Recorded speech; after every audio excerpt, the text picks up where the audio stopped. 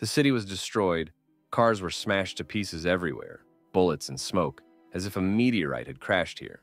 There was a man sitting in that destroyed car whose silhouette looked like a teenager or student. The salon, like everything around it, was destroyed. Devastation was sown everywhere. Everything resembled the apocalypse. Our hero's name was Perry, and as it turned out, he was a history student, which could be proven by his student ID. His hands started showing signs of life. They were moving, which meant that he would wake up soon. And so his eyes opened. He clearly did not understand anything that was happening around him. How he ended up here, everything was a mystery to him. A picture appeared before his eyes. The broken glass of the car he was sitting in. He began to look around. What was going on here? How he got here? And most importantly, why? All these questions were circling in his foggy head. Here's a sign of the apocalypse. The dead filled the cities, which became the cause of destruction. The city was empty because the dead evicted the people. Zombies were commonplace for our hero. He saw nothing unique in them and wasn't even afraid of them. He understood that he had ended up here completely by accident. He had no memory of suddenly falling asleep in the car and seeing crowds of dead people in front of him. The student began to suspect the one who may have previously bullied him, and it was she who pushed him into this car. Suddenly, he denied everything in his memory. That offender was throwing him into trouble with a weapon. Suddenly, he decided to look back at the back seats to make sure he didn't have a weapon. As expected, there was a blade in a sheath lying on the back seats, which the offender had left for our student for self-defense. The sword was not sharpened, which seemed strange to Perry, since during the apocalypse, there should not have been any unsharpened weapons left. Moreover, the sword even turned out to be familiar to our hero, as if he could have fought with it before. And this suggests that the blade is precisely the weapon that his offender threw at him. The sound of gunfire outside the car scared Perry to the point where his jaw dropped. He decided to get out of the car the fastest way for himself, kick down the door, and prepare to defend himself from the gunfire, as it could soon be aimed at him. He is a student and knows a lot about weapons. But one thing is strange. How did he understand that the shots were coming from an old rifle? In the midst of the destruction, cold monsters roamed, who had already died but continued to annoy with their presence. There was a large attack of dead people in the direction of the shots. It was not for nothing that they were being shot at. And so, one of the creatures got what he deserved. One bullet deprived him of part of his head and his second life. It turns out that the police were carrying out an evacuation, and the fire was directed at the monsters to protect them and take them to a safe place. The captain asked the lieutenant to report on the situation, and she said that the evacuation was in full swing. But the situation was not so colorful. The ammunition was running out, and soon it would be impossible to defend ourselves. The captain realized that the situation was getting worse. There were more and more zombies, and there was less and less equipment. Perry sat behind cover and looked at all the details of the situation. Everything was very strange to him. Who is our student, really? Why does modern weapons and police uniforms seem old to him? As if a minute ago, he was in a completely different time. The zombies were overwhelming in their numbers, and sooner or later, their volume would swallow up the police officers, which Perry understood well. He assessed the situation in a way that would be beneficial to him. But he could not help but save them. There were many contradictions in his head, but he could not think for long. That's it, the last bullets are exhausted. The monsters were becoming more and more numerous, which means that death overtook them at the most inconvenient moment. The captain was despondent. His subordinate had used up his last ammunition, and they had no choice but to die a heroic death, like the Vikings. Suddenly, he shouted loudly to his lieutenant to voice a new order. At least one good news: the evacuation of people was successful and everyone is safe. Now the captain is determined, the order has been given, and they can sacrifice themselves to protect civilians. He ordered Lieutenant Gloria to provide fire support with her pistol, while everyone else grabbed their knives and charged at the zombies with all their fury. Their fearlessness was the envy of everyone. They went to certain death. Now the Valkyries will send them to a paradise for warriors. Gloria fired at the dead, providing support to her staff behind her. She finally began to understand that all her comrades would die, and she would be left alone with a crowd of dead people. It was a real horror for her. The streets were filled with dead people. Her comrades turned out to be food, and there was nowhere to run. Everything was terrible.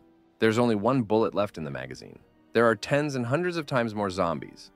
All that remains is to finish yourself off, so as not to become a wandering dead man. Initially, the battle was not equal, even if they killed 2 dead people with 1 bullet. The equipment would not be enough. They were all once human, but now they are just sacks of rotten meat that are thirsty for murder. Gloria couldn't allow herself to become infected and become one of them and eat people. She had already put the gun to her temple. It was unlikely that anyone would help her. Gloria was left alone with death, which was still standing nearby. Still, it seems that our hero decided to help, even if it might be too late. He did not stand aside. He had drawn attention to himself well.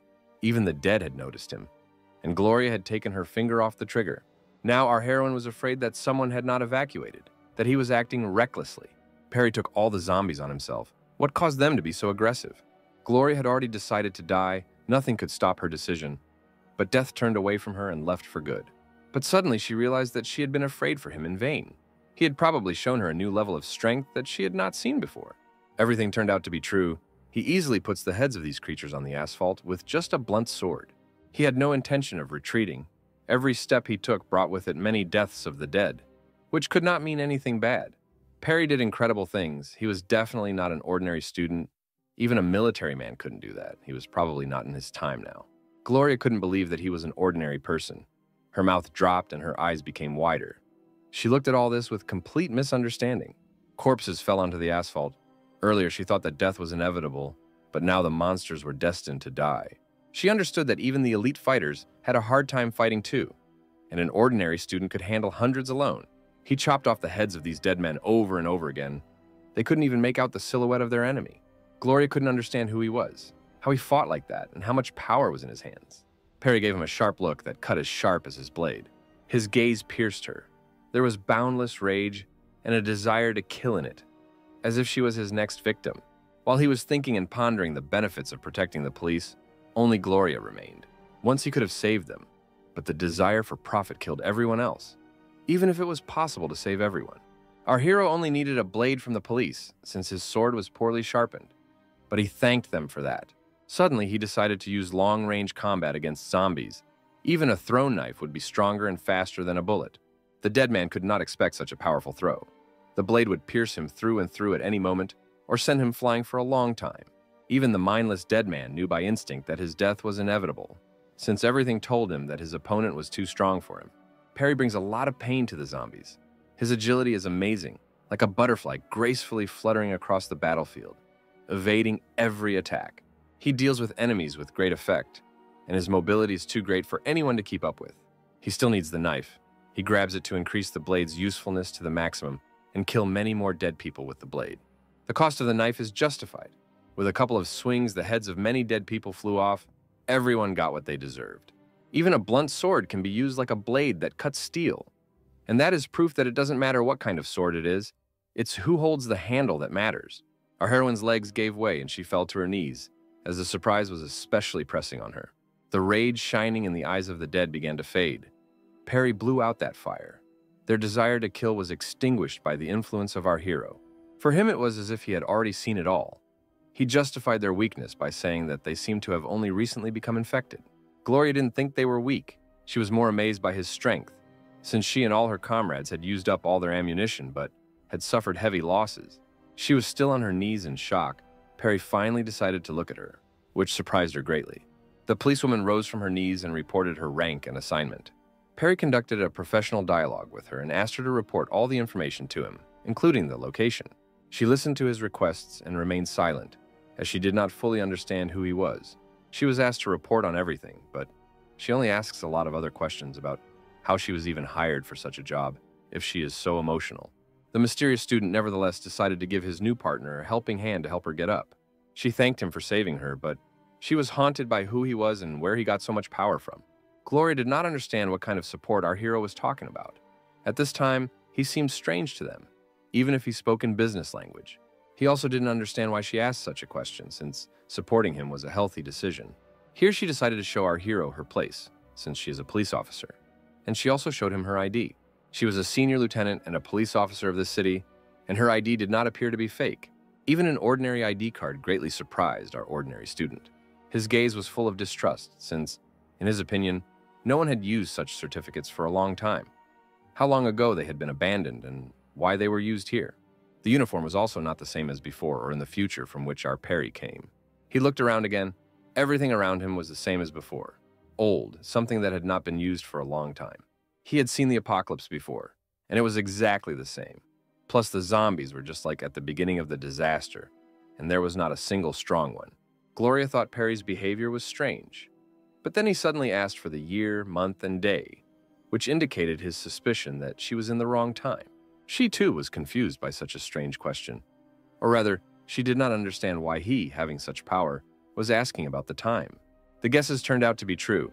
He tried to pretend that everything was normal, but he understood that he had returned 10 years ago, when the apocalypse had just begun. After all, he was not just a student. This day was a real coincidence. A hail of meteorites of destruction, a zombie infestation, and an overall apocalypse. The virus infected more than half of the population, but was defeated after a while. But this does not mean that all the bad weather is over. Suddenly, extraterrestrial technologies appeared, which created a number of evolution zones. These technologies allowed humanity to evolve. But unlike everyone else, Perry did not receive abilities, only physical strength. But one thing was revealed only now, and that was precisely his ability to return in time 10 years back. It was as if fate itself had given him such power, since he was able to get to the beginning of the apocalypse in order to help the remaining people with his knowledge. He clenched his fingers into a fist. Now he decides the fate of all these people, since his former powers were with him. Perry had power, knowledge, and strength that everyone else would have to work very hard to achieve. Suddenly, Gloria didn't let the student from the future finish his sentence and pointed out something more important to him. The sky was filled with an emerald glow, the beauty of which he had never seen before, even in the Arctic. And so everything that he predicted began. The zones of evolution began to appear, and their green glow was a consequence of a small amount of time. This zone should be one of the first, and it was the only one in Asia, so they should hurry up so as not to be late. She thought this glow was very beautiful, but before she could express her thoughts, Perry began to point out her rank to her. But suddenly he told our Gloria something that he could not possibly know, and what he knew was that she was also a second-year student. Only now did he decide to get to know her better and tell her about himself. She was infinitely surprised that he was a student with such abilities, but she no longer trusted him, as if he was hiding something. Suddenly she asked him to show his student card, which, in her opinion, would refute everything he said. He pointed out that he had the ticket in his car, which would make him less trustworthy, since it would seem like a real lie. As expected, she began to trust him even less, since he too obviously refused to show his student card. The image of a second-year student in her eyes was completely different, since it was rare to see a student driving a car with a weapon and with such strength. She pointed her finger at him and told him that he was not a student at all, but she was partly right, since you are unlikely to meet such students of the future. Gloria was absolutely sure that he was a high-ranking military officer who had come on a secret mission, but all her confidence disappeared in an instant, as he nevertheless showed that ill-fated student card. Now she was speechless. She could not believe her eyes because she was sure that they were lying to her. He snatched the ticket from her hands and pointed out that time was of the essence and that they should hurry. Gloria was completely humiliated in front of him, but he was not interested in this. It was important for him to get out of here, and he decided to find out if they had a car in which he and the team were supposed to come here. Still, he approached the car and began to take his seat to head to the evolution zone. Even here he makes her worry, because he is going to go out alone and leave Gloria all alone. She was not happy with this decision, since it was her car, and without it she could not go back. Perry points out to her that the northern part of the city, where he is heading, can be very dangerous, since there are a large number of infected there, and everything follows that it is better for her to stay, because everything around has been cleared of zombies. The policewoman did not understand why an ordinary student would go to the infected area. What attracted him there so much, she suspected that the ticket was a cover, and he was an elite military man. She even came to terms with the fact that he didn't want to confess. Even though she was wrong, he was definitely not an ordinary student. She is sure that she has found a reproach for going with him, but no matter what, he will surely find a reason himself or refuse, whoever it may be. The sergeant constantly points out his rank and points out that she is obliged to go with him. There is no other way. All her confidence instantly evaporated when he said goodbye and closed the window without even listening to her to the end. He is good at humiliating people. Even the authorities in police uniform are no match for him. He didn't care about anything she said to him. He was silent, and this really upset Gloria. Suddenly she had hoped that she would be able to go with him after all, since Perry had the courage to open the window for her. It turns out that he doesn't know how to drive this car, which is exactly what our heroine should be able to do. It's not for nothing that she's the owner of the car. Here they are already on the way. It is not known why, of course. Those showdowns were necessary. But our beauty in a police uniform was behind the wheel. She became more and more convinced that he was an important person. Since he didn't even have to sit at the helm, his subordinates would do everything for him. She fixed him with her evil gaze. Her cunning was revealed only by her face. She felt as if she had revealed every secret of his. In response to her treacherous gaze, Perry looked into her eyes with complete cold-bloodedness and indifference. Such pressure could only be exerted by him, similar to the pressure at the bottom of the oceans. She sensed this cold and would have sensed it on the other side of the world, literally becoming covered in frost herself as she sat nearby. She was embarrassed by the fact that he was constantly staring at her. Even when she tried to throw a discreet glance, his eyes were already drilling new holes. Every clash of glances sent shivers down her spine. Whether it was a monster looking at her or the entire salon was in his eyes. But suddenly this strange silence ended when Perry ordered her to stop. The car stopped, but why would he suddenly need to stop if they so urgently needed to get to the creation of the zone? Whether they really arrived, and for what purpose they could get out halfway, is known only to our hero. Apparently his mercy has run out. Either he finds it hard to bear the insidious glances on himself, or he's worried about the fragile beauty and wants to take care of her safety. She was terribly afraid of him. Every word instilled in her a great fear that she could not control. He took the wheel because, during such a period of time watching her, our student from the future learned to drive a car, which Gloria did not believe. The student understood that at this rate, they might be late and they should hurry. The sooner the better. Gloria was confused, as she did not understand why they could be late. Earlier, he also pointed out that there was quite little time. Before she had time to receive an answer to her question, our hero set off at full speed towards his goal, as if there were no obstacles in front of him. The speed at which he was driving was astonishing.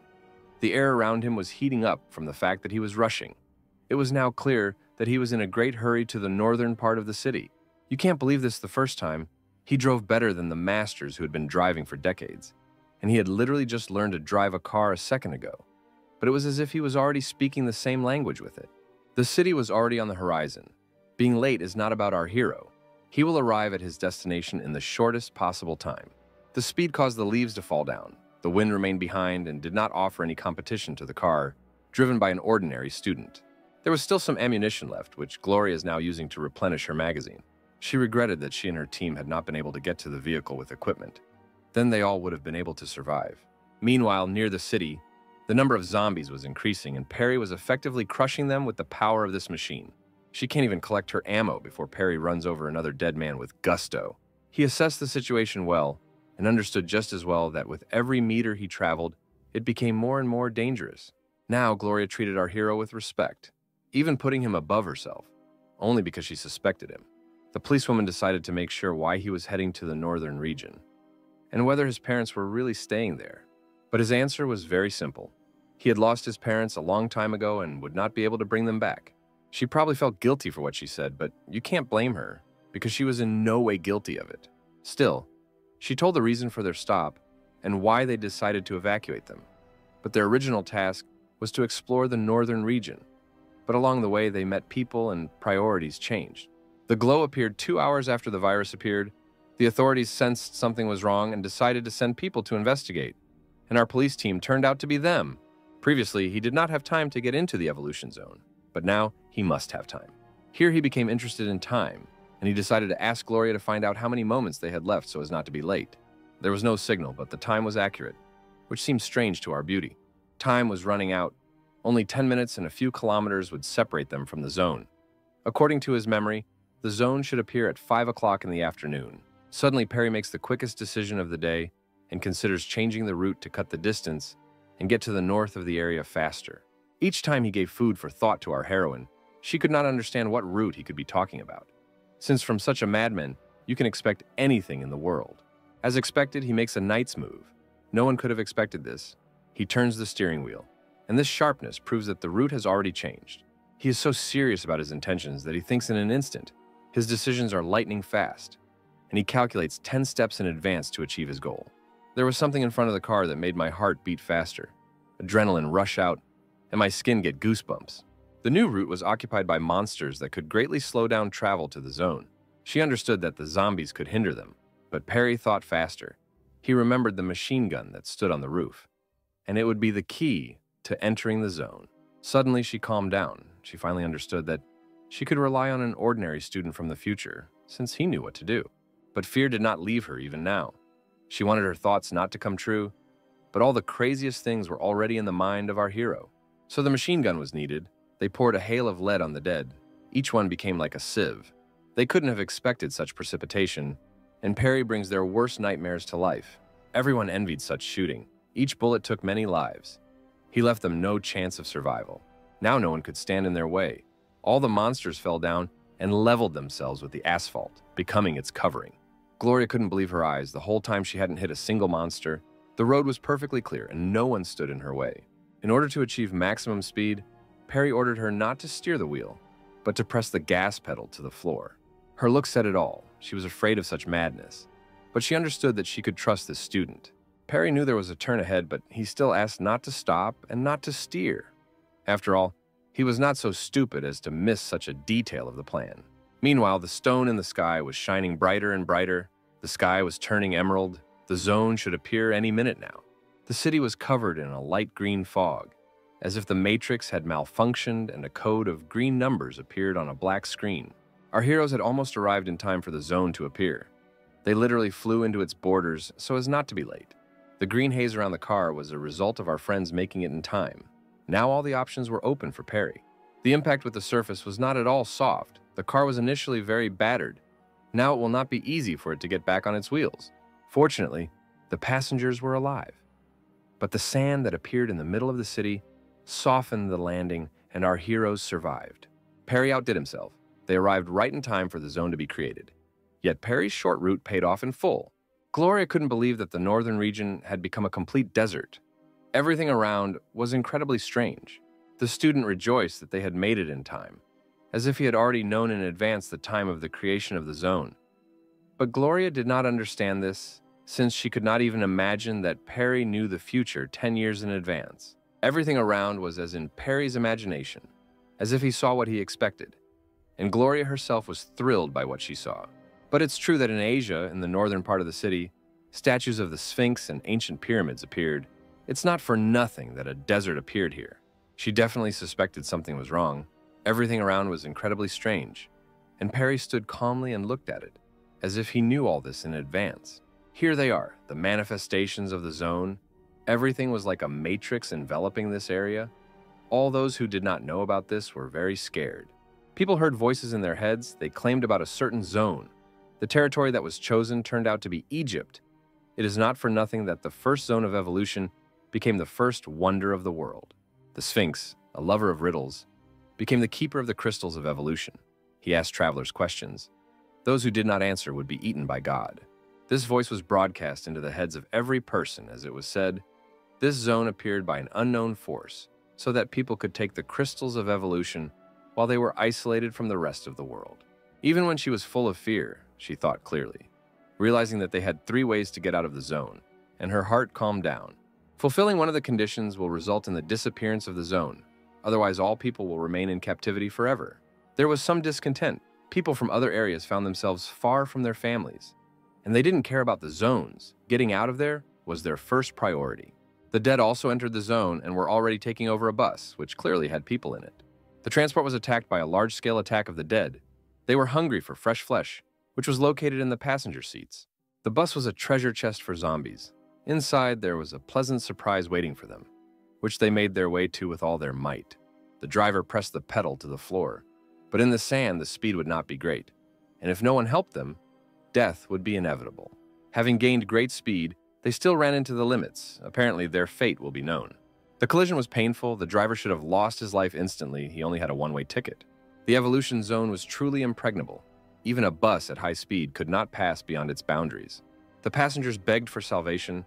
The zombies did not give the survivors any peace and drove them into a corner. Gloria understood that the situation was getting tense.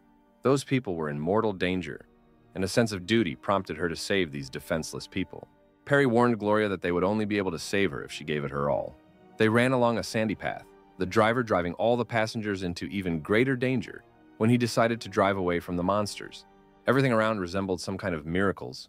Concrete forests against the backdrop of ancient statues and pyramids. The strangest was the Sphinx. His gaze drilled into every inhabitant of the evolution zone. It was not for nothing that he became the keeper of the crystals. His eyes shone like candles in a temple. No one could deny his divine power. It was not for nothing that he became the keeper of the ancient pyramids. Incredibly, the Sphinx was definitely not a simple statue. The zone awakened a hidden power in him, and he will again ask riddles to stupid travelers, which will be a test. The driver made his own tomb in the wreckage of the car, his fear leaving him forever without a sky above his head. The creatures were more terrible than any nightmare. They were all exhausted. They went wherever their legs carried them, wherever their instinct told them. There was not a drop of reason in them. The passengers were in mortal danger. The monster's eyes were shining with the flames of rage. They were hungry, which forced them to constantly hunt for fresh flesh. Sometimes people can be much more terrible than any monster, because they are ready to throw their neighbor into the crowds of monsters for the sake of salvation. True to form, this impudent woman did not display any cowardice, but stood behind her while the girl saved her life, putting her own on the line. On top of everything else, she reproached the brave beauty for the fact that it was she who was to blame for them getting into the bus. There was no combat strategy in that dead man. He went into battle head on. You couldn't expect a treacherous blow in the back from him. The girls huddled in the back seats. Their fear knew no bounds, their teeth clenched, tears streaming from their eyes, and their screams and shouts could be heard on the other side of the zone. The heroine was not a simple girl who was afraid of death. The beauty had enough courage to stop the zombie with an ordinary pipe, thereby saving the passengers. However, her strength is not enough to push the walking corpse, and Rose asks her friends for help. Together they were much stronger in any case. Against the crowd, everyone would be defeated, even the walking dead. They have a chance to escape from the monsters. The girl turned out to be smarter and braver than everyone, and used the collective power against the impending death. Even at such a moment, that impudent girl decides to run away first and casts her gaze towards the exit. Such impudence is incomparable to anyone. She abandons all her friends to their fate when she took advantage of them. But suddenly, her plan is thwarted by another monster at the entrance. Do they have a chance to escape against two dead men? Or will Perry and Gloria have time to come to the rescue? The impudent woman began to lose hope for survival. They were surrounded on all sides, which meant that the chances of survival became significantly less. It was clear from her face that she was ready to do anything to survive, and she would use any opportunity to her advantage. She still manages to escape, leaving all her friends in rows with two corpses that will mercilessly devour them. No shame, she ran and didn't even turn around. The death of her friends would be a momentary sadness for her, which she would forget after a few knocks. With each passing second, the situation became more tense. The first dead man had already snatched the pipe into his hands. Another dead man was nearby. Everything was terrible for the heroines. The monsters made their way into the bus. It was unlikely that anyone would save them, since they were locked in a steel tomb, the ticket to which was for the last journey. That willpower evaporated the moment the second dead man appeared. The fragile beauty saw no way to get off the bus alive. Her last hopes left her, and everything else with it. Her eyes, empty of hope, suddenly change. A sparkle appears on her pupils. Shards of glass break right in front of her, which means that the rescuers arrived in time. Here he is, our hero, the savior, just a student, a fighter against evil, came at the very last moment. Now the zombies must change their route. Now they need to run. A couple of moments and the beauty could have lost her beautiful face. A couple more seconds and the girls could not avoid death. A master at saving beauties, Perry, as always, demonstrates the effectiveness of his fight against the dead. They do not pose any danger to him. This is what a real hero looked like to her. In an instant, she forgot about fear. The monster did not have time to touch her, since her savior was much faster. She understood that the battle was not over yet, and her savior was still in great danger. Her fears were justified. The zombie instantly appeared behind Perry, but he didn't care about the danger behind him. Such opponents weren't even fit to hold a candle to him. He just escapes the attack, literally disappears from the dead man's horizon. The monster will never be able to cope with such speed. He was calm, his movements were smooth, like an ordinary student, but he was capable of performing miracles that inspire faith in the future. Such a hero can be trusted with fate, since his strength alone can make every enemy kneel before him. And again, he decapitated a couple of dead people. They are like a glass of water for him, invigorating him at the beginning of the day. Rose fully appreciated the strength of our hero. By her standards, it was amazing. He easily dealt with two dead men in a matter of seconds and sent them to rest. Perry looked at Rose as if he had seen her before, or rather, they would meet in the future. She looked at him sweetly in response. The beauty still could not recover from what she saw, since everything happened too quickly. Her eyes could not even follow the movements. It turned out that way he recognized someone in her. Apparently she played an important role in the future, that even Perry managed to remember her. Rose was embarrassed by him. Such strength and charisma clouded her head. Her tongue was twisted as if the one she had loved all her life was standing in front of her. Before Rose can thank Perry for saving her, Gloria jumps into the conversation and points out that everything is clear outside the bus.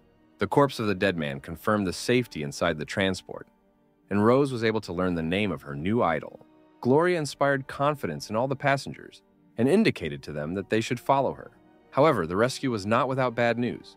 That impudent girl ran away and put herself in danger. Right now, she is not with them, and being alone in the middle of the apocalypse is terribly dangerous. The policewoman was horrified by what she heard, and her joy instantly turned into fear that the defenseless girl was in mortal danger.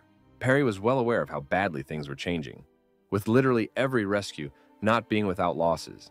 The impudent woman was already very far away. She ran and did not even think about the fact that everyone was saved, and she was running towards death. Suddenly, she was covered by a strange shadow. But there was not a cloud in the sky. The clouds could not block her view. What was above her was just falling on her. Finally, she noticed this oddity above her head. Apparently, her own fear had betrayed her. The betrayal cost her much more, so to speak. A miser pays twice. Now saving her was pointless. She would die. Even if she had sacrificed her friends earlier, her greed had destroyed her. But what kind of giant creature crushed the impudent girl? Incredible dangers approaching the bus. The situation has only gotten worse. She died in front of everyone's eyes. The sand giant crushed her and didn't even notice because of its size. Gloria could already sense this horror outside the bus. An unprecedented danger, comparable to a catastrophe, was looming. However, the keeper woke up after a long sleep, and from his gaze, it was clear that he was heading towards our heroes. The ground beneath his feet was shaking, and only Perry could know what to do when meeting the sand god Sphinx. The living statue is frightening to the point of shuddering bones. His gaze presses on the victim like the mythical mountain on the back of the Titan Atlas. Once an ordinary statue, now a terrifying guardian who will kill anyone who displeases him. That is our Sphinx. That scream deafened all the passengers. Fear enveloped them, and not without reason. This catastrophe was a real horror in the real world. Perry recognizes him from 1,000 others. A lone guardian who is stronger than all the other guardians of the evolution crystals. The girl has lost hope in life so many times that it's easy to lose count. Perry, as always, is calm, and he continues to reassure everyone else with his unwavering spirit and willpower. At that moment, he orders everyone to sit down in their places and start reading. He was behaving strangely, and Gloria noticed it. There was no time to explain. If Perry knew what he was doing, then you could trust him. Otherwise, the claw that had broken through the roof of the bus would break through you. Nobody made any unnecessary movements. Everyone quietly read books without any fear for their lives. But in that case, everyone would be scared. The silhouette of a giant god looked down on them all, through a hole in the ceiling. His eyes shone with the fury of the gods, and he alone could bring down the heavens on all mortals. But something in his behavior was strange. The sand god did not kill his victims instantly. He looked at what they were doing. Apparently, it was not for nothing that Perry ordered them to read. There was some kind of catch in this.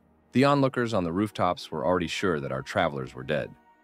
But if Perry was in control of the situation, then their success was guaranteed. Even the history textbook managed to attract Perry's attention, or rather, he considered it very interesting. It was not for nothing that he studied at the history department. Incredibly, our student has outdone himself again. The Sphinx noticed that everyone was reading and decided not to distract them from the important matter. Perry had a real ace up his sleeve. His knowledge was capable of doing incredible things. He knew much more and used it to the fullest. All the onlookers were speechless. Everyone was sure of their death. But now they did not doubt the knowledge of our hero, since it was he who prevented the attack of the Sphinx. Why did the statue leave them alone? How did they manage to do it? What kind of trick did the boy use to deflect the wrath of the great god? These were the questions that swirled in the minds of those people. When the Sphinx left, Perry slammed the book shut with complete confidence. Everything was exactly as he intended. Everyone was still afraid, but Perry, as always, knew how to calm people down, after all. Even the most absurd solutions to problems saved their lives, like some kind of grotesque. They can breathe a sigh of relief. Gloria was watching the Sphinx. Their life was on the verge of collapse. But the student of the future saves everyone again with his mind. At first, the policewoman couldn't believe such nonsense, but now she was jubilant. Her eyes were shining with admiration. Perry was incredible to her. He was absolutely calm. Everything went as it should, and Gloria could not believe what was happening before her eyes, and how our hero managed to know everything in advance. However, everything was as simple as possible. They only had to remember the very advice that was being broadcast in people's heads, and it said that they needed to understand the character of God. Gloria had already completely forgotten about it, but Rose remembered the entire piece of advice word for word. But no one could even imagine that this was the answer. The Sphinx was precisely that sand god, and it was necessary to remember the associations about him. Not a single traveler could pass by the Sphinx without listening to its riddle. It was always the same, and the answer was also no different. But those who answered incorrectly were killed by the sand god. He was very cruel to fools who could not answer the riddle correctly, but he treated smart and wise people with respect.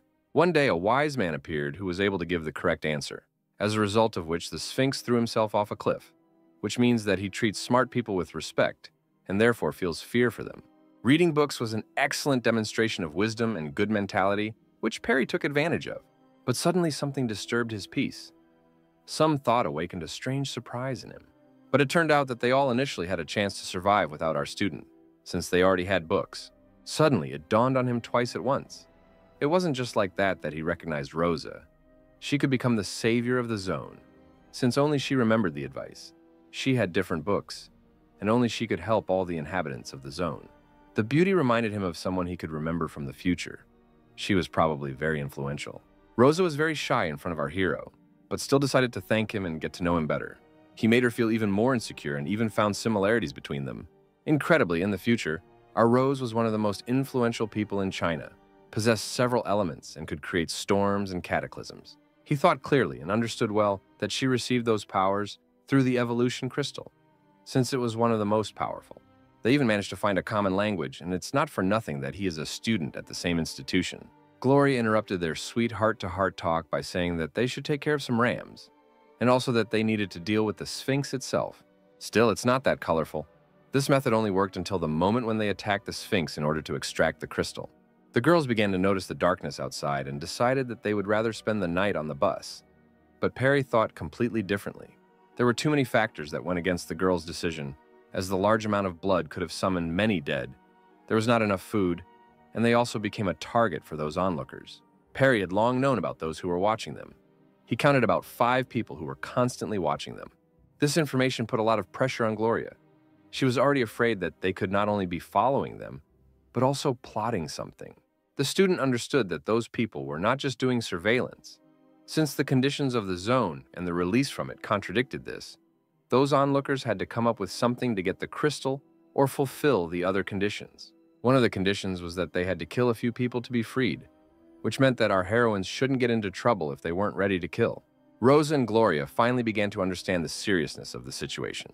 The zone is not grotesque, and every mistake can cost a lot.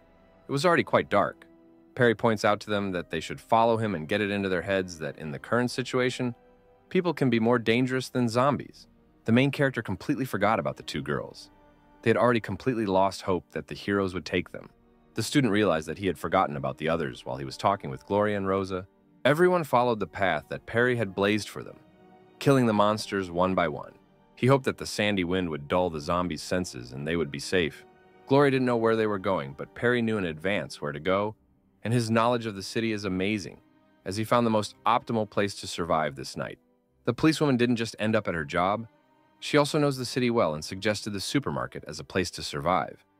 But not everything is so clear-cut. Perry knew about that option too, it was good. But the supermarket is the epicenter of the dead, yes, there is a lot of what you need there, but a small store around the corner would be much safer.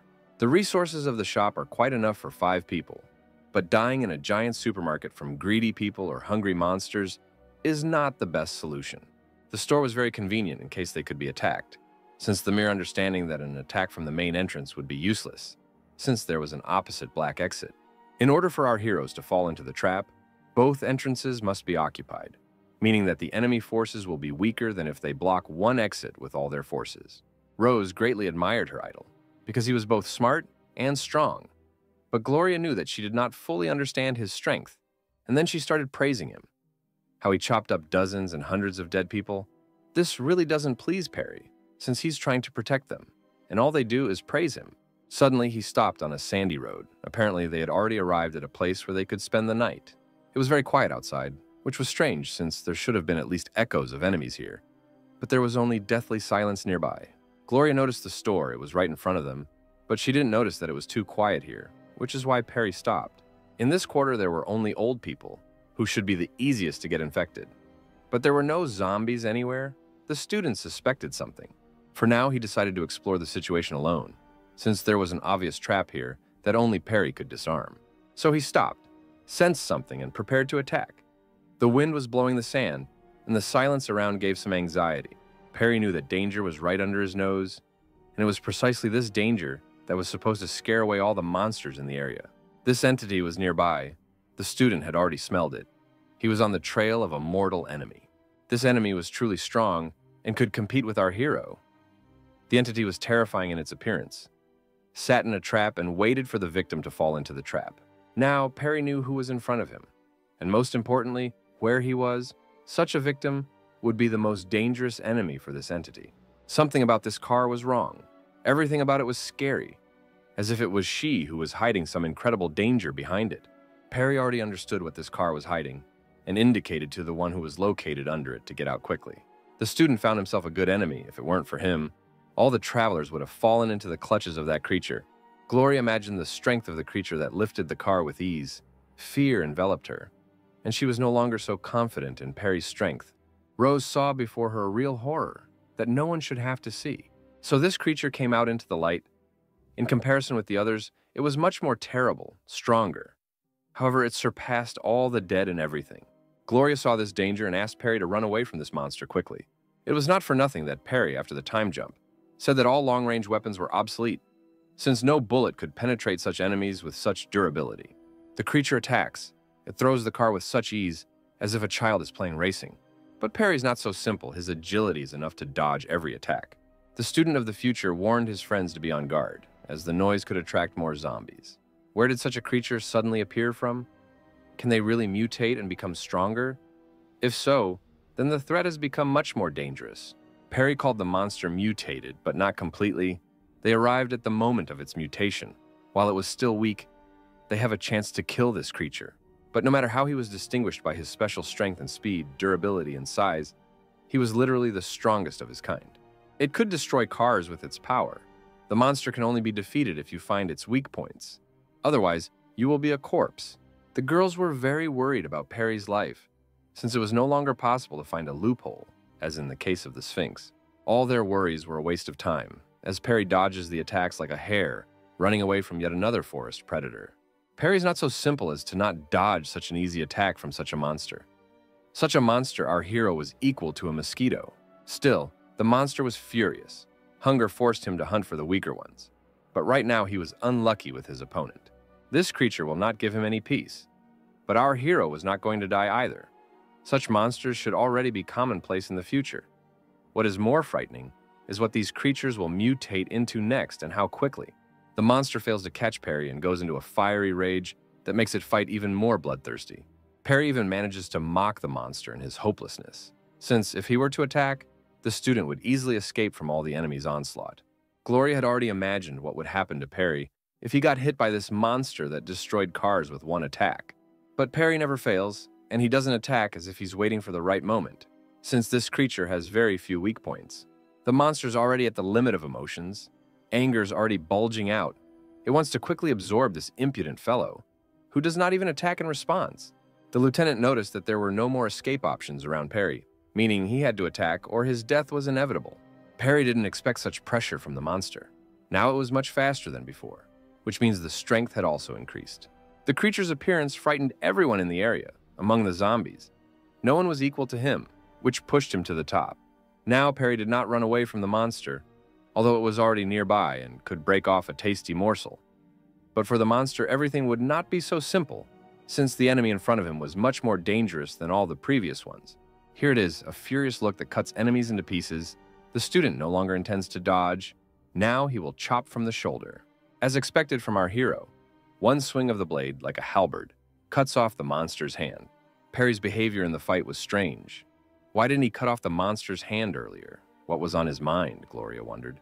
The fight continued, and the student decided to look at his sword, although behind him was a furious monster who became even more angry, since his hand was cut off.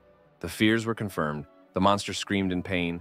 Now it cannot fight with all its strength, but with great bloodthirstiness. The furious monster was already rushing at full speed towards Perry, preparing to cut off his head. Incredibly, the monster was already on his heels, but our hero had prepared a pose for a powerful attack. Apparently, death had already come for the dead man. This pose meant a sudden counterattack.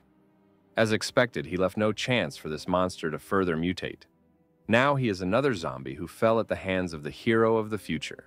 He didn't even manage to understand what happened. The hero disappeared from sight and cut him. Brains flew out. Perry again proved stronger than every monster and exceeded all expectations. The strongest monster on the block, the one who scared all the weak zombies and people away from here, fell in front of the tiny man, his head smeared down.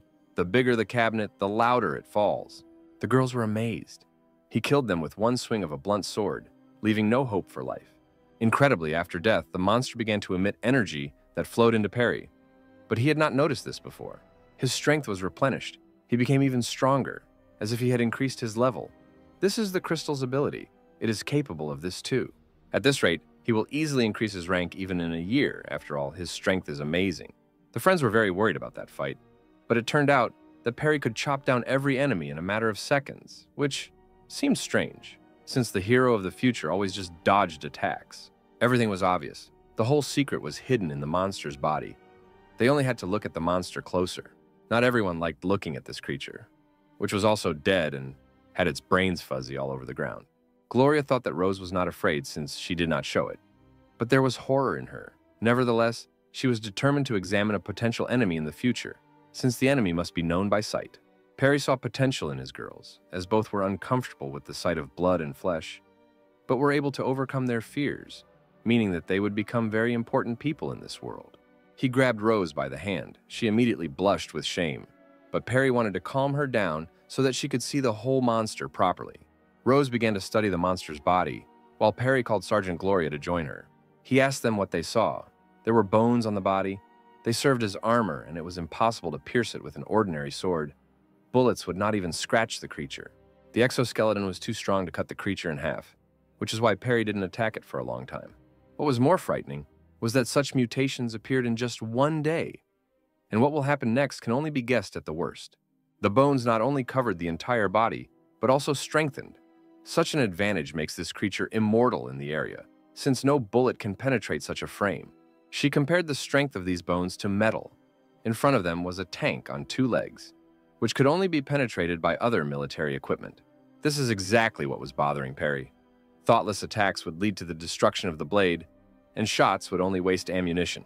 As the hero of the future discovered, it is best to hit the joints, ignoring the exoskeleton.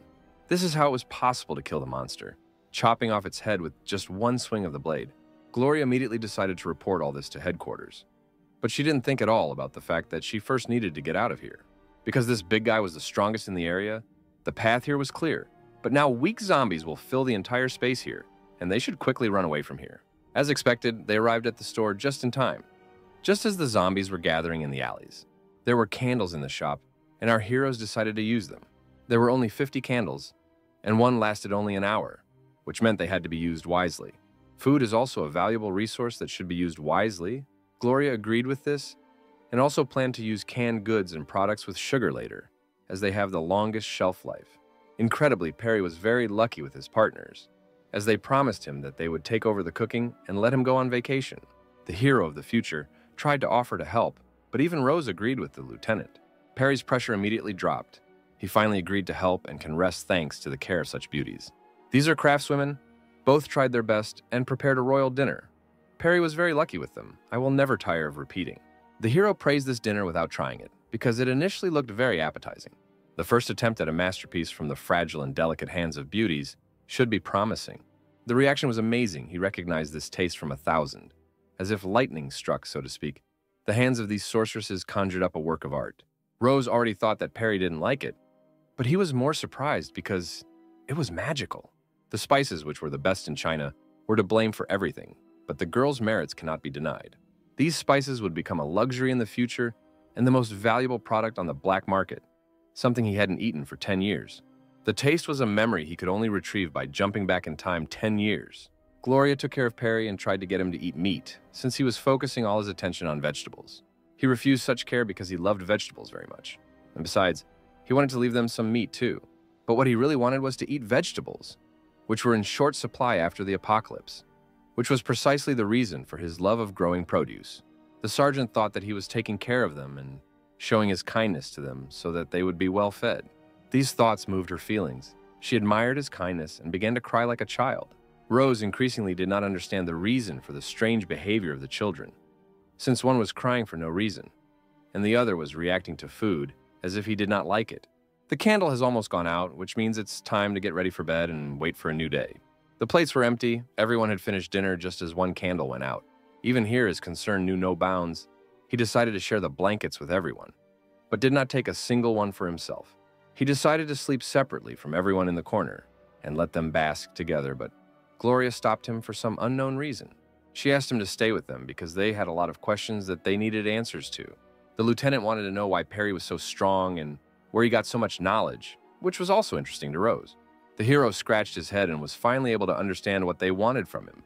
The crescent moon had already taken its place in the sky and was lighting everyone's path. The girls were shocked by what they heard.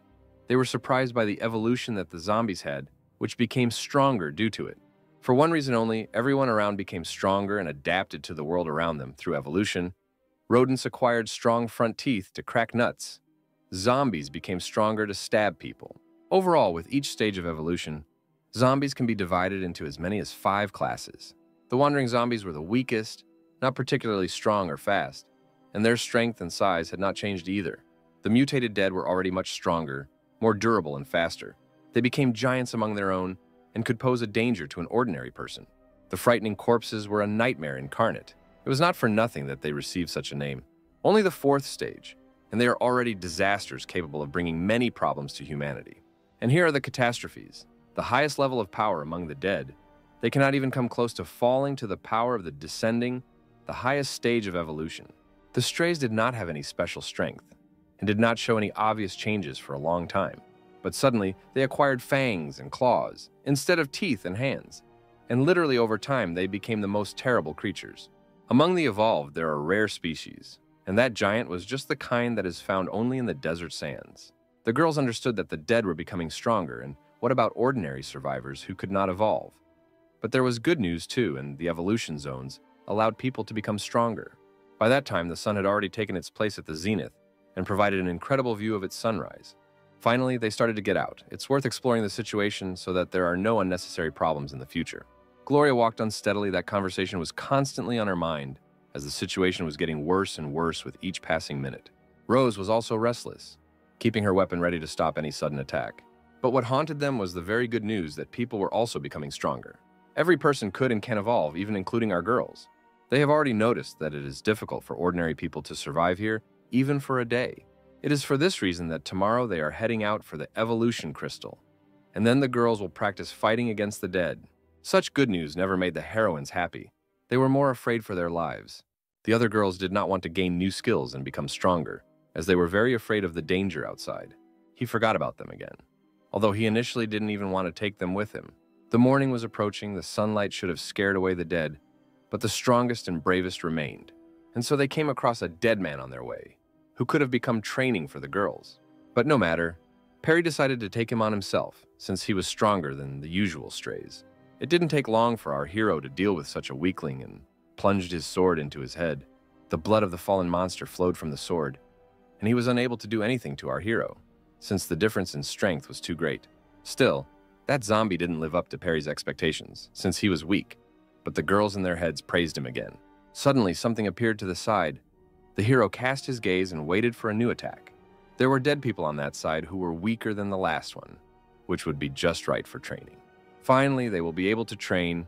Perry considered these dead men weaklings, which will be just right for our beauties. Gloria was already fully prepared, but Rose didn't like killing anyone at all, or she was afraid of these creatures. He thought that his overprotectiveness had a bad influence, but his fears disappeared when he realized that she was only a high school student, and it was normal for her to be afraid. Suddenly, she woke up. Perry promised her that in any case, he would be there and help in an emergency. Rose gathered her courage, and now fire was visible in her eyes. It shone brighter than any flame. After all, Perry knows how to raise the fighting spirit of even such a beauty. She was very sensible, realizing that the elder could become the leader of the entire apocalypse. She could not get lost in his shadow. The dead did not wait for them to stop chatting pleasantly. They did not care about honor and pride. They had only killing and killing on their minds. The sergeant took on the first one and gave him a good fight. It was not for nothing that she was hired. She did not waste time on it. Her actions were lightning fast. The dead man did not have time to respond with anything, as his hands were twisted and prepared for death. Zombies attack mindlessly, which is why their actions are easy to predict and take action against. Unless, of course, they are fighting against a rational being. The monster only had to utter his cries, which no one would ever understand. Gloria can breathe a sigh of relief. Defeating the monster with close combat was not easy for her. Now it was Rose's turn. The monster was already rushing after her. She was looking straight at it. Fear was present, but her intentions were higher than that. Here comes the first zombie attack. She easily avoids it, realizing that it is too early to counterattack. Time after time, the monster misses Rose. There's no use in his thoughtless blows. Her gaze shone brighter than all the stars. Beautiful in everything. Two opposites in one beauty. Unearthly sweetness and incredible strength of spirit. A flame of rage in her eyes and fear of murder in her heart. The best time to counterattack is when she pierces the monster with her spear, like Odin with the spear Gungnir. Now her hands are stained with blood up to the elbows. The harsh world did not give her a peaceful life, marking her with the mark of a killer. But fate gifted her with the skill of survival. Now she is a real hunter. This time, she is a killer, a victim, and a witness. A killer of a monster, a victim of conscience, and a witness of death. But she was able to cleanse the world of a monster that could have killed many more people. Rose experienced the greatest fear in her life and overcame it. The strength of spirit of such a beauty is amazing. It will be difficult for her to recover from this. Support will be simply essential for her, since it is quite difficult to accept the first kill. Here it is. Worthy support. Perry, as promised, came to the aid of his fan in a difficult moment for her. The world was no longer the same for her. Everything around her was collapsing. The first murder, even of a dead person, would be difficult for her to accept. But suddenly her gray world is painted with the brightest colors, and all Perry needed was to stroke her head, because her beloved can warm her warmer than any sun. He made it clear to her that there was no longer any moral standard in this world, and that it was absolutely impossible to regret the death of a dead person, to which she immediately agreed. An incredible dawn broke over the sand dunes. The second day of the apocalypse began. The zone was still not deactivated. Perry noticed that it was dawn and he could move on to meet his goal. Gloria suggested that for the purpose of reconnaissance, they go higher and look at the situation from a different angle. Perry agreed with her and pointed to the building that was the best option for reconnaissance. It was not without reason that he chose this particular high-rise building. It was abandoned, which meant that there would be few zombies who had previously been residents here. Gloria wondered why they chose an unfinished building. Perry stated the obvious. Where there used to be a lot of people, there are a lot of zombies. Where there are no people at all, you can meet at most a lonely couple. It was precisely this kind of thinking that Gloria could not get used to. The student pointed to something very important in that direction. Gloria immediately had to look at it. She couldn't understand at all what Perry was talking about. She looked at the pyramids, at the Sphinx, but nothing was visible. She still managed to notice a familiar car that was burning. Could it really have been set on fire by the scorching sun? It turns out that this was the same bus that Rosa was on. Something was clearly wrong about this. Everything turned out as Perry said. They were already being hunted, but they were not found, and the bus was set on fire. The act of hot-tempered people. Gloria was glad she listened to him, but they didn't know who these hunters were. But Perry was sure that they would find out very soon. Suddenly, he pointed again to the place where something was happening, not far from the bus. A group of radicals were passing by. Their goal was the evolution crystal, which they were going to get without thinking about the consequences. The crystal shone brighter than the sun in the sky and attracted the attention of magpies, who climbed higher and watched our heroes, and also set the bus on fire. People found no place to survive and lay under piles of garbage, plastic bottles, and food packaging. Even Rose's friends noticed the glow, and it was very difficult not to notice it. This light raised many questions for Gloria, but the biggest impact it had on Perry's crystal, which began to glow strangely. He noticed this influence. The crystal resonated, and that light only made the condition worse. The radicals were real madmen. They rode on iron horses into the arms of danger without even thinking through a plan of action. It is unknown how they planned to defeat the Great Sphinx, a mythical god. But their intentions were definitely serious. The bandits were confident of their luck, and because the statue did not move, they thought that even God was on their side. So far, his wheels were moving confidently, but when the Sphinx wakes up, this bandit will be the first to suffer. He promises himself that with the help of the crystal, he will be able to take over the whole world, becoming the absolute ruler. Gloria was senselessly afraid that such a dangerous thing as the evolution crystal would fall into the hands of these people. Still, Perry was right about people being more dangerous than zombies. as such people are ready to enslave the entire world and create a living hell in the world. The lieutenant wanted to move out and deal with these bandits as soon as possible, but Perry wanted to watch them even more. The hero said an important quote about how in a game where life is at stake, you absolutely cannot believe in luck. Suddenly, a sandy hill appeared under his wheels, from which he would take off like on a ramp, but this would be his last jump. A strange silhouette was formed from the sand, into whose clutches the bandit was flying at full speed. Where are his loud and promising words that came out of his mouth with much more confidence? To stumble on his first steps and die the death of another fool, that is his fate. The bandit was squeezed between the giant hands of the Sphinx, as divine punishment fell on this fool, whom the sand god did not like very much. The radicals are no longer so confident of their victory.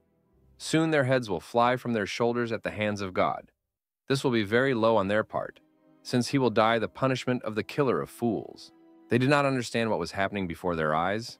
It turns out there are two sphinxes here, and no one could have expected this. The first statue also stood motionless. Something was wrong with it. It didn't have that look that pierced everyone's hearts. It was unbelievable. The statue was crumbling before our eyes. What was happening? It was a fake. These were the questions that were swirling in everyone's heads. They began to understand the situation they were in. The bandits were hunting for the crystal and had fallen into a trap. The Sphinx was a treacherous enemy. It was not for nothing that he was the god of riddles. He smiled maliciously in response to these impudent fellows. There was no point in running. They simply wouldn't have had enough speed to escape from such a giant. All that was left was to fire at it. The shots were also of no use. Each time the situation became worse and worse, and the Sphinx, from a god in appearance, turned into a treacherous god. Gloria was surprised that these people had weapons, as it gave them an advantage in long-range combat. In addition to weapons, they have plenty of explosives, which they use against the sand god. The explosion occurred, but Perry was right to suggest observing the bandits' actions and coming up with a plan at the expense of their victim. It's incredible they were able to injure this giant, which means he is not immortal, and could have been attacked somehow. The pain made him howl at the top of his lungs. They had done at least some harm to God and some good to Perry, but suddenly a sand whirlwind appeared nearby. What is this? A new ability of the Sphinx? There is something wrong with the Sphinx's behavior. Why does he need to put up a new statue? His trick has already been exposed, and no one will be surprised by it anymore. They understood that the explosives worked, which meant they had to be used to their full potential, and then they would definitely win over God himself. A couple more sticks of dynamite, and our treacherous God will crumble and be scattered by the wind. Now the second explosion has sounded a little more, and there will be anarchy in the world, where the throne will be occupied by a bandit and tyrant who will shed rivers of blood, but will take the place of the ruler of this world. A successful future had already flashed before them, where an apocalypse would come after the recent one. Now he didn't scream in pain as much. The Sphinx shook himself off and was ready to vent his divine rage on his enemies. Things got much worse. He recovered with a couple of headshakes. That was his secret. The old wounds have healed. The explosives no longer work.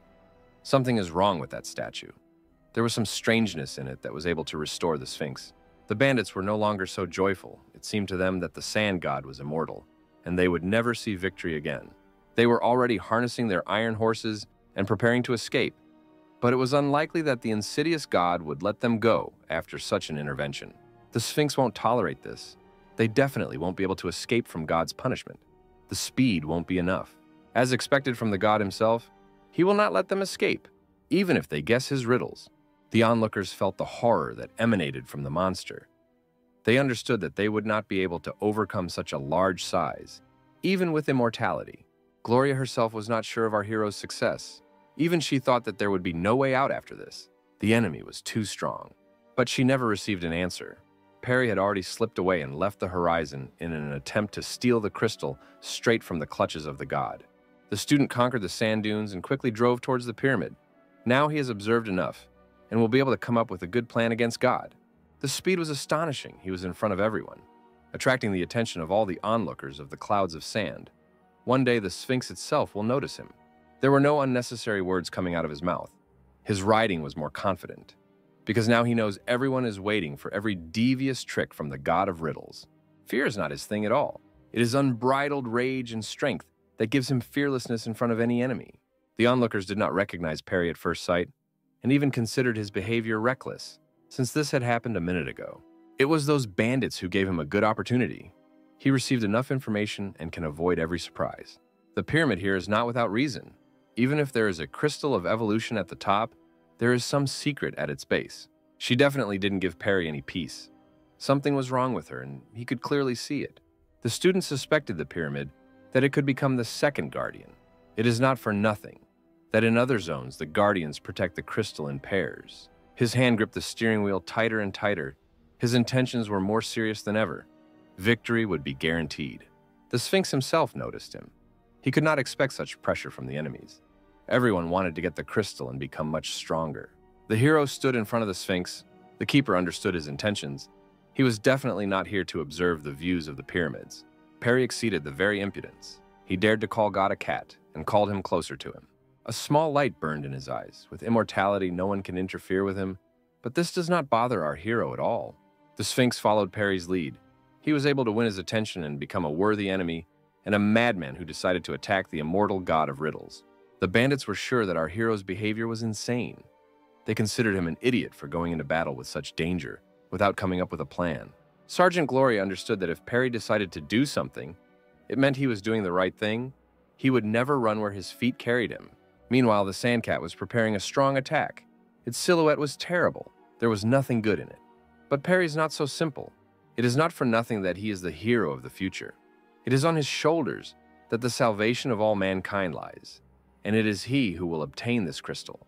Incredibly, he used the blade as a spring to propel himself into the air in order to avoid the blow. And he does it best. His skill is amazing. He uses every consumable to the maximum. Owning a motorcycle is like being one with a whole person, as if he was born on wheels, demonstrating his incredible skill to everyone around him. The Sphinx is disgraced time after time.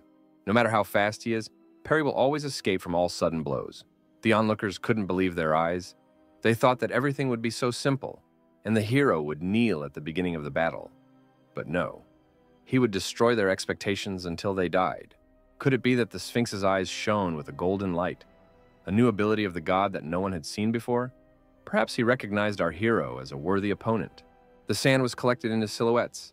The sand god assembled new statues, which consisted of golden sand, and the Sphinx itself was a jeweler. Incredibly, these statues turned out to be clones of the great god. The danger was increasing with every second. The furious warriors under the wing of the god were racing at full speed towards our hero in order to bite into his neck and gnaw him to the bone. Perry noticed new enemies, and they would soon catch up with him, which he understood very well. Rose saw how the situation changed.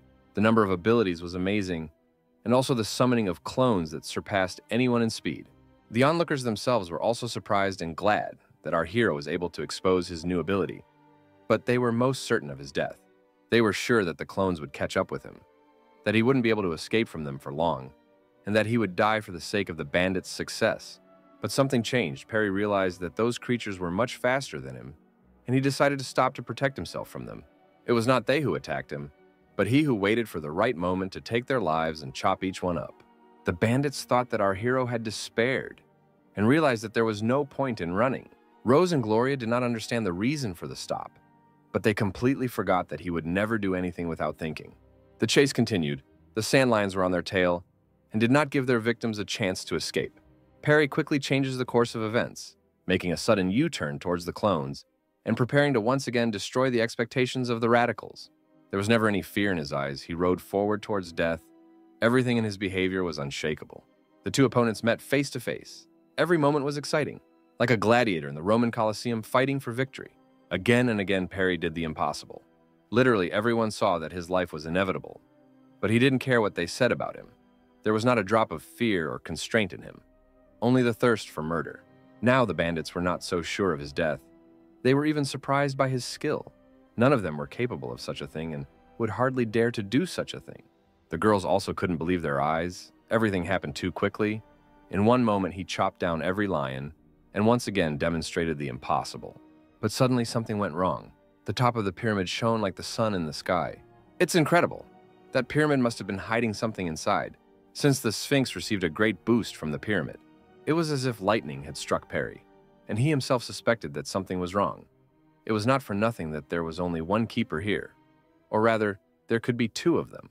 The closer Perry was to this light, the more influence it had on his crystal, as if someone was looking at him, burning into his soul. Yes, there was still something wrong here.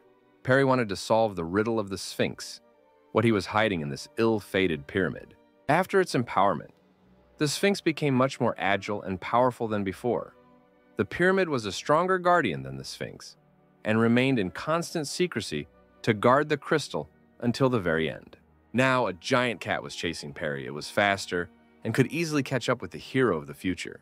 The girls noticed this oddity with the pyramid. It was no wonder that the Sphinx became as fast as his maneuverable clones. Suddenly, dynamite was found under Perry's wheels. Will he really use it against the Sphinx? After all, he shouldn't be able to act against it anymore. Perhaps he had a more insidious idea in his head and needed the stick of dynamite for a more important purpose. The onlookers understood that they were playing against a genius and that they had better watch his decisions, since he always destroyed their expectations. The fuse was already sparkling. A little more and there would be a loud explosion that everyone in the area would hear. The sand god smiled evilly, as he was sure that he was just another fool who would waste explosives on him. But something didn't go according to Sphinx's plan. The saber flew in a completely different direction, but Perry had a more interesting plan. The Sphinx's insidious look changed to fear. He was frightened, as if someone had guessed his secret. Perry's reconnaissance had gone better than just successfully. A powerful explosion thundered throughout the entire area. Perry learned everything he wanted and could begin to think about further actions. The student of the future discovered a way to escape from this sandy hell. He saw and learned everything he needed. All that was left was to easily take the evolution crystal and leave here as winners. The girls did not expect such a move at all. Perry knew the northern region too well and used his knowledge to the fullest. The bandits didn't expect this either, or rather, they were perplexed. In such situations, no one would remember that there could be a subway under their feet. But Perry was much smarter than everyone here.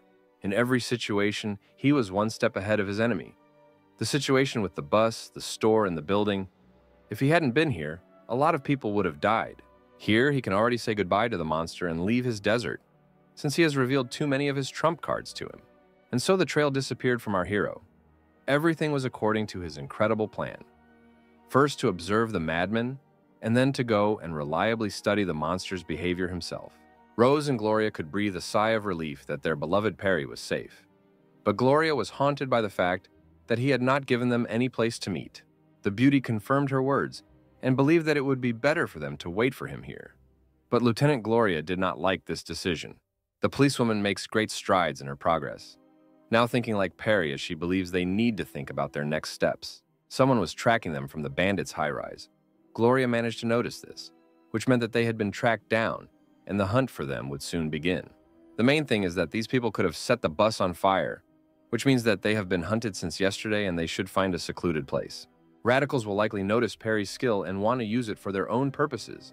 If he disobeys, the girls will be taken hostage, which will be very convenient for them. It was worth leaving before it was too late, as they could become a burden for him. The screams of the radicals could be heard everywhere. Their plan was clear to everyone.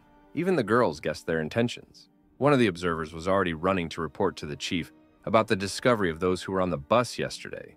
The commander of these sixes liked to toss a coin, which may indicate his passion for their activities. The radical commander was covered in scars, had clearly been through many battles, and had become a professional madman warrior. The Observer 6 reported everything he had. Apparently they really liked Perry. It's not for nothing that they're chasing him like that. As expected from the radicals, using something that was still working, they understood that the hero knew a lot, and his knowledge could be used to obtain the evolution crystal. They were already setting out to hunt, gathering all their forces to catch the two girls. The commander was definitely a madman. It was getting on towards evening. The second day of the apocalypse was coming to an end, but the danger had not gone away. The girls ran at full speed to avoid falling into the hands of the treacherous bandits who had never spoken to a woman in their lives. The sergeant decided to leave through the alley because they might be noticed. But Rose thought that there were a lot of zombies there, which would be a reason not to go there. Gloria had learned Perry's lesson well, that humans were far more dangerous than the infected in recent days. Here it is, that very alley. Nothing tempted me to go through it, but there was no other way. A dark room just right for hiding in it, and no one will ever find them. That darkness still haunted Rose. She was sure that there should be plenty of dead people here, but it was empty around. Gloria was worried about something completely different. The sounds of an engine from the side, which meant only one thing. The bandits were very close. As expected, those radicals were looking for our girls with great interest, but they couldn't find out for how long. They passed only a short distance until they knew that their goal was very close. The lieutenant listened carefully to their every word. Her fears were confirmed. She now also thinks one step ahead of her enemies. The radical commander was confident that the target was very close, since they had no transport. The girls understood that they had to hurry, but they were at a loss as to where to go. The policewoman knew her way around the area well. It wasn't for nothing that she was given such a position. She kept looking back to make sure that the enemy didn't pick up their trail, and the wind was covering their tracks as they moved through loose sand, where it would never be possible to track a person. Gloria told Rose to keep a low profile. They walked slowly without a single unnecessary movement, gracefully like ballerinas. What was worrying was that not a single zombie appeared on their way. Whether it was luck or not was not clear at all. The atmosphere was very tense. Any wrong move could lead to their death or make them a burden for Perry. Everything is terrible. It is unknown why there was a sudden creaking sound coming from the door. There was definitely something behind it, but this is not so important, since the radicals could have heard it. Still, they kept their ears open and definitely heard this creaking from the side. Gloria was confused. It was unlikely that anything would help them now, since predators were already on their trail. Rose insisted that it wasn't her, that the creaking came out of nowhere. But did that really matter? Now they are trapped. They managed to while away the time. But the radicals still found a trace on the tail of these beauties. What awaits them now? One can only hope for a hero with an iron horse. What horror awaits them? No one knows. The escape plan did not work. Perry was very far away, and the radicals could use them as hostages to take advantage of his strength and knowledge. Last time Perry did the impossible, teased God himself, and escaped from his clutches alive. Only our hero could do that. He was thinking about how to defeat this giant monster, the god of riddles and simply the Sphinx. His head was full of thoughts. But it seemed strange to him that the sand god had suddenly received incredible power. Something was definitely not right here. According to the memory of our hero of the future, such a level of complexity is not at all typical for evolution zones. Immortal guardians also receive power from nowhere. What was even more disturbing was that in her past life, Rose was able to overcome these guardians and take the evolution crystals for herself. But suddenly it dawned on him that it wasn't about the high school girl at all. It was connected with something completely different. Here's the solution. Perry himself was to blame for everything. That strange reaction, that terrifying look. All the red threads led to one thing, to our hero. The power of his crystal was that he could absorb the power of the dead he killed. But in return, he became like them. Suddenly it dawned on him that he was able to unravel the most important secret of the Sphinx and the Guardians. He was already very close to solving the mystery of why there was only one keeper in this zone. Everything was not as it seemed to all the inhabitants of the zone. There were truly two guardians, and it was the second, stronger one, who was hiding inside the pyramid, summoning zombies and giving strength to the Sphinx. Perry decided to find an entrance to the subway to get out, and then, together with the girls, discuss a plan to defeat the Guardians. It's incredible. Even in the destroyed metro, there was still electricity, which means it will be possible to leave here somewhere far away or come up with something better. Perry was so lost in his thoughts that he even forgot to look around and did not notice the giant crowds of dead people. Well, now he has enough information about the enemy, and he can say that he knows the enemy by sight like the back of his hand. Here we are transported to the coin-tossing lover, the boss of the local area, who is hunting for our heroines. It should be a holiday for the bandits today if they manage to catch Rose and Gloria. Then it will not be difficult for them to use Perry for their dirty purposes. The radicals were truly insane. Their faces showed only the symptoms of a psychopath. They went crazy because the boss imposed unheard of wealth and power on them. Even if they get it, the world will experience a second apocalypse. But suddenly something interrupted their zeal. A couple of bullets wiped the smile from their faces. All the evil that they did here had no meaning for them, since they were now dead. The lieutenant does not hold her position for nothing. She can easily stand up for herself and the defenseless. Understanding that they need them alive, she can take advantage of their helplessness.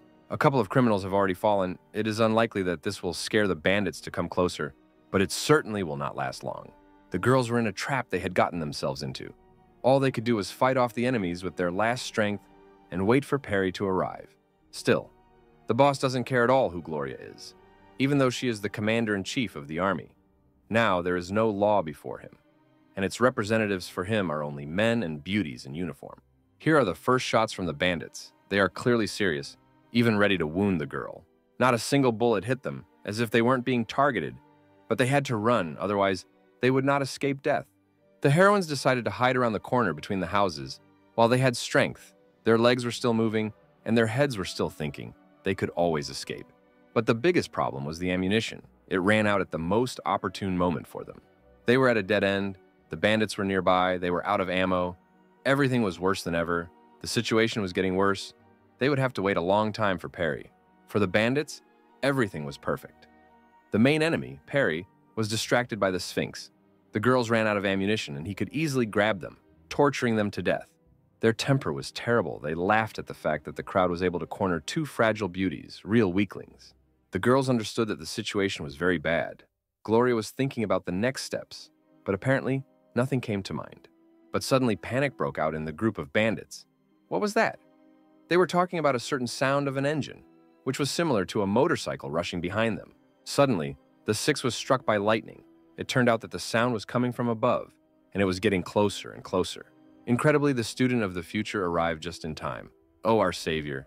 How magnificently he flies over the heads of the girls. So he crushed the smartest one, salvation is now guaranteed, and the girls have nothing more to fear. The screams came from another alley, which greatly intrigued the boss of the gang of bandits. Someone unknown was driving the bandits out of the alley. He was clearly strong, as he was able to clear the street of the crowd of enemies. They were very frightened. Little by little, the radicals' immense confidence left them. Their enemy was able to show them their place. Here he is. Perry will not spare anyone now. Every enemy will fall at his hands because they dared to attack his beauties. As it turned out, they did recognize him. But the strange thing is that they called our hero eccentrics, even if he was a local genius. The girls warned him to be careful, as they wanted to use his power and knowledge against the Guardians. Perry will not do long negotiations. First, he will ask a question, and after receiving an answer, he will decide how to deal with the enemy and what he deserves. The boss told all the truth that he wanted from him. All that the head of the district needed was our hero and his capabilities. The student is good at being cheeky to his elders, but he has enough strength to take the lives of the entire gang. The boss won't tolerate such impudence. He comes to him with a business proposal, and the kid is rude to him. That's all he thinks about. It is precisely because of people like these that the catastrophe only worsened and turned into an apocalypse, Perry believes. The boss bandit does not believe that good people are destined to survive in this world. If he makes a mistake, he will die. Only scoundrels survive here. Perry made a simple but true point. Hard times breed terrible people, bringing out their worst character traits and hidden intentions. The existence of such people can pose a threat to the entire civilization, namely those people who want only wealth for themselves and destruction around them, who do not care what happens to a loved one, those who have no values. The bandits were perplexed by the fact that Perry suddenly began to glow with a red flame, and even thought he was infected. By that time, the student rushed into the attack. His enhancements brought our hero to a new level of strength. He literally became lightning and disappeared in front of his enemies. The radicals should already be accustomed to the fact that an eccentric can do the impossible, but they were ready for this, or rather, for this speed. Only a moment had passed, and almost the entire gang was already dead. They had been pierced by an unknown force, and the hope of victory had left them. It was a real horror for the bandits. Their whole life flashed before their eyes, but they were supposed to become worthy opponents for our hero. The boss was already in despair. He ordered everyone to shoot every inch of this alley. Bullets are no obstacle for Perry. He is much faster than them. His sword cuts off more heads than bullets come out of their barrels. Everyone called him a madman, a freak, and a suicide bomber. But now each of them is dying at his hands. His hands are chopping off their chests and heads, and they can't do anything. A few moments and each bandit says goodbye to his thieving, criminal life. All their joys became momentary happiness. After all, the gang boss saw the reality before his eyes. At this rate, Perry would only chop everyone up, and their kidnapping operation would be a complete failure. Rose saw that the Elder One was becoming stronger again and again. Literally, with every second, his strength was doubling. Suddenly, her gaze changed. She was scared. Something was in front of her and made her shake in a cold sweat. Still, the cunning boss will always be cunning. He has no moral standards, and moreover, there's only one way left for him to survive: to capture the girls, threatening them with death. Rose and Gloria could have hoped for Perry, but he was too far away. They could only rely on themselves and their strength. Everything was not so colorful. The last way out of such a situation will not be successful for the bandit boss, or rather, he will die even earlier. All his drive disappeared as soon as he got his bullet in the back. Now he can't do anything, his whole gang is dead, and he will be next. This criminal was unlucky to get against our hero. If someone else were in his place, he would have had some chance of winning. But here he is not destined to win. Still, one partner remained alive, but something was clearly wrong with him. It was as if he was pretending to have a weapon. He looked truly ridiculous, and it was probably from him that Perry snatched the gun in order to stop the impudent boss. And now the last minute has come for him, his head has burst, and he doesn't even understand anything. Surprising is already commonplace for Perry, in addition to the fact that he is a master of close combat. He is also quite good at long-range weapons, which his enemies could not expect. The hero thought he was imagining things, but the boss was still alive. He was lucky, and the bullet did not hit vital organs. Since Perry is a skilled shooter, the cunning boss was very impudent. Even now he hoped for his luck, so that his coin would decide whether he would live or die. The elder knows how to inspire hope in enemies. He said that he was interested. But can this be considered true? Of course not. But the bandit was already completely sure of his words. But he didn't know at all what Perry was. Nothing prevented him from asking for a coin. As expected from our Perry, there will be no mercy. He wants to hope for luck. Let him hope for it in the next life. Perry's greatest joy is that his beauties are safe and sound, a real luxury these days. In this battle, they had acquired large supplies of equipment. All that was left was to collect all their weapons and go to the shop for negotiations. It's incredible. The inside of the building was filled with monsters. What will happen when they all get used to the daylight and get out? Gloria was finally able to understand what caused the creaking sound that had ruined their entire escape. After all, it wasn't Rose's fault. Now they could return. They had a lot of equipment. Victory over the Guardians was guaranteed. Gloria clearly remembered the remaining bandits who needed to be finished off, so that no one else would dare to interfere with the peaceful and surviving people. But all the circumstances had long ago turned against the bandits. Those zombies from the metro had already gotten used to daylight and had probably already encountered their group. The remaining radicals waited for the last search party, but they did not return, and instead, they would be accompanied by walking corpses. There were no zombies here until recently, but fate is clearly not on the side of the bastards who should survive the most. The screams, shouts, and attempts spread throughout the entire northern region. Today, another problem in the form of bandits has been solved. The second day of the apocalypse was coming to an end. The day did not pass without success. Now, with a calm soul, you can return to your home store. Our heroes returned with bags full of weapons. The day was not wasted. They cut off the life of the threat to humanity and got a lot of equipment from them. Those cowards were very happy about their arrival. It seems they really missed them, because when they saw the heroes, they simply beamed. For the hero, this day was not a difficulty, the little things in life. But the cowards were worried about the weapons behind their backs. There were too many of them. The girls were on the verge of death. He fought with God. But for him, everything was a trifle, as if nothing had happened. Such fearlessness drove the heroines crazy. This day was not easy by any means, but now he can drink soda and enjoy his rest to the fullest.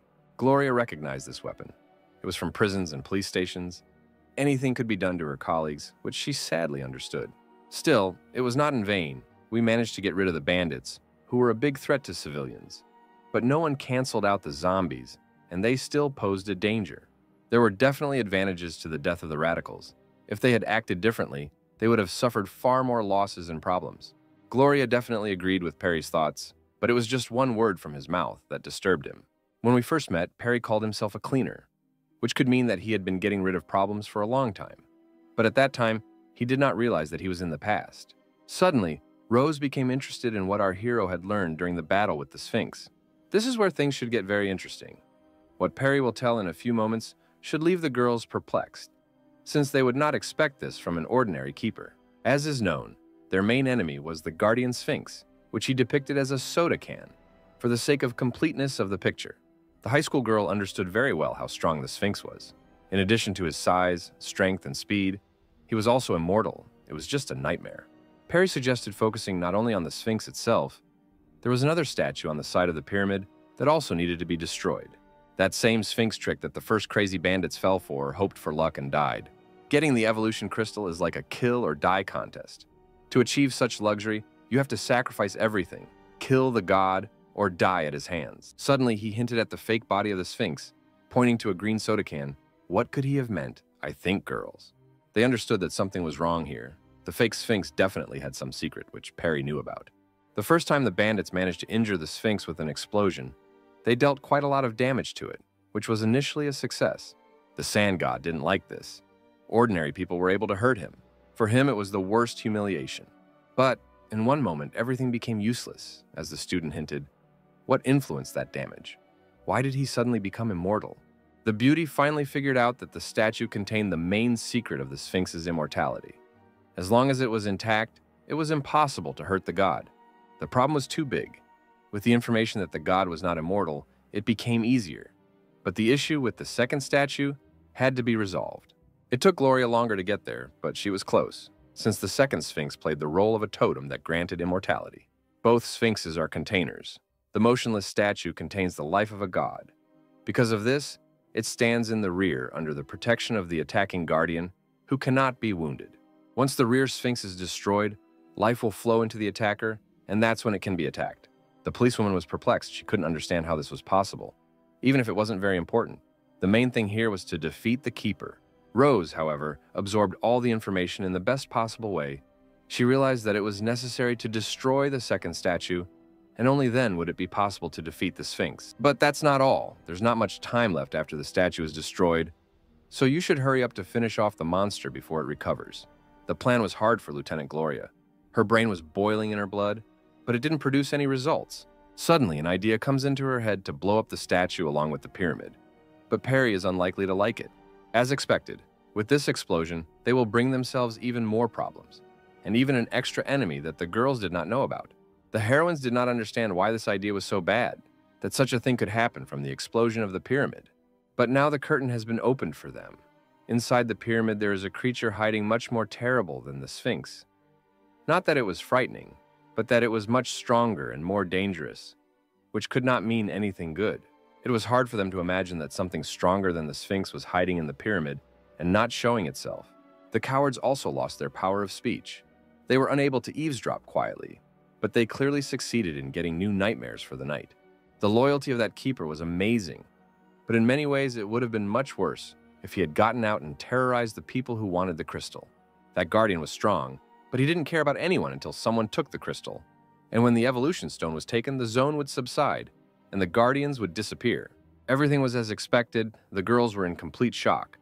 Such information plunged them into misunderstanding and fear, since they cannot overcome one guardian, and then the second one is even stronger. Perry knew that there were 3 evolution crystals, which meant that there would be enough for all the girls and for him, that everyone had received their power. The cowards dared to come out to the heroes and wish them luck, but it is unlikely that anyone remembered them. Gloria and Rosa were definitely shocked when they saw these two, because before there was not even a breath of wind coming from them, and here they are wishing good luck. Perry explained clearly that no one was going to die. They just needed to come up with a smart plan that could overcome the Sphinx's cunning. The policewoman suspected that the hero was going to take the crystal alone, but he was acting too arrogantly. They were a team, so Gloria starts to get indignant. What did the impudent student think he was doing? Going to fight God alone? No way. The lieutenant won't allow that to happen. Rose was in solidarity with her sister. It wasn't just that she learned to fight monsters. She was the same comrade who would cover her back. On top of that, Perry is very strong, so the girls have a reason to trust him, and extra hands never hurt. Now he has no right to refuse. The decision is made by the whole team, not the commander.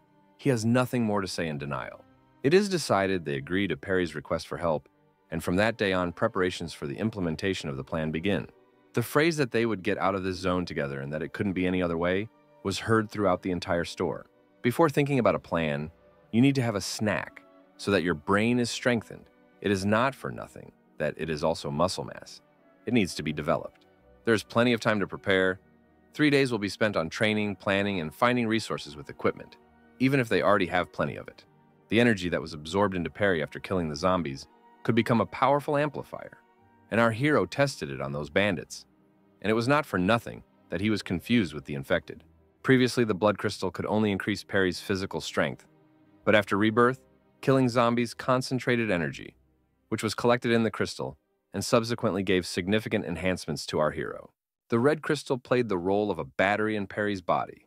The power-up struck again and again. He literally became lightning for his enemies. That gang suffered a huge defeat.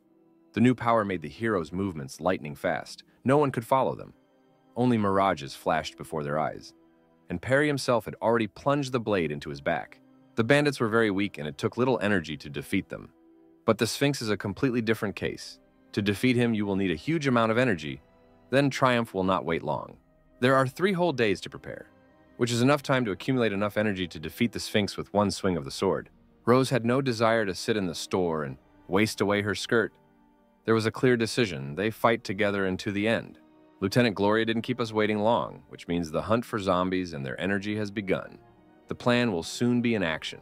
The cowards, oddly enough, decided to stay in the store and eat vegetable salads. They wouldn't want to waste the good stuff. Her attempts to stop at least the girls were in vain. They left and did not even listen to her. Whether they remember that she is still with them is unknown. The third day after the apocalypse and the first day of preparation, Perry is gaining energy from the dead and charging his battery to full, so that it will definitely be enough for one god. The fourth day after the apocalypse, on the second day of preparing the plan, Perry and Rose were able to find the drone on the control panel. The plan is almost ready. The fifth day after the apocalypse, already at the end of the third day of preparation theory, the girls study the plan in detail and describe every detail. Things are going tremulously, but correctly. Another day went off with a bang. Preparations were in full swing. We can say with certainty that from tomorrow the zone will subside, and the heroes will receive new powers. The cowards were watching the seventh dream and drooling into the pillow. Everything was going as it should. Everyone was doing what they could. The student of the future is also getting ready for bed after difficult days of preparation.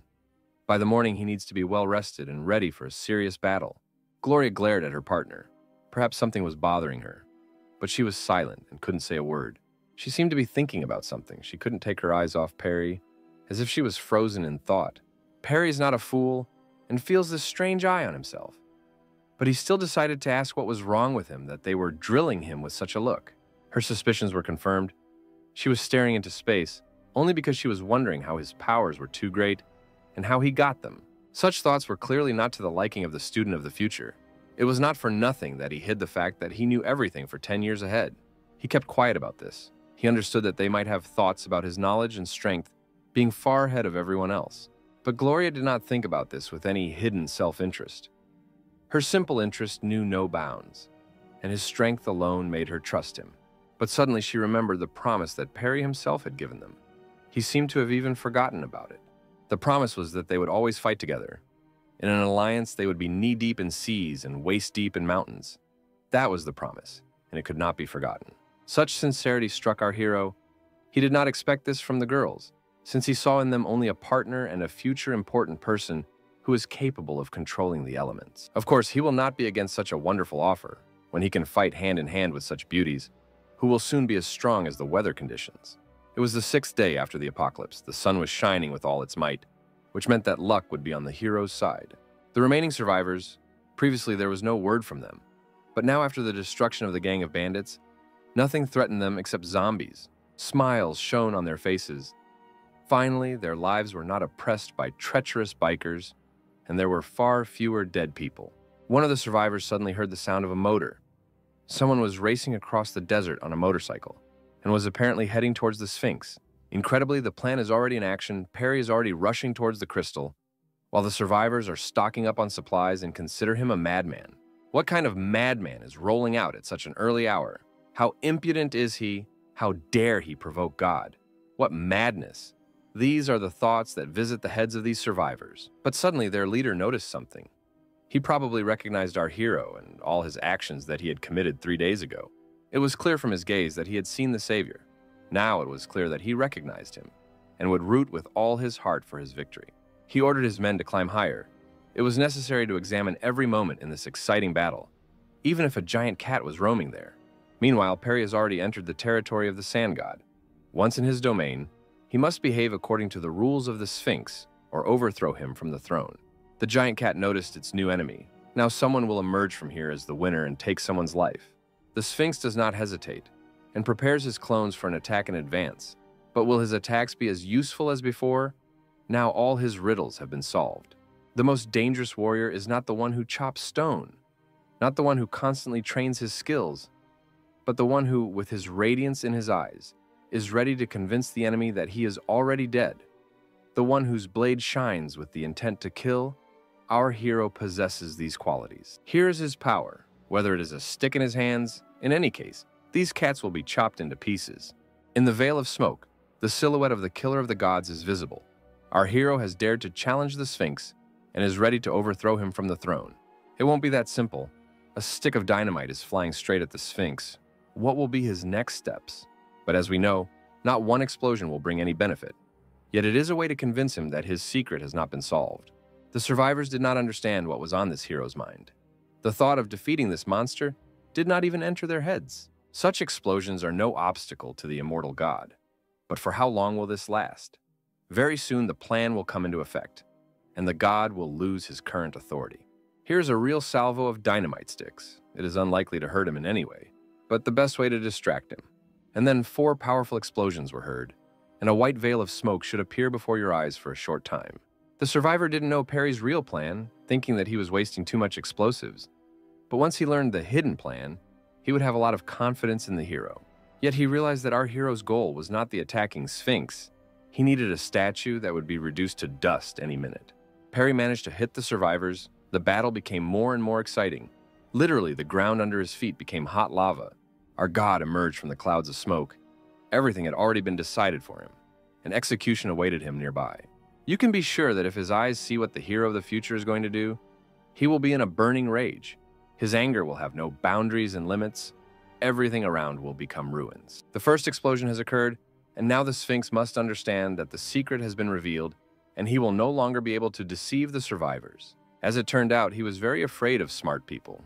Previously, fools came to him on motorcycles, and they died quickly.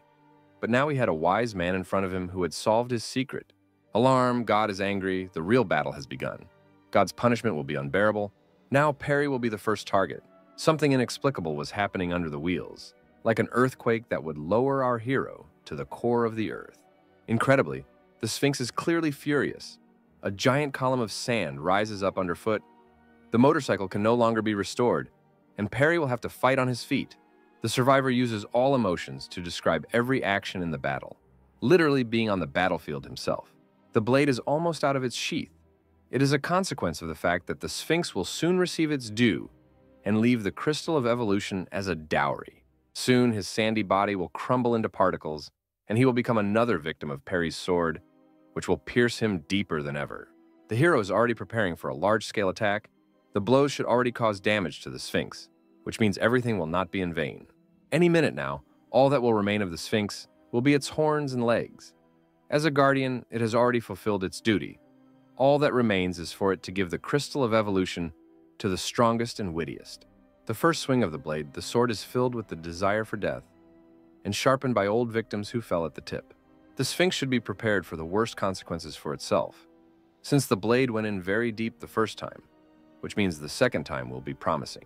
As it turned out, the cut will not be weak, but it is too early to rejoice. Such success means nothing while the monster's alive. Only when there is a final victory, only then can we rejoice. The guardian became even more angry. Baring his teeth, he glared, oppressed with his presence, and sowed fear. The solution was correct. There is no shell. Now the god is not so immortal, which means you can do with him whatever your heart desires. The sand god realized that his secret was now revealed. He could not come to terms with it, and there were 2 paths left for him: victory over this impudent man or a valiant death. Perry wants to surprise us with something again. He's hiding something behind his collar, which means our hero still has a lot of trump cards. He proves again that he can not only swing a sword, no one has canceled long-range combat. It is unlikely that anything serious will happen from a couple of bullets, but it is just right to distract. The most important thing is that the bullets don't hit the eyes. Otherwise, you'll have to fight for a long time without a shell, and without vision, it's even worse. The student walked confidently. No one could allow themselves to behave so arrogantly towards God. Everyone lived in fear under his protection, and he became the only militiaman. There were still 20 seconds left before the recovery. Time was really short, so it had to be used wisely, otherwise it would be a defeat. The Sphinx didn't like this attitude towards himself. He was a god, after all. And yet, here he was being humiliated and treated harshly. But Perry's not one to feel sorry for giant cats. He is serious. Kill or die. That is his principle. Still, protecting his eyes did not help the Sphinx. Now he is a blind god. His sight is closed, and he will have to find the enemy by touch. There was less and less time. Every second counted. There was no time to waste. Perry did everything quickly to hurt more. The Sphinx attacked at random. Its eyes did not see, and it had to act on instinct. Besides, Perry's tactics were amazing. A blind monster would be much safer. Every swing of the sword brought a lot of pain and suffering. But the hero didn't even have the thought in his head to feel sorry for the giant cat. As soon as the Sphinx felt pain, at the same second he tried to brush away the impudent mosquito that was thirsting for his blood, even if it still wouldn't stop. There were 10 seconds left until recovery. They definitely wouldn't have time to kill this creature, but there was still a chance to hurt it more. The student prepares another attack. He's going to plunge the blade straight into his back and pierce him through, so that he no longer stands in his way. As expected, Perry outdoes himself. All his opponents leave the fight defeated. No one has a chance for the desired victory, as it always slips into the hands of our hero. You can't expect sympathy from him. You've become his enemy, expect death and only death. You won't even notice how it comes in without knocking on the door. The Sphinx was in unbearable pain. Such horror had never happened in his life. 3 days of silence made him feel confident. But only during this time, a way to defeat him was found. Here Perry was struck. The Guardian was so strong that even he could not pierce him. The power of the gods is amazing, and their strength is also terrifying. He pulled the sword out of the Sphinx, which created a kind of fountain of blood. On top of everything else, it was as strong as stone. But he managed to pierce even to the flesh. There was only time for one strike. 5 seconds would pass in an instant. There was no time to hesitate. We had to act so as not to be late. Just 3 seconds and the fight could end in favor of the sand cat, which can't mean anything good. One blow the last second. The whole mountain of responsibility lies on the shoulders of our hero. To make it in time is his main priority. Here comes the radiance. The Guardian from the pyramid has created a new cover for the Sphinx. It is already hard to believe that Perry managed to do it. But it doesn't mean anything at all. He always has an ace up his sleeve. However, the fears were confirmed. The moment came when it would be best for the hero to run away and get as far as possible, just so that this creature wouldn't catch up with him. It got even worse. Perry realized that just a couple of seconds were not enough to finish everything quickly. Suddenly, I was transported to a destroyed metro, where there was still electricity and the lights were on. And the dead were there too. Even if the hero freed them, several monsters remained to guard the train. The lieutenant forgot something in the subway. What is she doing there? This is such an important point. What is the point of killing those zombies? Even here, the roar of battle could be heard. She realized that the noise was from the pyramid, and it dawned on her that she needed to hurry. She probably found what she was looking for, and even managed to put down piles of dead people, the best partners gathered in one place. It's incredible, Glory was able to find the train, but why do they need it, where, and why do they need to go? But it's definitely part of the plan. Suddenly, that same survivor noticed that the statue had been restored, which meant that our hero had to run at full speed in order to avoid being attacked by the immortal creature, since it would not let anyone near the shell now. The Guardian inside the pyramid gives the Sphinx incredible powers. Without him, the sand god would be an ordinary kitten. Perry still had a couple of aces up his sleeve, but he had to use them somehow, or rather, that very train would be a good fit here. Perry will need to think about his next move in the very near future, but will it be as effective? There was still time to assess the situation. It was clear that the Guardian from the pyramid was in place, which meant he would still have time to really hinder them. This means that he must use his accumulated energy, otherwise he will only face death if he does not use up his battery. The Sphinx has fully recovered and acquired its shield, which gave it immortality. The abilities of the Guardian from the pyramid are truly amazing. The sand god was furious. Having gained immortality and a shell, he will finally be able to teach our hero a lesson. Even a circle of white chalk on the floor will not help him. They stood face to face, both looking into each other's eyes. In this battle, there were unequal masses, but the forces were corresponding. The hero burning with the desire to win, and the god guarding the crystal that his enemy was chasing. The survivor was amazed by Perry's fearlessness. A giant, immortal, and all-powerful god stood before him, and he didn't even think about running. But everything must go according to plan, which our heroines are not in vain. Soon they will play their role. This takes time. Here it is. Time for the beautiful warriors to come out. Perry calls Rose to carry out her part of the plan. The time has come for the second part of the plan.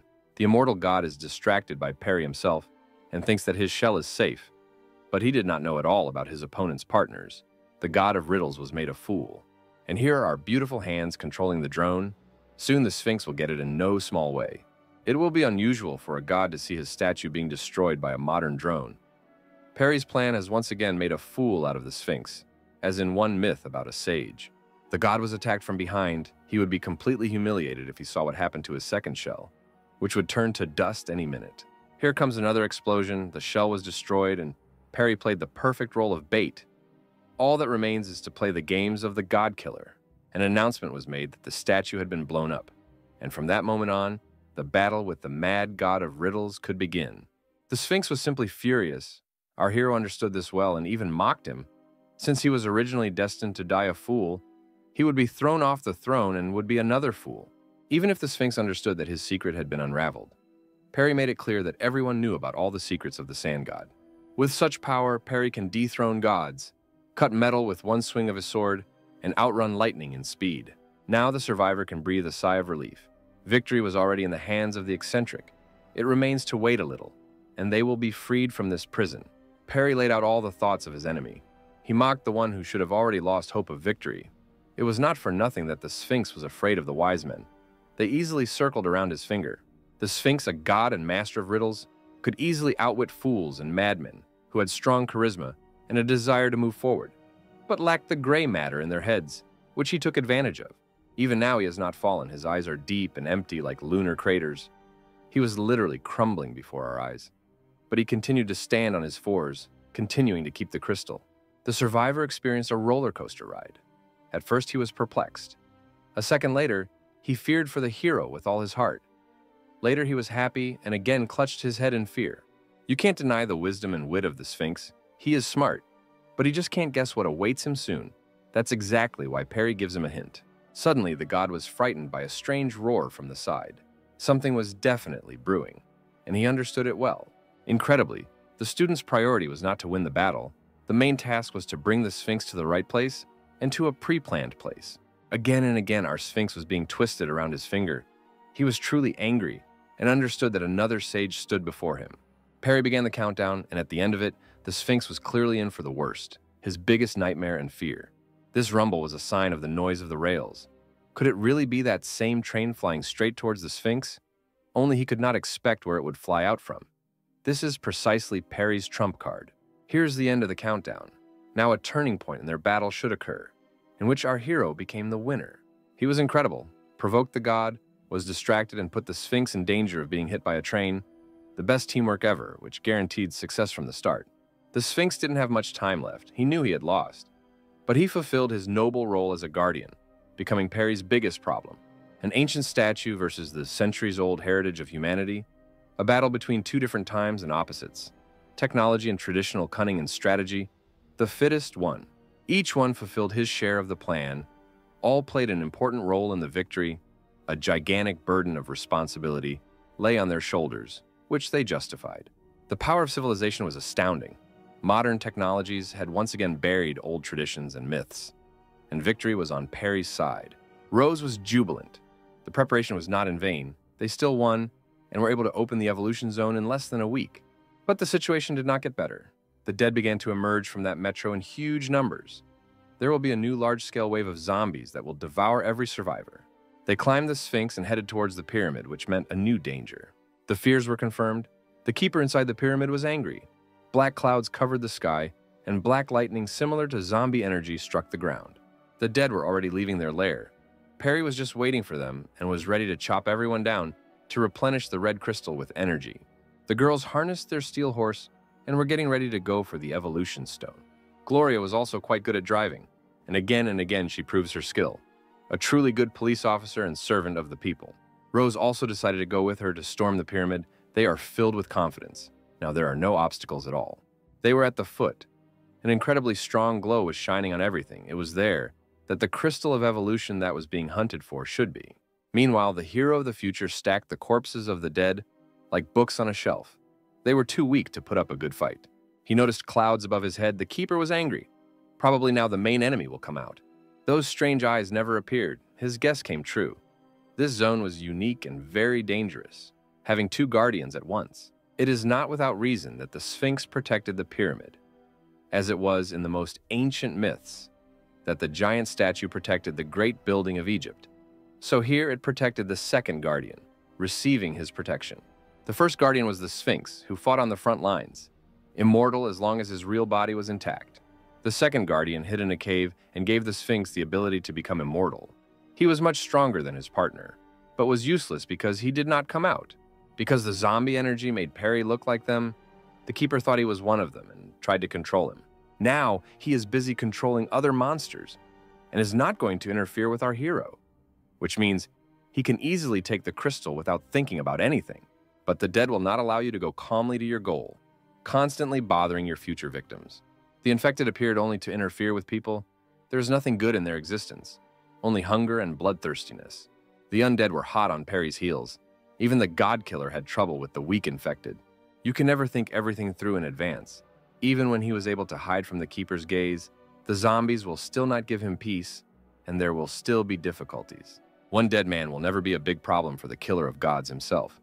Just cut off the hand of this scum, and all problems are solved. The number of dead people was astonishing. They climbed up with such ease that their speed was amazing. But no matter how fast they were, they could never become a hindrance or an obstacle for him, since he had sent even worse ones to meet their death. There was very little time left. The influence of the Keeper was not felt, and he was too loyal to the fact that his crystal was almost stolen. The dead also did not hesitate, as if they themselves wanted to achieve the evolution stone, receiving new abilities. Opposite the giant slabs, there was a mysterious passage. He couldn't be here. Something was definitely wrong here, Perry thought. He finally began to guess what this gloomy entrance to the pyramid was doing here. It beckoned with its secret, which he wanted to unravel. Here he is, the strongest guardian. He looks like a monster from horror books. It is unlikely that he will just let our hero near the evolution stone. The same gaze haunted Perry in the first battle with the Sphinx. The Keeper managed to notice him, and now he will not let him out of his clutches. The situation definitely got worse. Our hero's red crystal was suppressed. It felt like he was being strangled or his heart was being pierced with small needles. The body began to feel heavy. The pain was unbearable. It was not for nothing that this guardian was much stronger than the Sphinx. He was easily able to suppress Perry and affect his mind. But the hero's determination was too great. No guardian could suppress such rage in his soul. He would squeeze his enemy in his fist and squeeze him to death. Here our hero is not just like that. His mission is to save the inhabitants of the zone and capture the evolution crystals so that many more people survive than in his past life. The survivor was rooting for Perry with all his heart. All his emotions were sympathy for the hero, and he truly felt these crazy emotions. All the dead people passed by. Their behavior was very strange. Their eyes sparkled with a light similar to the glow of a crystal. They were definitely under control. They walked into that very passage, completely ignoring the naked hero. The Keeper had the power to control the dead, which was an incredible ability. Incredibly, the Guardian absorbed every monster to escape from the pyramid, dark energy gushing out in all directions like a fountain. This scared Perry a lot. He himself could become the next victim of the Keeper. Now they are unlikely to deal with him so easily. What a horror. His mind was clouded under the influence of the Keeper of the pyramid. The cave beckoned to him, as if it contained the largest reserves of jewels and treasures. His legs did not obey him. He himself was already like one of those zombies who obeys the orders of this guardian. He definitely needed help. Otherwise, he would become another meal for the pyramid monster, but who would come to his aid now? In his head, he could still fight against the influence. But his legs had long since stopped listening to the call of the brain and were heading towards the mysterious entrance to the pyramid. Another dead man decided to visit the cave. The next guest will be our hero, unless, of course, no one helps him. Now his eyes were glowing like those monsters. He was under complete control. Danger came again at the most inconvenient moment. The commander of the survivors was perplexed by the fact that their savior had suddenly turned in the wrong direction. What had happened to him and who had attacked him? These were the questions that came to his mind. Hordes of the dead have already made their way into the pyramid, and very soon they will become food for the Keeper. Perry also needs to dispel control over himself. Otherwise, they have nothing to expect except defeat. His head was splitting. His behavior was similar to the character of zombies. They ignored everything and everyone, and our hero didn't care about his surroundings either.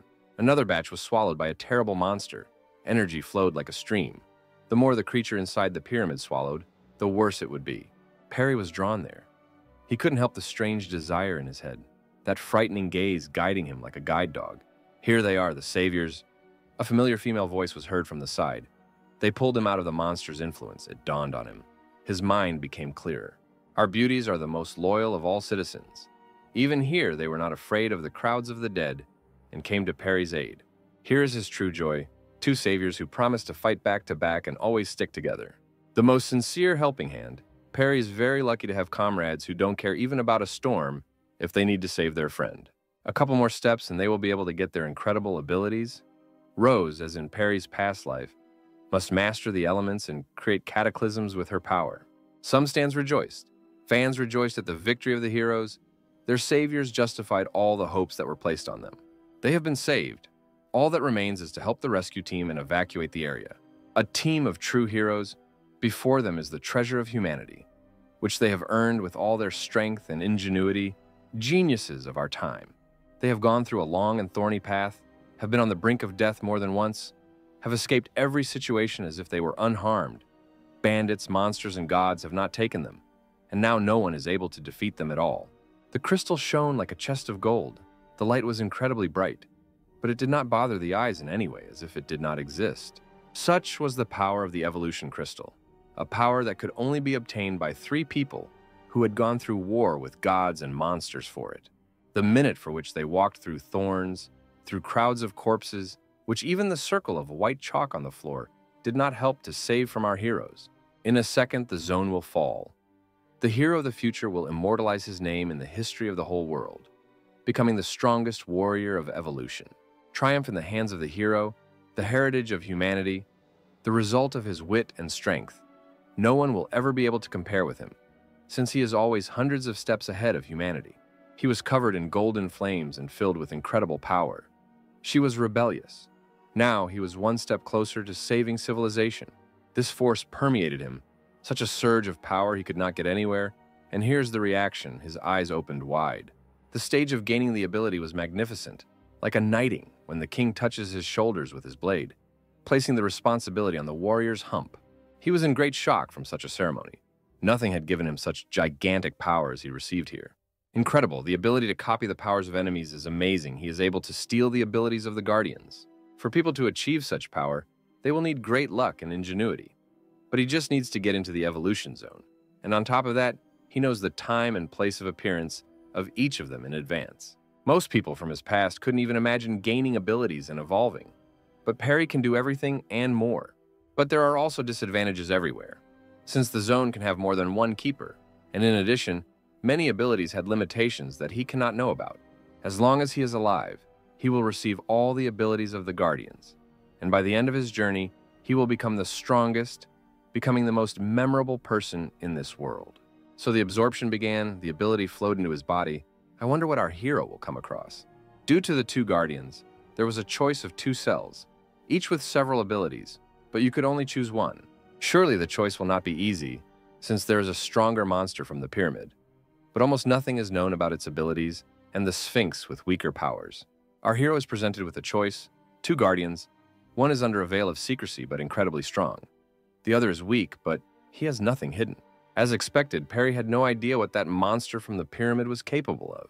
There was nothing interesting in the second one, as if he was deprived and his older secretive brother received the best abilities. Still, Perry decided to start with something simple and, without thinking twice, chose the Sphinx, because it had standard chips and the choice would not be so difficult. As expected, only 2 abilities and no one should expect immortality. The Sand God did not live up to his strength. The second Guardian did everything for him. But such abilities were able to surprise even Perry himself. These abilities did not seem so useless. You can make a choice. One moment away from a new power that will give him many opportunities in the future. As if to say, to put a seed into his lands so that the greenery will grow. A giant ball shone before Perry in this power, and yet only one ability. But suddenly something went wrong. That ball burst, which means that the absorption is not so perfect. The hero was plunged into thought about what had happened, where his new ability was, why that sphere had burst. This was exactly what was spinning in his head. It was a mistake. Not a single ability was absorbed. What happened? Probably our hero didn't have a choice from the beginning. That's the thing. The ability was incomplete. Which was the problem, after all. The absorption wasn't perfect either. Why such luxury? There was nothing to worry about. There was still a choice for a stronger guardian. And besides, you can always develop your strengths and capabilities. Even now, fate itself does not give the right to choose.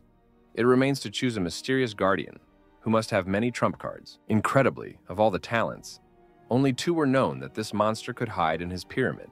Perry considered this guardian to be the strongest in his experience, as he had more than 20 skills. What could he be capable of, and how could Rose get the crystal with such a monster?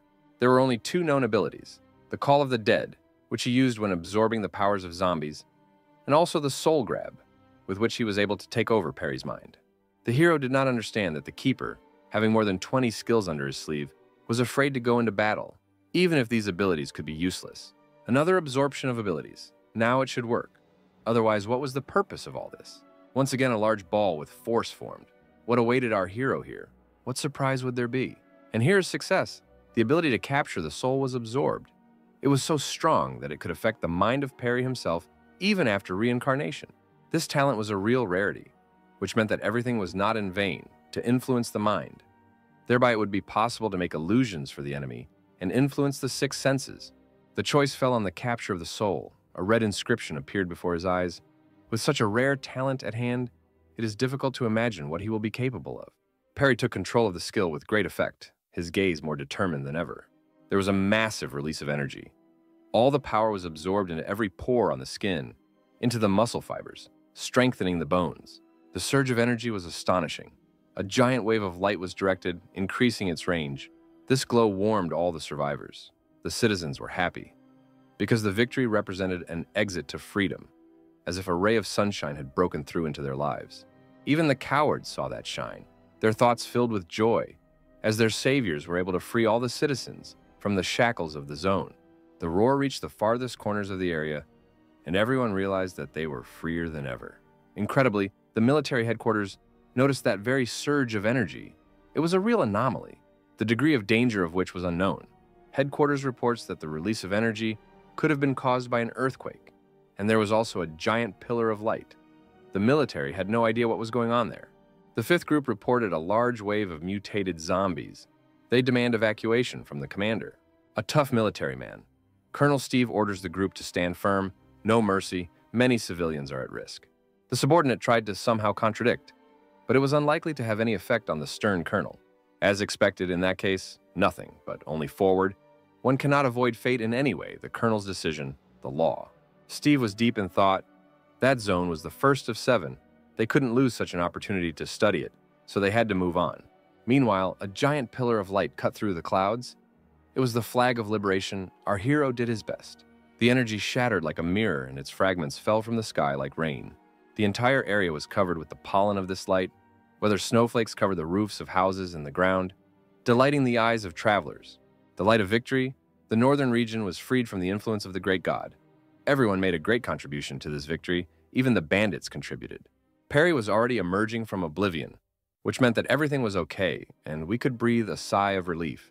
The eyes opened slightly, the civilians were safe, the guardians were defeated. Only the zombies could prevent the release. Perry once again impresses with his stamina. After everything they had done in those 3 days, he was still standing on his feet as if nothing had happened. Suddenly, a familiar voice came from the side. The source did not understand what was happening here, and decided to turn to our hero. It was Gloria. Our lieutenant also had to get his ability, which was giving her a severe headache. The hero was beaming with happiness. The area was cleared. They were safe and could get out of the area. Gloria's head was splitting. She remembered how Perry was taken under control and he couldn't do anything. But he reassures her, saying that thanks to them, he is still standing on his own 2 feet. After all, they are a team and must help each other. This cannot be avoided. But it was just unsettling that Rose, whom Gloria tried to call, was not nearby. Perry also noticed that their high school student was nowhere to be found. He silently began to look for the heroine around. She couldn't have disappeared so easily. He found her, after all. She was lying on the ground and was completely red. The new skill turned out to be too strong, and she couldn't withstand such pressure. Even the more prepared Gloria had a splitting headache. It was unbelievable. She had a fever, her body was fighting something. Something was not right with her. She needed emergency help. They understood that this was a clear reaction to the new talent. She needed peace and quiet place. The lieutenant did not understand what was happening to her little sister, why it did not affect them, and whether everything would be okay with her. However, she was very worried about her. She probably received a rare ability, and her body did not adapt to such changes at all. All that was left was to adapt, and everything would be fine. The policewoman suddenly became interested in what ability our hero had. Perry named his ability, but she didn't really understand what he was talking about, what soul capture was and how to use it in general. She had no idea. He explained it almost clearly and understandably, that it was an influence on the mind and its further subordination. In general, he could change the picture before his eyes, but he did not tell about the ability to absorb abilities, since it was not yet ideal. Even so, Gloria didn't understand anything. It was too abstract. It would be better for Perry to demonstrate his skills in practice. Apparently, the demonstration of forces had already begun. He had disappeared somewhere. Gloria was perplexed, since it all happened too quickly. There wasn't even a mirage. Incredibly, he ended up behind the policewoman. She didn't expect such strength. If the enemy was alone, he would never be able to find out where his enemy was. But suddenly he disappeared again. Just a second ago, his silhouette was behind his back. And now he is not there. The ability was good. That's how it was. He disappeared from the enemy's sight, appeared behind him. The enemy would go crazy while attacking the silhouettes. She admired this ability, and it was true that it could be used in many ways, since the effect on the mind was too broad. From the target's side, it looks like teleportation or instant movement. So far, this is all our hero knows about the new talent. Now he explained it clearly. Even Gloria was able to understand the meaning, becoming the first subject for the experiment of the ability. Again and again, a new danger awaits our enemies. Once again, it is a new wave of the dead, who are already reaching out to the tasty main character. But Perry is not a fool to be attacked in the back by the bloodthirsty monsters that have recently been swarming in every alley. For the dead man, everything happened too quickly. He didn't even suffer from pain. He died divided into several parts. We had to hurry. After the zone was liberated, a large wave of zombies was coming, which meant that it was not safe here. Gloria was scared of what was waiting for them, while Perry was researching how many dead people were already heading their way and how quickly they needed to run. There were many red dots in front of his eyes. The city was full of dead people, and the energy that was released outside began to attract the corpses here. Gloria remembered the cowards who might be in danger, but the dead were drawn here by the remaining energy, and they were very far from here, which meant they were safe. The most important task right now is to take Rose and protect her from the crowds of the dead, and later on, escaping from here wouldn't be a bad idea. The lieutenant took charge of the high school student, and Perry tried to persuade her to carry it himself. But suddenly something shocked him. Gloria's new ability, or the zombies, were even closer than it seemed. Incredibly, Rose levitated above the ground. Where did this mysterious magic come from? Perry didn't understand at all what was happening in front of him. Rose didn't care so much that she was already reaching for the sky. There was no way she could be allowed to die. The danger was over. It was Gloria's ability. She could control gravity, an incredible talent that everyone would dream of. It was as if he had been struck by lightning. Gloria's skill was amazing when she could develop it to the proper level. Then everything around her would be subject to her control. This ability shocked even our hero. If he had it from the very beginning, it would have been much easier, since such talent is of the highest level. The lieutenant found Perry's reaction strange, but he pretended that everything was normal and that they should go to the hospital to help Rose get out of this state. Even if there are herds of zombies on their way, they are determined to help the girl. Together, they will easily break through the danger and solve all the problems. Meanwhile, the citizens fled the area. The dead were hot on their heels, and they could do nothing to respond to such a crowd. The situation was getting worse and worse. The zombies seemed to be going wild, but being distracted by them was a fatal mistake. It was necessary to run and only run. The zombies were drawn to fresh meat. They didn't need anything else, just to find a victim to devour. But people are not fluffy bunnies and can easily respond with their own cruelty, since even a loved one who has become dead will be an enemy to them. Strays are powerless against an axe. No matter how sharp their claws and fangs are, a sharp blade and a strong hand will be stronger, and this is precisely why man is the most adaptable. The leader of the survivors orders them to run in the other direction, but how long can they run from the countless monsters? People were in a panic. Life had not prepared them for this. They wanted a quiet life where girls would run after them. But now herds of cold, dead people were running after them. But even so, they found themselves at a dead end. Who would come to the aid of hopeless people who were destined to die in the conditions of the apocalypse? The situation became terrible. The dead surrounded them, and there was nowhere else to run, which meant there was no salvation either, which the leader understood well. As Perry said, the dead were on their heels, and there were so many of them that the survivors couldn't even escape.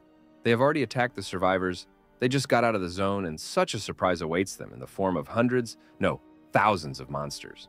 He knew he would die, even after so many trials, when the zone disappeared. Meanwhile, the military defended their territories and shot back at the dead. But it was clear from their faces that this did not help them. A real horror was approaching them, which they would have to fight with trepidation. Now it was clear what was frightening them so much. All kinds of despair were depicted on his face. Even bullets couldn't take this creature. It was too strong. The 10th group reported a unique danger. A mutated one appeared, and it was too strong. It was an impossible task to hold out against it. The military demanded reinforcements. Support was needed. Otherwise, great losses could not be avoided, since the creature was too dangerous. Steve asked for a description of this dead man, promising that reinforcements will arrive as soon as possible. Things only got worse. The connection was broken, which meant the group would soon be dead. Colonel Steve understood this, and he had to do something. The colonel's order, 5 of the strongest are sent with him to the battlefield. We are moving out immediately. The subordinate is worried about Colonel Steve because it was too dangerous on the front lines. A soldier's a soldier. He is supposed to sacrifice his life. Every soldier has now put his life on the line, and our Colonel Steve is not going to sit behind the backs of the real heroes who are now at the front. The order was given, everyone got into their cars, and headed out to face the most dangerous enemy they had ever encountered. Meanwhile, the vagabonds were also bothering the civilians. They moved in crowds and were overwhelming in number. They did not want to die. There was still the fire of life in them. But the dead are not alien to morality and mercy, which was their worst feature. The leader of the group of citizens blamed himself for not being able to lead everyone out of this abyss. Now he could only apologize to them and nod his head in order to retreat into his own mind. Suddenly, a powerful explosion thundered to the side. The leader was in shock, but it could mean salvation for them. Suddenly, his fear disappeared.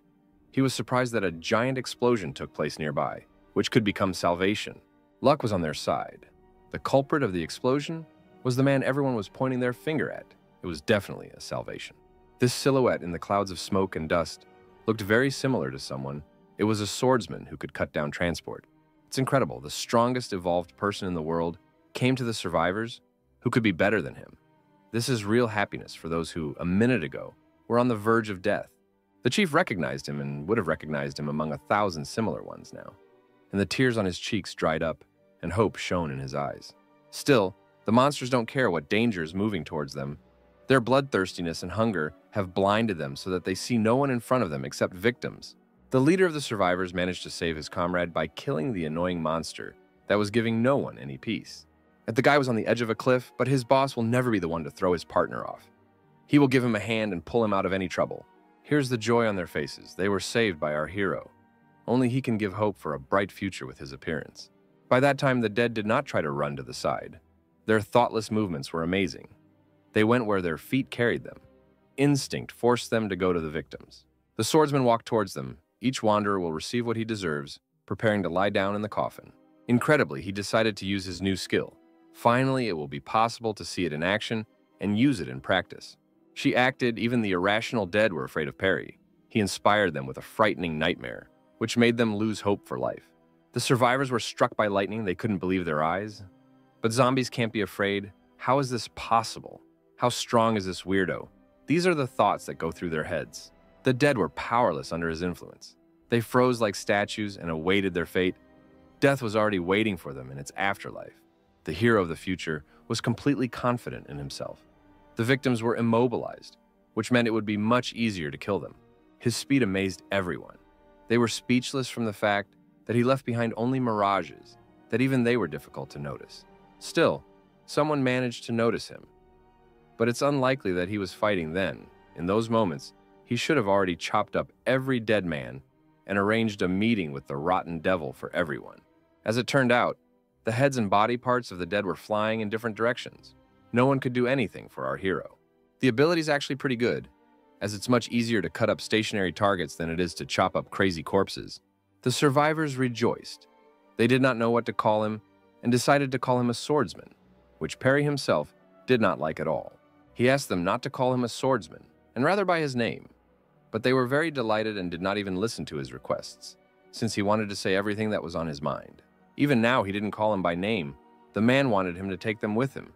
Otherwise, they definitely wouldn't survive even until tomorrow, and they needed salvation. Such decisions need to be made by the whole team, which surprised the man, as he thought that our hero was fighting alone. Meanwhile, the dead did not retreat, but even walked with confident steps to devour every person here. There was no fear or pain in them, ideal warriors who had one nuance. They would never listen to anyone and would fight only and only for themselves. But their onslaught was interrupted by a sudden car.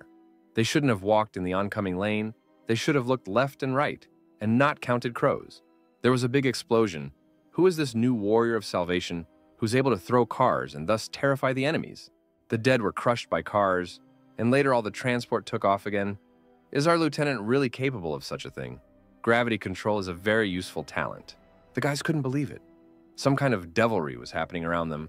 Cars were flying, the dead were dying instantly, and their savior was disappearing because of his speed. She was incredible.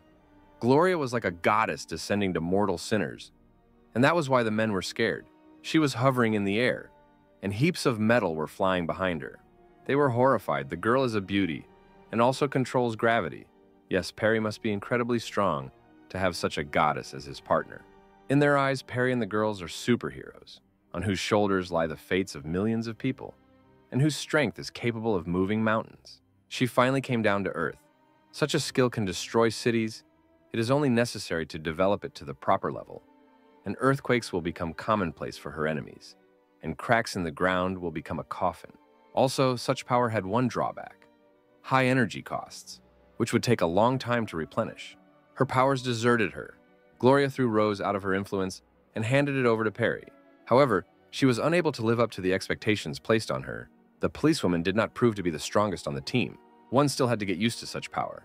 Otherwise, the energy would always be spent just as quickly, and one day there would be no one to catch Rose. By that time, the military was shooting back at the dead, trying to use every bullet wisely, but someday it would be useless. Now that time has come, they can still injure ordinary zombies with ordinary bullets. But mutated ones are no longer affected by this, which means they need to become stronger.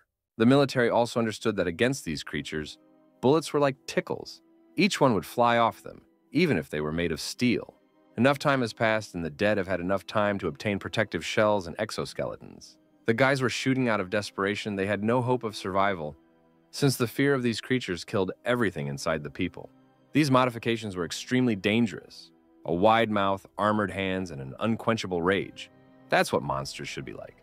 His eyes shone like candles in a temple, with a smile like the devil said that he was doomed to him, so empty, as if he had sold his soul to this creature. Bullets certainly wouldn't take them down. Only escape would save their incredibly valuable lives. So they had to run without looking back. At this rate, they would all be killed and the herd of mutated zombies would be chopped up, and it would be impossible to even retreat, since the creatures were much faster due to their modifications. One bite and the soldiers said goodbye to their legs. They were cracked as if they were nuts. People were losing their last hopes. Their loved ones and relatives had no one else to wait for. And it was almost impossible to escape from the bloodthirsty monsters, since they were always one step faster. Even fat people are found. Their mass exceeded the limits. There were many more of them who were hungry, and they ate more fresh flesh. The soldiers tried their best, but they could only hope for help from above, since even their machine guns were useless. It can't be. They gnawed through metal. Weapons broke under the pressure of powerful jaws and sharp teeth.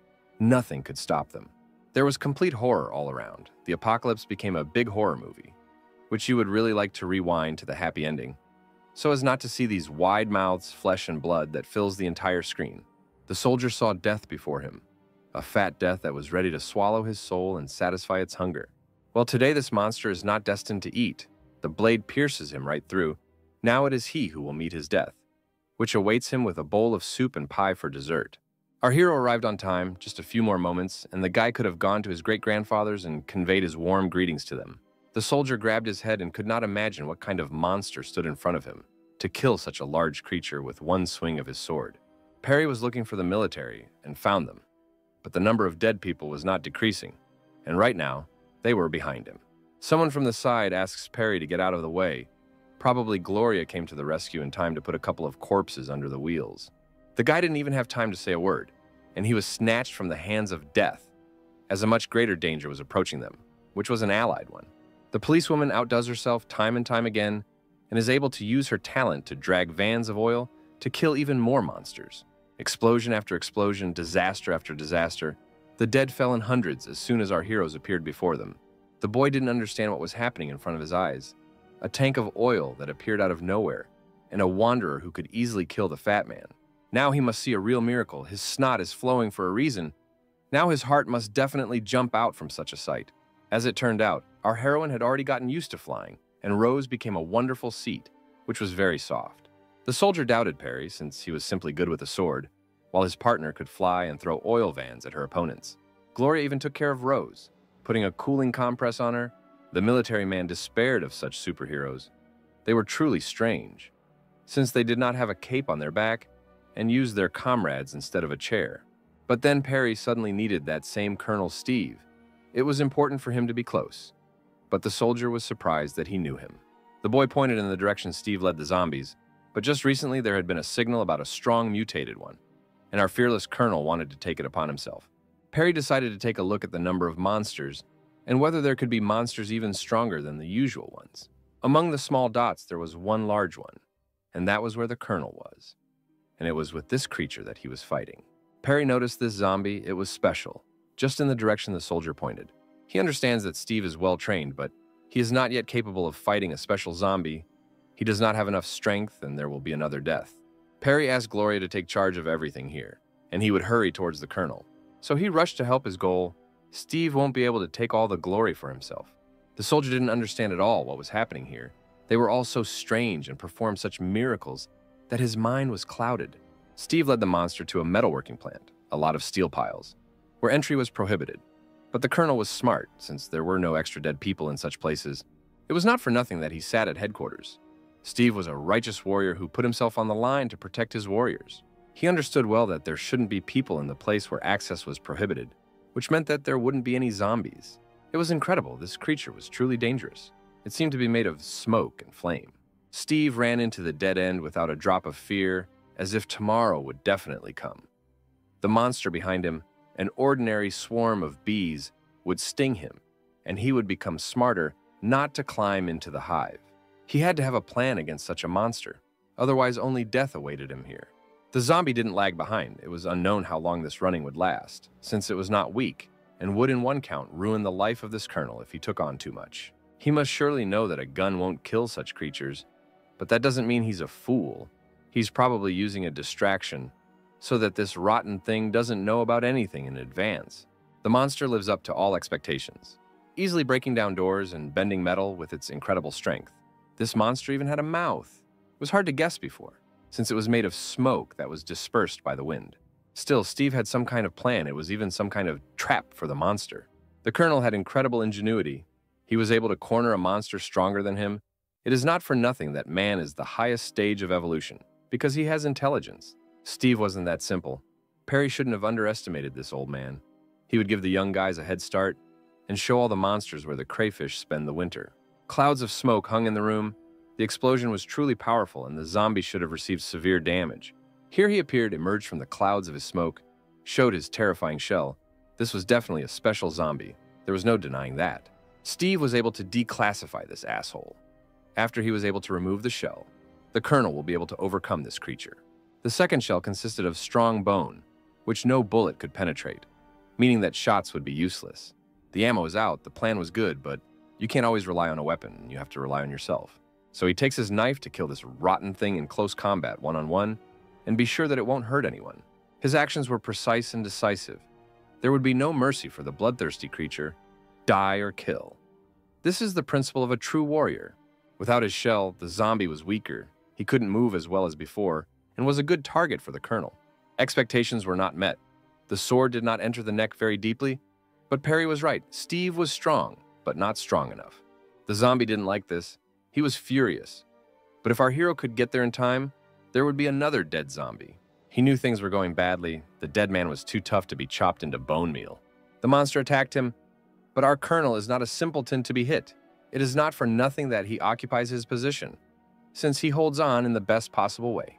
Another swing of the machete, and again to no avail. Nothing can take it, not even the sharpest sword. Under the pressure of such power, Steve slid across the floor. He could do nothing against such a zombie.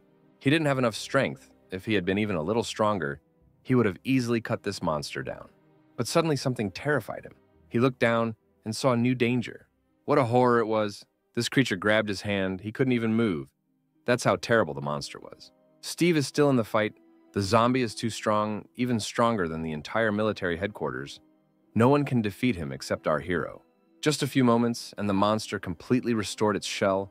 Will our Colonel really die in this unequal battle with the most powerful creature in the area? The monster is ready to throw the old man in different directions. It is already directing its fist with smoke towards Steve, who is unlikely to have time to respond with anything. But even so, the soldier had a blade at hand, which he put under the blow. He understood that by defending himself with a knife, he would inflict less damage on himself, and he took advantage of this. In any case, Steve's ingenuity did not save him much. It sent him on a long flight and so high that he can meet his great-grandfathers in the next world. The strength was impressive. The Colonel had never met such enemies, since it was unlikely that anyone would be able to break him with one collision with the blade. A blow of great force took out our Colonel. The old man could do nothing more. He had long since fulfilled his duty when he led this monster away from his comrades. Now he could go to meet the Almighty with a calm soul.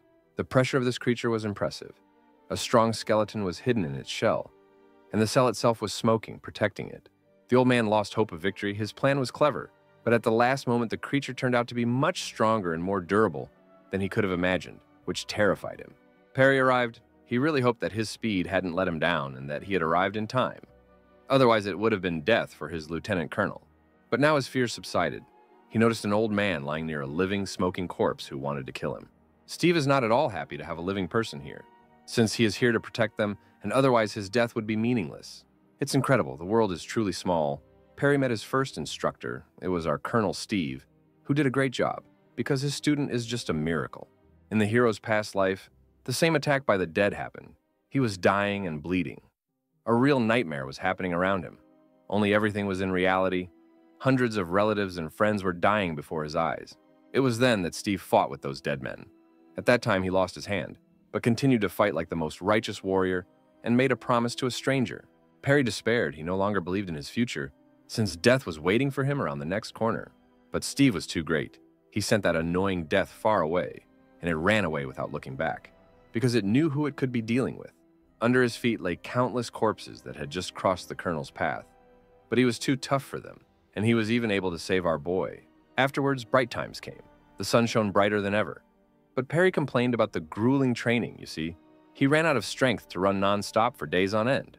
Steve is not one of the fragile ones to give the young one a rest. Let him run until his blood starts to boil. It was not for nothing that he saved him with his hand, after all. The best evolved ones train here. In fact, this guy bet on our hero to become a real warrior who would replace him, since in the future, an armless soldier would hardly be useful. Well, the day of judgment came for the city. People began to evacuate, but only one hero of that time did not flee his hometown. Our colonel decided to protect the young and useful, placing the future on the shoulders of his student. Perry couldn't allow his best instructor to die. It was impossible for him. But he could no longer interfere with his decision, since the trainer's word is law. Bad news came for our hero. Even worse, Steve died a heroic death, a Viking death. He became a hero and forever immortalized his name in this world. His teacher died, his idol and mentor, the one who gave him hope for a bright future, of course. Accepting the death of a second father was not easy, and holding back tears was even more difficult. Now, it was right before his eyes, in front of him. In this battle, he was supposed to lose his arm, but Perry would never allow that to happen. Even at that moment, Steve couldn't allow anyone to die and ordered the impudent guy to run without looking back. So that at best, he would survive and have a couple of children after all. The future was at stake. But Perry did not listen to the brave, strong, incredible, great, majestic, best warrior, and just a good man, because now he simply had to save him. Everything is clear. The hero will take the situation into his own hands and save his beloved teacher. It's not just for nothing that he's here. He came to defeat every creature in his path. But the monster itself was striking in its size. Its dimensions were gigantic. It could literally fill the entire room with its smoke. Now, the walking corpse will understand who he is dealing with. It would be nice if the monster ran away so that his heels would sparkle. But it is better to let him die from Perry's sword. The boost is activated. The eye shines like a red star. Soon the monster will be overtaken by an unearthly force that he has never met. It is not for nothing that Colonel Steve himself trained him.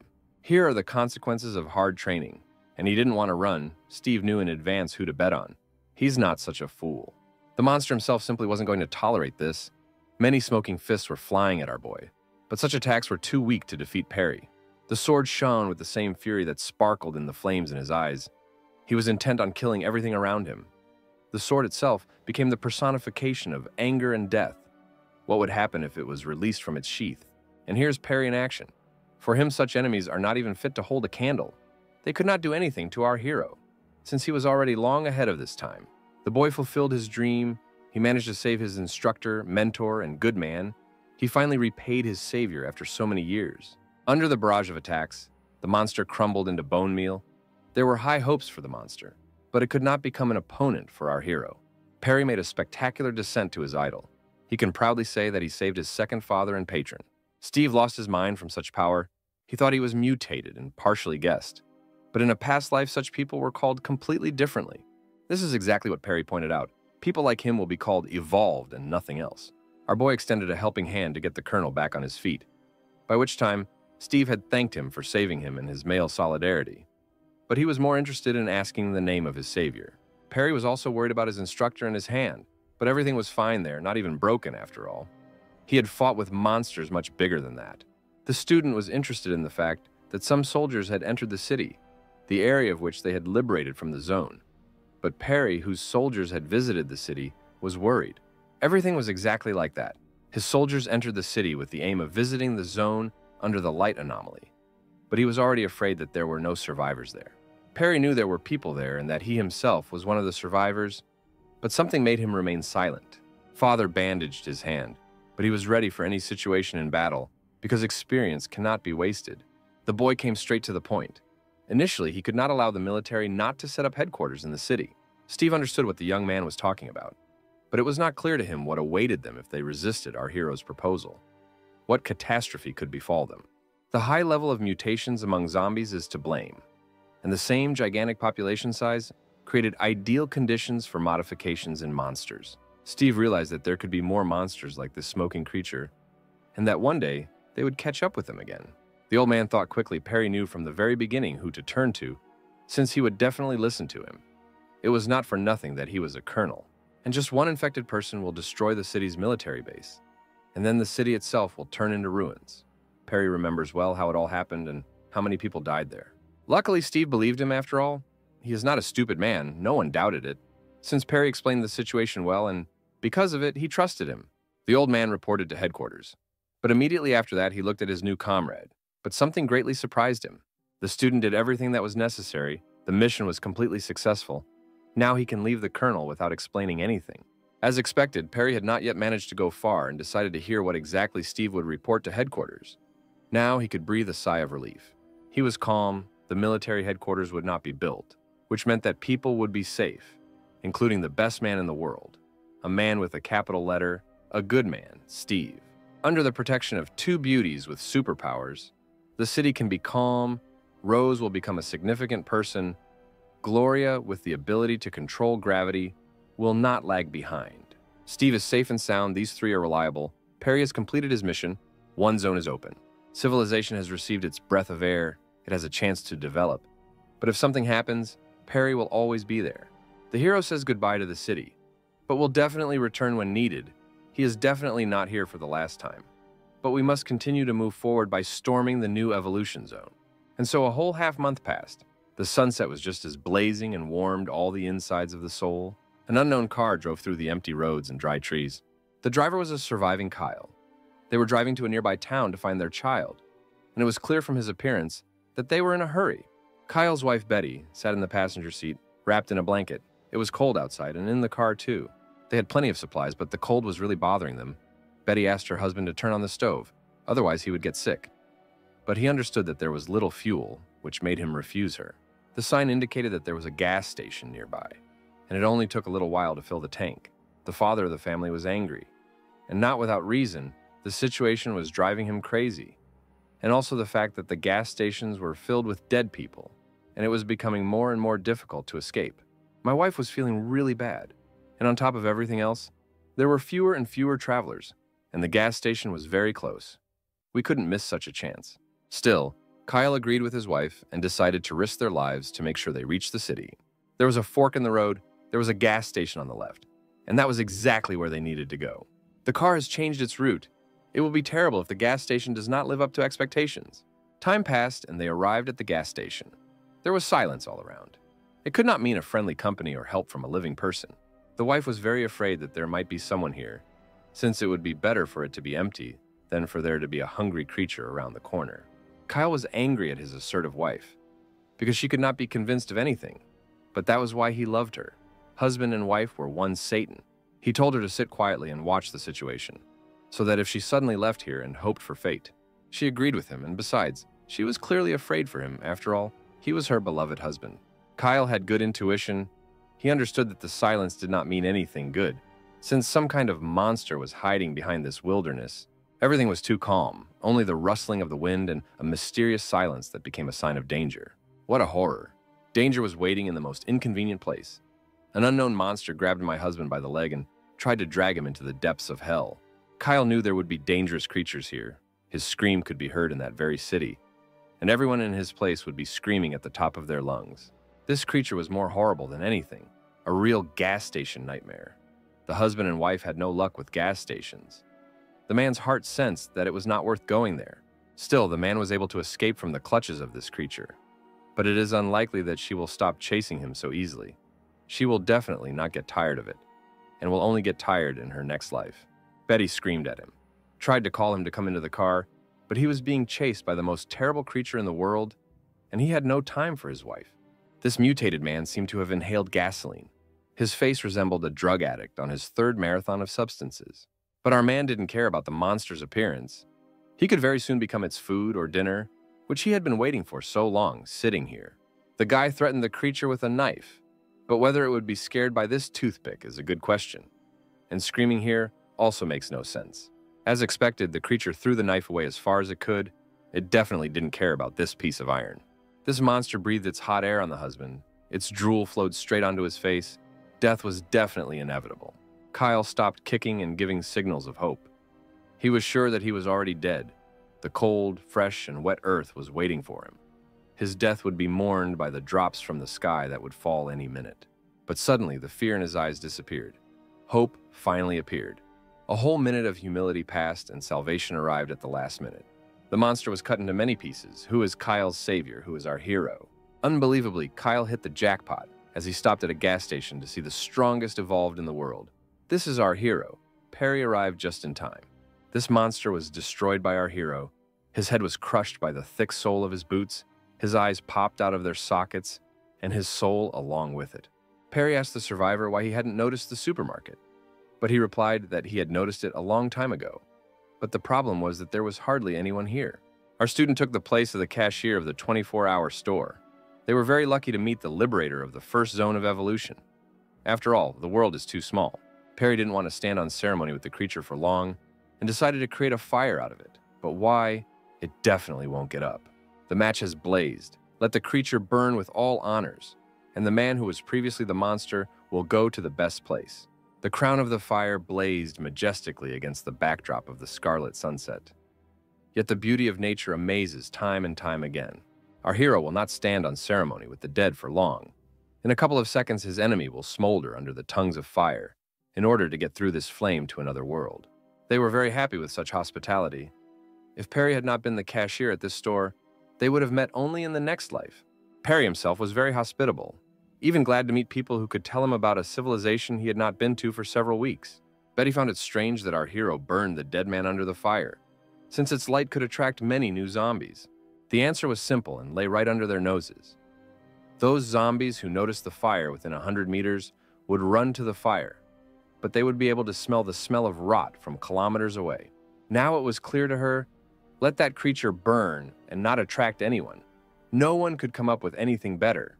Suddenly, Kyle jumped up from his seat and extended his hand in apology, and he also wanted to thank them for their help, since they were received with warmth and comfort, and they entered without knocking.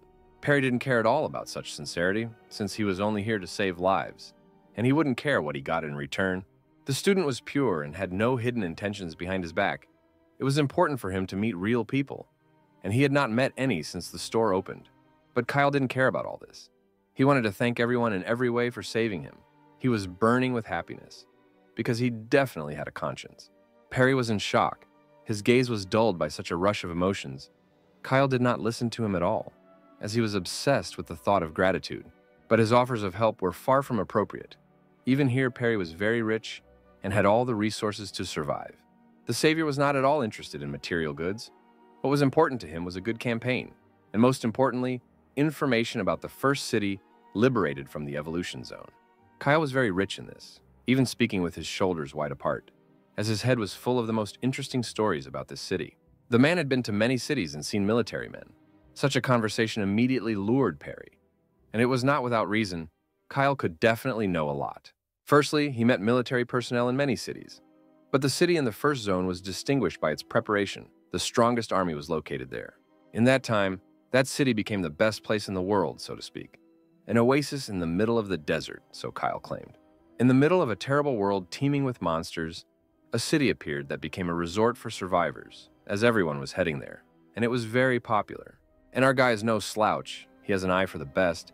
He managed to see some people with superpowers, and he was very proud of it. Perry didn't understand any reason to be proud, as if he himself had the talents and not those superheroes. Kyle thought that our hero was a simpleton, which you can see every day, but it's unlikely that he will be surprised by flying cars, since the owner of this ability is his old friend and girlfriend. The student understood very well who his husband was talking about. After all, Lieutenant Gloria had achieved high results, and he could put responsibility for the city on her shoulders. He began to talk about some strange things in the city, since there were no soldiers there at all, and the remaining survivors were resettled in neighboring cities. And in the city itself, all sorts of devilry was happening. Thunder at night, clear during the day, not a cloud, sunny in the west and rain in the east. Apparently Rose was safe and coped well with her ability. He was clearly reassured by the fact that he had placed his bet on those he could rely on. The girls did not let him down and grew stronger by leaps and bounds. He was certainly glad that his fan had become a worthy candidate for the top 10 evolved and would cement her name on the pedestal of history. And besides, Steve's words were taken seriously so he could sleep peacefully. Having such valuable information is a great privilege for Kyle, for which our hero will not be afraid to thank him with a cup of coffee and a roof over his head. Perry was doing a good job as a supermarket cashier. Serving a cup of coffee, he was showing signs of trust, but he was wondering what they were going to do next. The wife did not dare to refuse such a good thing, but she also had to answer the question. As it turned out, the reason for their dangerous journey was the child himself, whom they wanted to find in the neighboring city. The areas of the city were too dangerous. Today, Kyle was convinced of this for the second time, as the monsters seemed to be pursuing him. Perry saw the seriousness of Kyle's situation, after all. Being a parent during the apocalypse is not easy at all. But what bothered him more was that our husband had already encountered dead people in these districts more than once, and he wanted to learn more about this incredible danger that the interlocutor was talking about. Something unexpected happened at the last gas station. It was 10 kilometers from here, but here they were lucky to meet a savior. That gas station turned out to be much scarier and more dangerous than this one. The creature was incredible. As soon as Kyle left the car, the monster immediately roared at the top of its voice, so loud that the windows flew out. He took a sip of coffee and told how he got here with an empty tank, and at the same second of the scream, he decided not to fill up. Otherwise, he would not have made it here. Perry still suggested that his wife and husband stay there for the night, since it could be even more dangerous outside. Betty was clearly unhappy with this proposal.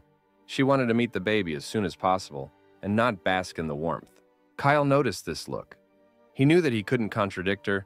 Even a drop of sweat ran down his cheeks. His answer would be obvious. The husband knew who he was dealing with and decided to leave here, explaining everything with the same child. But he couldn't reciprocate his feelings, because his wife would give him a hard time. After a long time, we hear the sound of an engine. The newlyweds harnessed their iron horse on the way to meet their son. The brother wished them all the best and watched them go, so that nothing would suddenly stop them on the road. But there was no time to waste. There was a gas station with a strong monster 10 kilometers away. A zombie would cover that distance overnight, and we had to hurry. In 3 days, a new evolution zone will appear, during which time all the problems must be solved. So Perry gets behind the wheel of his car and heads out to a new danger. The student set himself up for the best possible result. His gaze blazed with the fire of anger and the desire to kill. They seemed to fill him. Its bloody aura spreads throughout its surroundings, putting pressure on everyone within its radius. He was almost there. The hero had already driven up to a suburban gas station. Just a little bit more, and there should be a good battle.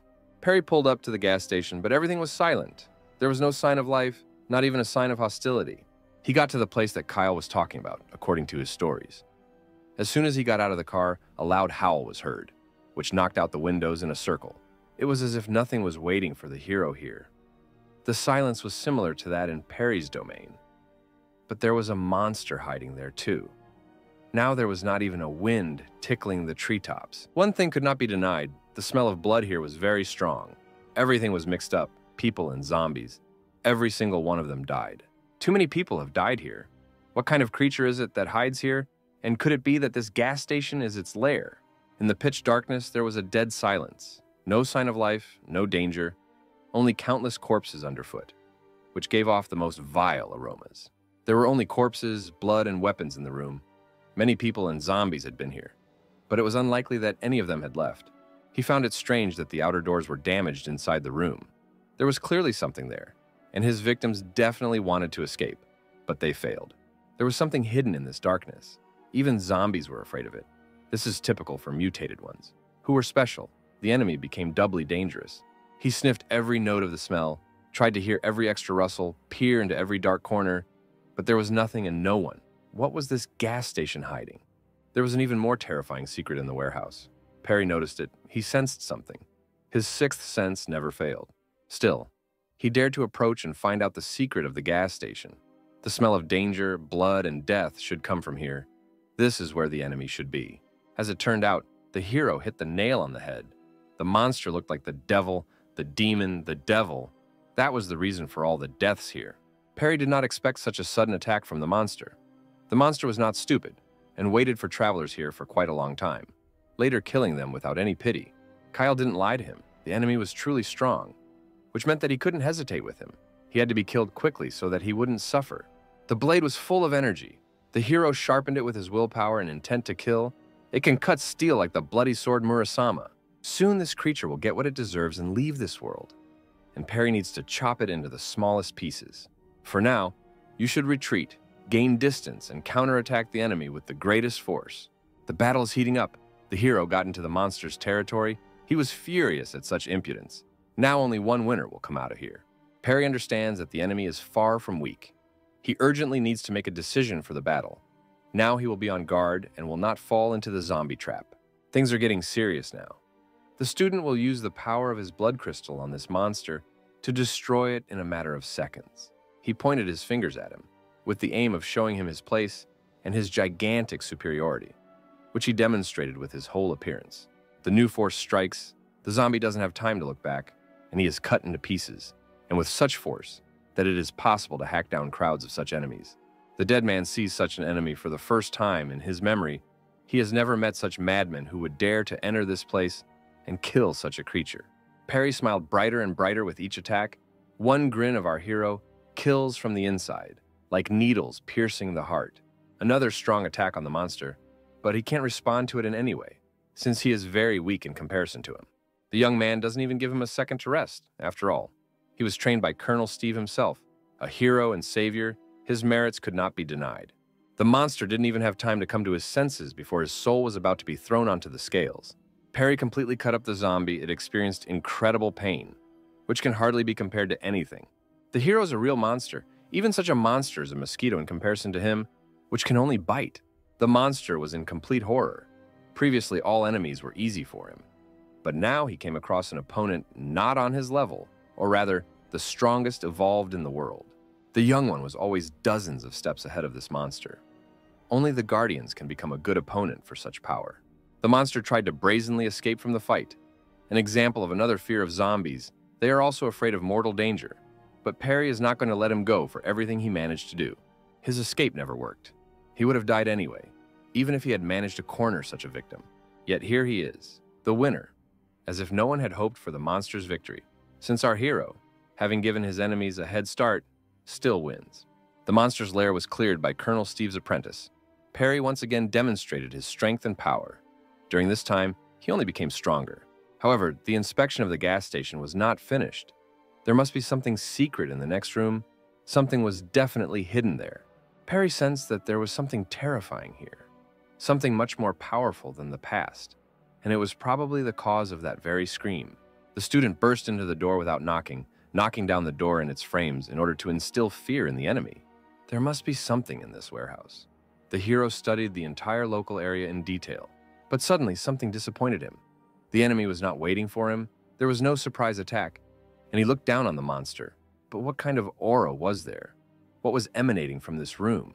Incredibly, in place of the giant monster, the beast, and the constant horror, there sat on his lap a little girl holding a teddy bear. She found herself in the midst of a multitude of corpses, their faces twisted in horror, as if they were frightened before death.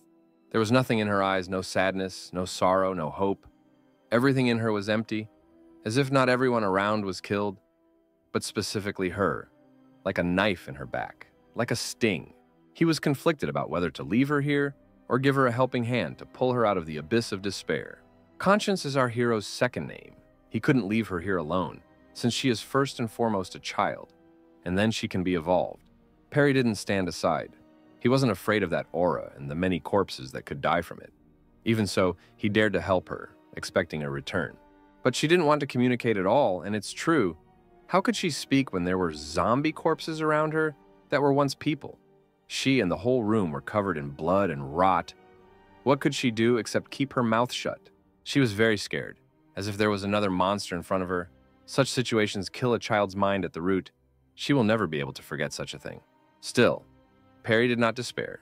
He continued to seek common ground with the child, offered to go with him to wash off this blood, take her to the gas station where he works. She didn't answer, as if she had bitten her tongue.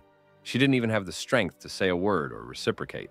He tried to persuade her that it would soon get dark, and thus it was becoming more and more dangerous outside. But at the same time, he smiled at her, which was rare for him. He understood that she was in shock, but he definitely had to touch on one difficult topic for her, which would be hard for her to overcome.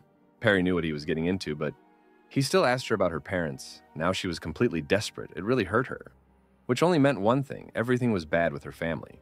It's incredible. She was able to say a few words, but it was so hard for her to say them. Her parents are sleeping in the next room, but it's been so long since they woke up. Behind this door, this girl's mother and father should be sleeping, but she calls their death a dream. She cannot accept the death of her parents. Perry repeated his name again to make sure she heard it. He knew it was very hard for her in this world, especially in this situation. Suddenly, it turns out that she was listening to everything.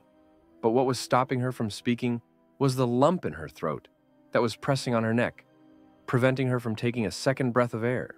He constantly bombarded her with questions, no matter how good Perry was. He was unlikely to be able to reach a child who had lost all goals in life, all the joys of life. She had clearly been through too much. All the people who came here also left. What was the point of her answering anyone if everyone left? Everyone left and Perry would leave. But the hero did not want to leave her. He extended his hand to her, but she was afraid of him. She did not want to be left alone among the rotting corpses, but something kept her away from everyone. Someone dared to call her a monster. People outside said that this cutie was like the monsters outside the gas station. All of them hurt the little girl so much that she was wary of kindness. But suddenly he tells her one secret that adults hid from her. She is not a monster, she is evolved, and there are many such people all over the world.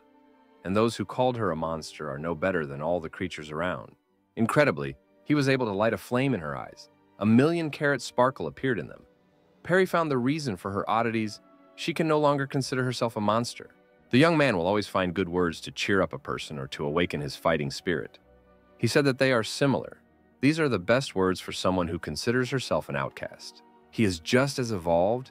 There are hundreds and thousands of people like her. In this world, you can always find a loved one. Perry explained all this to her in just one phrase. Now she could trust him. One quote was able to establish contact with the child. One good phrase that was able to pull the girl out of a deep hole. She even managed to voice her name. Her name was Goldie, sweet golden girl. Perry wanted with all his heart to save her so that she would go with him, and she agreed. Goldie and Perry stood in front of that very door. The little girl was afraid but didn't show it. She looked warily through the crack in the doorway and pointed out that her parents were there, that they had fallen asleep there and never woken up. Perry did not dare to take her with him, as it could be dangerous there, so that Goldie would not get hurt or get caught in the heat of the moment. And here are our relatives. They have obviously long since turned into zombies and died, and the girl still hopes that they will come out, hug, and stroke her sweet head.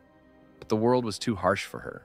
He was under pressure from the fact that this poor thing would have to come to terms with the fact that her mom and dad would not wake up anytime soon, and whether they would wake up was only a question of the next life. These wounds were not like those left by zombies. They were left by the man who made them feel bitter with such grimaces. The hero had no way of knowing what happened here. But one thing is for sure, these parents were clearly good, as they were trying to protect their Goldie from bad weather. So they died. But there was something sticking out in his pocket, like a card or a business card. The guesses were confirmed. It was the business card of the chairman of a pharmaceutical company. He was our heroine's father, and was probably very rich.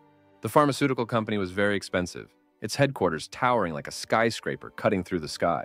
Incredibly, Perry recognized this company.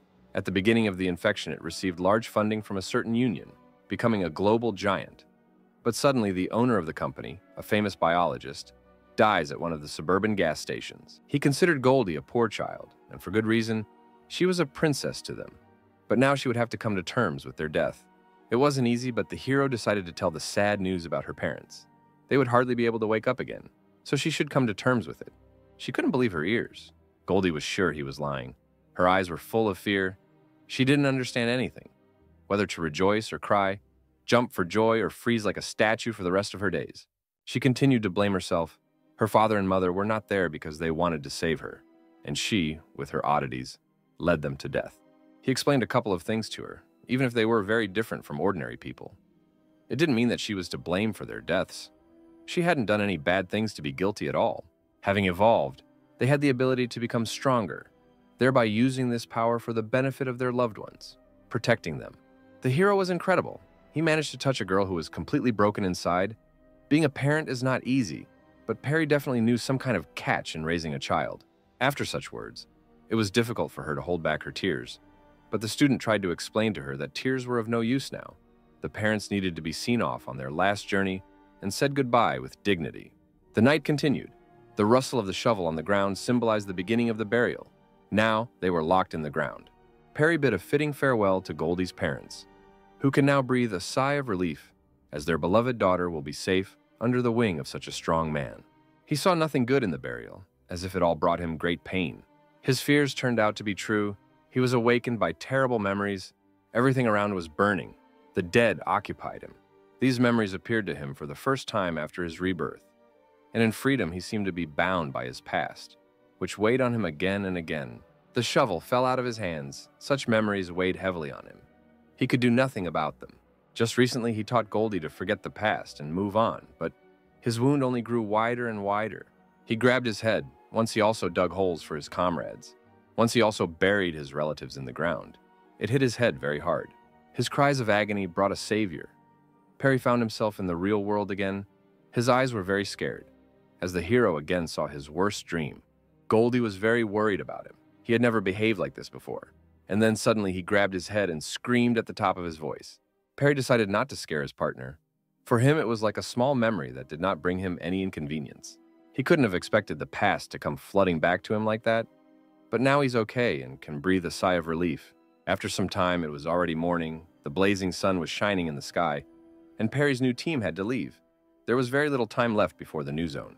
In this world, you can start everything over and change the world for the better. All that remains is to take the local fate into your fist, having become stronger before that, in order to achieve such results. Here they arrived at the 24-hour store, and it wasn't long before they arrived. How sweet she is and what she had to go through to get here and meet our hero.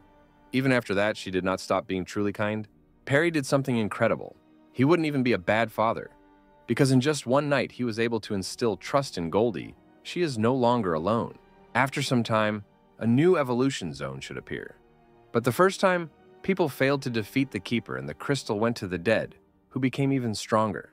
There were quite a few survivors in the area, but hardly anyone knew that there was a guardian walking nearby who protected the treasure with force. The zone would definitely not be easy. Perry understood this. It was not for nothing that the Keeper was able to win. His power must be impressive. While the hero is having difficult thoughts about the new zone, Goldie is sweetly eating her breakfast, her whole face turning red from the incredible taste. But Perry hadn't forgotten about her at all. She had to decide for herself whether she would go with him to storm the monsters or stay in a secluded place. Time passed. The morning would soon be over and we had to get ready to move out. Goldie didn't think long. She had already decided and agreed to go towards adventures and dangers. Perry asked her again if she would agree if there were many walking corpses there, where danger lurked at every step. The little girl did not want to be alone again at all. Even if she could go through fire and water with someone, she would go, since her main fear was saying goodbye to her last friends. However, the hero was against such a decision, but did not dare to contradict, since he can only give orders to members of his team, and she is his student. There was only one rule for her. In the evolution zone, she had to put herself first. No one needed to be saved. You and only you. Goldie was puzzled by this rule, as she could not help her comrade when he was in danger. But Perry quite sensibly assesses the girl's capabilities, of course. She was very strong, but he was much stronger, which means that Goldie should spend her strength on herself. She still agreed. She felt uneasy about making such decisions, but she couldn't refuse her friend. He warned his partner to get ready for the journey, as they were leaving in the evening and should be in the city by tomorrow. In this city, A zone should open tomorrow. There is very little time left and new difficulties. Guardians and obstacles will appear, which they can easily overcome. After all, he is our main character. Very soon a beam will strike the city area, which will create all the conditions for an evolution zone. This city will also become a historical heritage of mankind. Perry will have to free the city from the dome and save all the survivors. The city, like all the others, looked destroyed after all, an apocalypse that plunged the whole world into darkness. Such silence in the city seemed very strange to our heroine, but it was not without reason. She had been in the silence of a pile of corpses for a long time, of course. This would bring her discomfort. Perry acknowledged her intuition. It was truly great, as if she could see 5 seconds ahead and knew that an immortal creature with a scythe could be waiting for them around the corner. Here it is, the abode of all the dead. It is here that there should be a gigantic number of dead. Since the larger the hospital, the more dangerous the area around it. The probability of meeting a dead person is too high, which means you need to avoid this place, which our hero understood very well. Goldie didn't quite understand where they were going, what was going on here. The young man was completely confident in his actions. No hesitation, only incredible zeal forward to quickly finish this zone. They took a sharp turn in the opposite direction. Perry was sometimes too unpredictable. Still, they went to a clothing boutique. Our hero decided to dress up in front of the dead. Goldie beamed at the sight of the clothing store.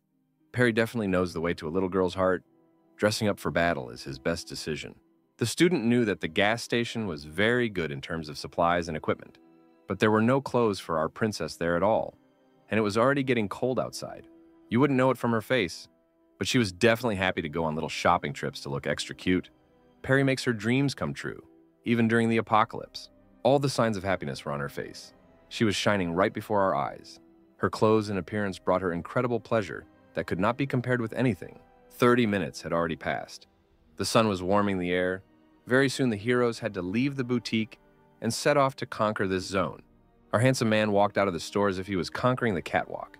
He was blinded by camera flashes, and he himself sparkled brighter than diamonds in the sun. Goldie didn't go far. She became even sweeter than she was. She was glowing with happiness. She could only afford that before the apocalypse. If Perry weren't around, she would hardly have been so happy. Suddenly, the hero asked the little girl where she had the knife he had given her. But she is not stupid at all. It was not for nothing that he praised her intuition. The girl can easily fight with adults because she is ready for everything. She learned Perry's most important lesson. In this world, a weapon must always be at hand to protect yourself and your loved ones, who are in mortal danger. Suddenly, a loud explosion thundered to the side. Did the zone really appear? The keeper began his hunt for survivors. The zone had already begun to form.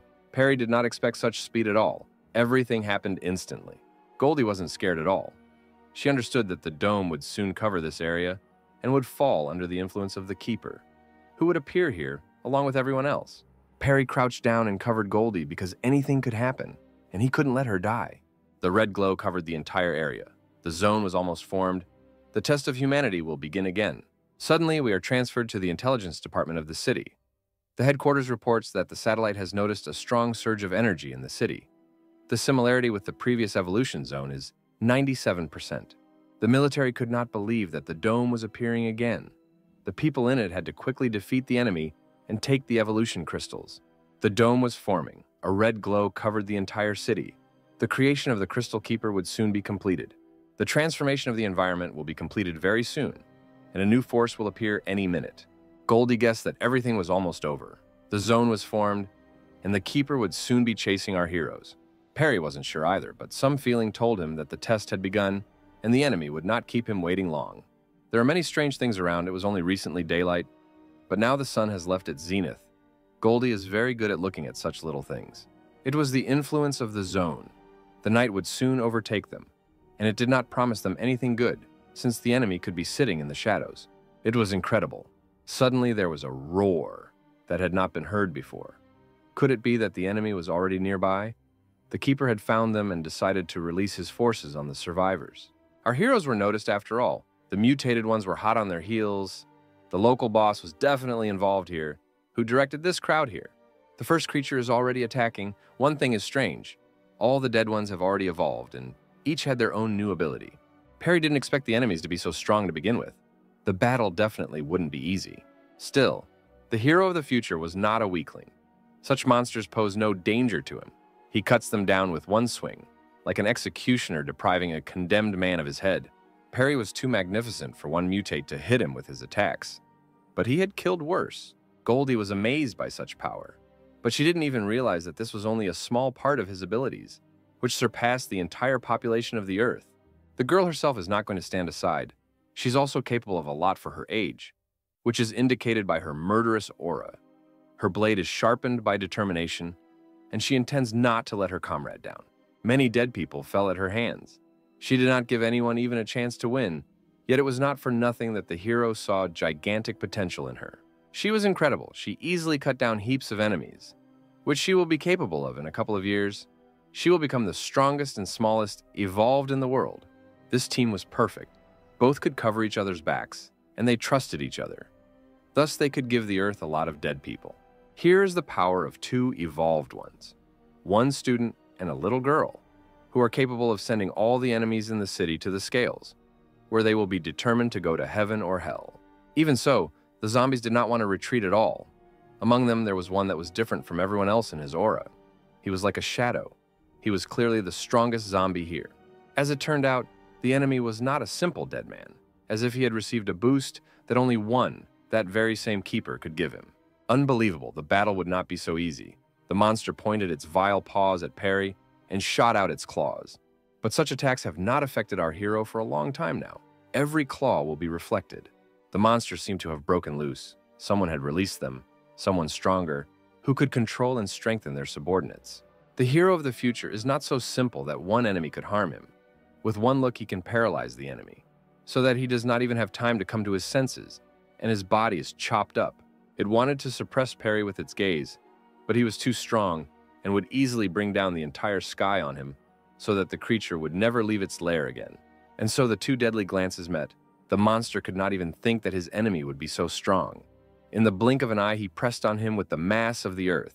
Such is the power of his eye, he will not be so easy with enemies. One wrong move and Perry will be immobilized, tortured, and finished off.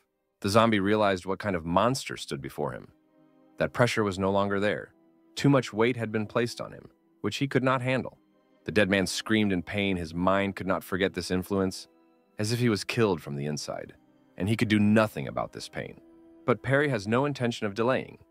The enemy has lost his vigilance and fortitude, which means he can already be sent to the next world. In this battle, the monster will not only lose his hand, his life will also end at this moment, and no one will be able to help, not even the all-powerful guardian. It decided to escape from the hero by running away. It was not in vain that it was scared. It was suppressed by an incredible force that could have terrified even the local boss. The hero of the future could not let this creature escape, but he was completely sure that it would come again, taking revenge. But then, it would lose its life. Still, the keeper managed to notice the hero. He felt his influence, which means he is not that far from here. The girl was very surprised. She could never expect that a zombie would run away from a victim, that this fearless creature, which fights with instincts, would have fear of the enemy. Perry was suddenly worried about something. He picked up the baby in his arms. Goldie couldn't be here. That's exactly why he decided to take her away from here, even if all the dead were defeated. There were no zombies left at all, but there was one very dangerous enemy left, whom even Perry was afraid of since nothing was known about him. Yes, this is the keeper of the crystal. The hero sped up his run and left this place. The boss was close, which meant that he had to run in quickly until Goldie was safe. The girl had no idea who the guardian was, whether he was stronger than the zombies, and how to fight him. Perry kept looking around, monitoring the situation until there was nothing, but his partner did not understand at all what kind of danger awaited them. In the fleeing corpse, our hero managed to see the shadow of the local keeper, who had the obvious ability to control rotten corpses, which means the danger is not small. Goldie had no idea who the guardian was, but she was able to immediately determine that the zombies were just a puppet of the boss, and he was much stronger than them. Because those dead people escaped and they are under the influence of the keeper, it means that he has had his eye on him for a long time, and the zombies will attack again very soon. She managed to realize the danger of the situation. If the keeper was watching them, then the zombies should attack them all en masse again any minute. The student knew the behavior of the keeper. He was destined to protect the crystal of evolution and not to exterminate people. He needed to come up with a plan, but first, he needed to get information about the keeper. Goldie wondered what they would do next once they had completed all of this. Perry's next thought was to find a place to hide. While the keeper was doing nothing, A permanent place of refuge was not necessary. But suddenly Goldie notices something in the distance. Her eyes open wider, and she herself is very surprised and even scared. But there was a reason for fear. The moon rose above people's heads and the roofs of houses. But how is this possible? Just recently, a bright sun was blinding in its place. But as soon as I lowered my eyes even lower, a river appeared under my feet. Goldie correctly said that it had not been here before, which meant that the keeper was connected to it. Everything around was becoming stranger and stranger. Nothing was clear, just a little more, and the girl would go crazy from such changes. Perry, too, could not fully imagine who his enemy really was, which is why he could stand for a long time in silence, pretending to look around. But something was definitely wrong. At the sight of them, hundreds of dead people jumped into the water and swam as if for treasure. The keeper was definitely controlling them, but how far he was a mystery. Goldie keeps suggesting that the boss here decided to show off his powers and sent a horde of zombies. The monsters were behaving very strangely. Some were diving into the mysterious river, others were shaking in convulsions. The keeper was definitely up to something, but we still had to figure that out. The dead became wild. Their actions could not be understood.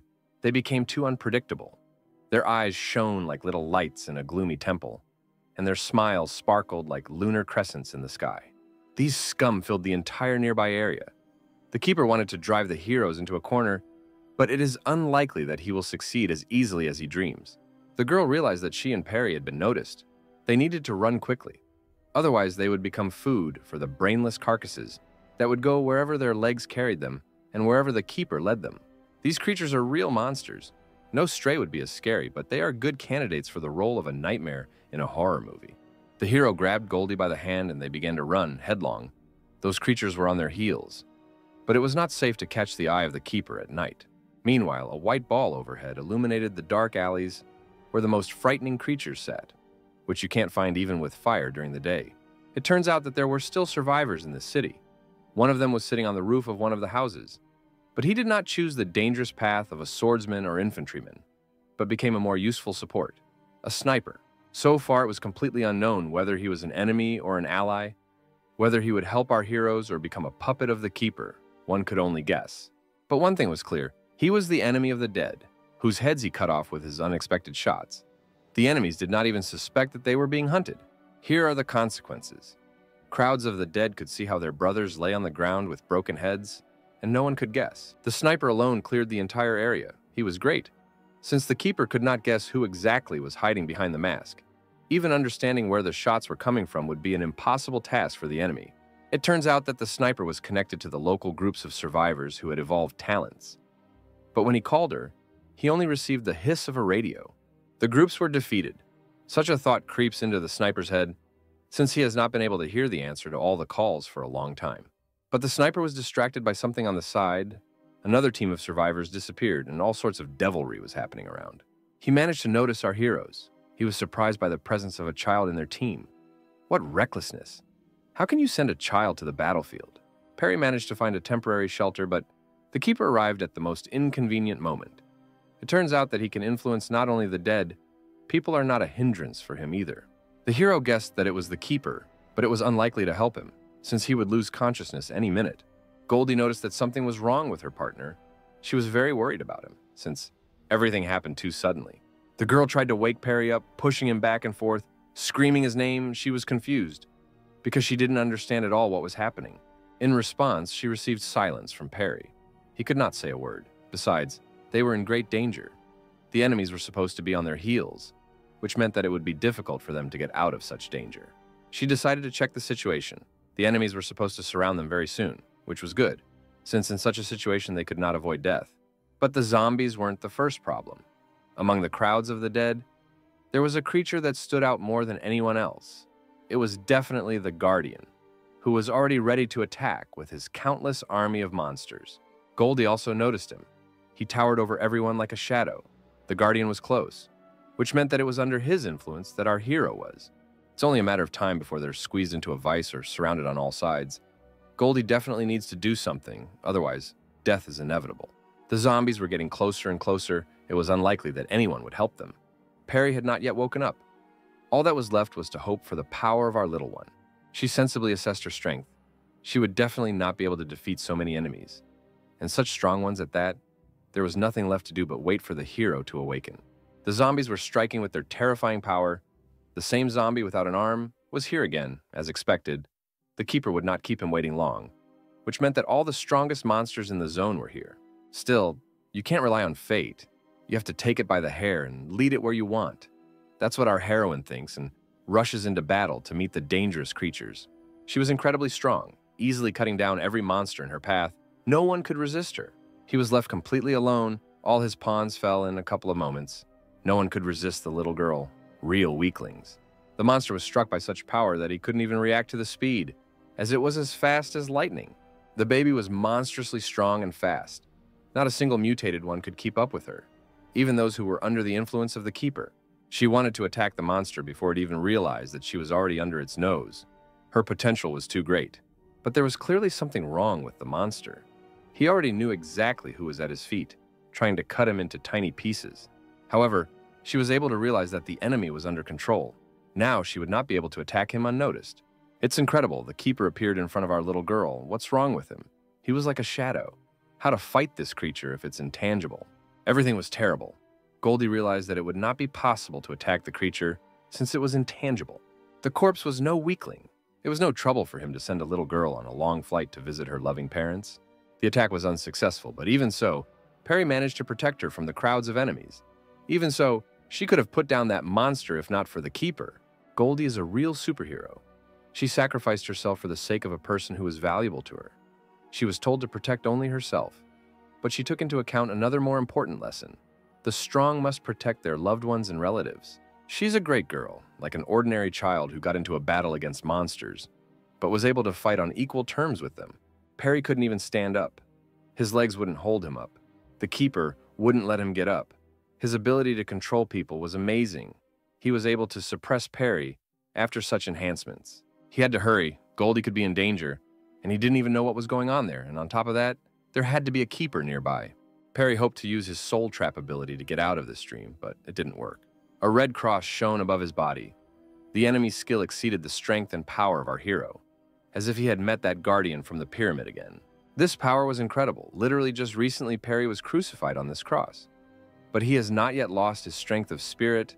He is still able to get back on his feet. He just needs to use the soul capture. This energy covered him from head to toe. The keeper was very close, and he was just about to get to his feet. Goldie begged him to get up, tried in every way to call him, but he did not respond and responded with silence. Could it be that our hero has risen again? Steve was able to raise the strongest warrior in him, and he overpowered the enemy, who surpassed him in his influence. Again, the same look, empty and lifeless, only now it is unlikely that he will run away and come running again. Perry outdid himself. The creature lost its head and went to the next world. Finally, it's dead. A lifeless corpse that was constantly under the control of the keeper and eventually died at the hands of Perry. Our Goldie was completely wounded. This made Perry very worried about her. His heart was beating, turning the blood into boiling water. She felt very ill. Her face was disfigured. The dead man had caused her great harm while Perry was under the influence of the keeper. Even after everything she did for our hero, Goldie apologized for not being able to protect him from the monster. Perry made it clear that he didn't need saving, but even he couldn't handle that influence. Even here, our little one helped him. They continued to communicate pleasantly with each other for a long time, and nothing foreshadowed trouble. But suddenly, behind their backs, silhouettes of bloodthirsty zombies appeared, who had already gotten close enough to our heroes for them to become their food. But something went wrong. The monsters lost their heads before Goldie and Perry. Someone saved them. Who is this savior who deprived two monsters of their heads with one shot? Who is our hero? Perry realized that he was on the verge of death, only he had already evolved, capable of shooting two walking corpses with one bullet. Incredibly, our savior turned out to be that same mysterious sniper, who was a permanent resident here and happened to be under the dome with our team. Perry didn't expect to meet well-wishers here at all. He can definitely be trusted after all. He saved their lives without taking anything in return. Suddenly, he ordered to follow him. After all, it is better to trust a native of the city, since he knows this city like the back of his hand. The sniper was very mysterious. What was his motive for saving them? What was his benefit in this? Why didn't he just go and shoot them like the bastards from the first zone? They walked in silence, but the thought that all the survivors were fighting more for their own lives than for others kept coming back to Perry. The sniper showed no signs of hostility. His silence made the situation tense, as if he were planning to kill them. Every step was not easy for the hero. After the capture of his mind by the Guardian, Perry became very weak. The Wanderer's headquarters was very strange. He could have settled on some high-rise building and tracked enemies there, but he chose a kindergarten. Perry also found it strange that such a serious warrior would choose a kindergarten, which was a ridiculous idea instead of a refuge. Before entering the shelter, you need to think about every step. Perry knew that the kindergarten could be a dangerous place, since small zombies are harder to kill, that even adults turn out to be baby food for these demons. But the sniper doesn't care about such thoughts at all. The kindergarten is his home, so he enters it without knocking and can invite any guests. The young man did not expect such hospitality at all. He was amazed that a kind person was found in this wilderness who offered him a roof over his head. There were no signs of danger, no corpses or smell of blood, only children's drawings on the walls, like in traditional kindergartens. Suddenly, they decided to go down to a certain basement. But Perry can trust this place, since he senses danger beyond a cannon shot, and blood even outside the city. Here they came. The basement did not promise anything dangerous here, no enemies, traps, or monsters. Incredibly, our wanderer is the educator of the surviving children. From their smiles, it was clear that he is not holding them hostage. After all, the sniper is a good man who has his own large family. The local defenders are not afraid of strangers. They immediately ask the teacher who these people are and what they need here. Goldie was very afraid of these children. She literally always hid behind Perry's back. The wanderer treated the children with kindness. He always tried to protect them from danger from the outside, a truly heroic act on his part. Since he works in the name of these children who cannot stand up for themselves, he does not seek benefit from them and tries to raise the same heroes. The children trusted the teacher to raise so many children during the apocalypse, fulfilling the most sacred duty of a parent.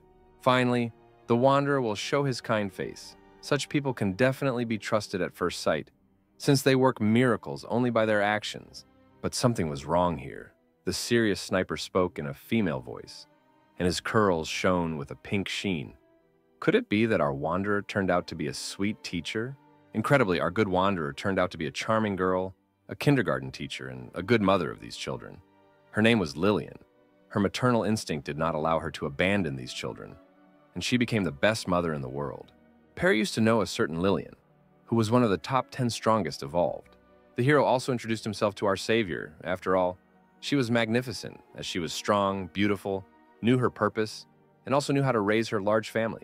Goldie didn't fully trust the people here and was constantly hiding behind the back of her only friend, which is precisely why Perry warned Lillian that they couldn't trust them yet. Lillian saw nothing wrong with this and was understanding about it, since there is never anything wrong with being careful. Previously, there were warehouses here, but now she has arranged everything here well. Now the children have a roof over their heads and an excellent teacher. Because of this warehouse, they managed to survive at first. Then it only got better and, most importantly, easier. Now the ill-fated zone appeared, which began to impose pressure on their peaceful life. Perry suddenly became curious about where that child in one of the beds came from. She had picked up this baby on the street, just like Perry had picked up Goldie. Both had done a lot of work to gain the trust of children, and she hadn't been going outside to kill a few monsters before. She had been getting some powdered milk for the baby. Many of the children here have lost their parents, and Lillian has become their second mother, who looks after the well-being of all the children, feeding them and giving them water, providing protection. Even with Goldie, who fears her, she will be kind. And now she's going to pay attention to her wounds to make sure that she's not too badly hurt. There was no longer the fear in our girl's eyes that she had entered here with. Our gold was changed, her wound was bandaged. In general, they took great care of her. Now she is completely sure that the world is not without good people, and she could have come across this girl who also protected her. Lillian understood that Goldie could be very tired. There was no hidden intent in her actions. The smile was sincere, as if a ray of sunshine warmed the dimples on her cheeks. After a while, Goldie was already fast asleep. No one could disturb her. She hugged her teddy bear with all her strength, who would be there, even in her sleep. Lillian did a great job of being a good mother to these children, and they all grew up with her immense love. Suddenly, she asked if Perry was evolved. It was even obvious he was able to easily escape the Keeper's influence and defeat his strongest pawn. But she's only happy about it. 4 hands are better than 2, which means that together it will only be easier. After all, she didn't help them for nothing. Perry hit the nail on the head. He was wondering if she had any connection with other survivors in this city, and if it was possible to contact them. It's incredible that so many evolved people have appeared in the world over the years, which is confirmed by the fact that in this city alone, there are already 5 people with superpowers, including her. However, 2 groups of survivors suffered heavy losses. and the rest have not been in contact at all for a long time. Perry understood that the Keeper was needed here. Most of the casualties were caused by the enemy becoming unexpectedly strong. Lillian made it clear to him that the evolution crystals were in the Keeper himself, meaning that he had to be defeated in any case. Perry realized that the enemy would not be a weakling, and defeating him was a prerequisite for removing the dome and gaining abilities. But suddenly he was pulled out of his long thoughts. Lillian screamed loudly throughout the kindergarten. Incredibly, the teacher says it appears Goldie has contracted the virus. Yes, there was something wrong with her. She turned very red. Her whole face was burning with a bloody flame. Could that very small wound really have caused the infection? Something had to be done, otherwise it would be too late. Perry was able to determine that the infection was not too serious. It was just a virus that had entered through the wound, and she would not become another walking corpse. Lillian calmed down, which meant that the girl could still be helped, and they would definitely do it. The hero touched his stepdaughter's forehead. She clearly had a fever. She was on fire. She definitely needed help. The hero would need antipyretics to lower the temperature and antibiotics to destroy the virus. Lillian didn't have any at all, but she knew where there could be a lot of them. But this place was very dangerous. The medicines were in the hospital. Perry immediately remembered that very scary hospital, which has the largest number of monsters and the highest chance of meeting the Keeper. Our heroine tries to warn her guests. She says that there is a terrible creature hiding in the hospital, and they should not go there under any circumstances. But Perry's desire cannot be broken. If he has made up his mind, then there are no more obstacles for him. No creature can stop them. Now Lillian must understand who is standing in front of her. He is a real predator who takes everything from this world, and getting medicine for him is a mere trifle. The sniper was speechless. She had never seen such fearlessness in the eyes of an ordinary person.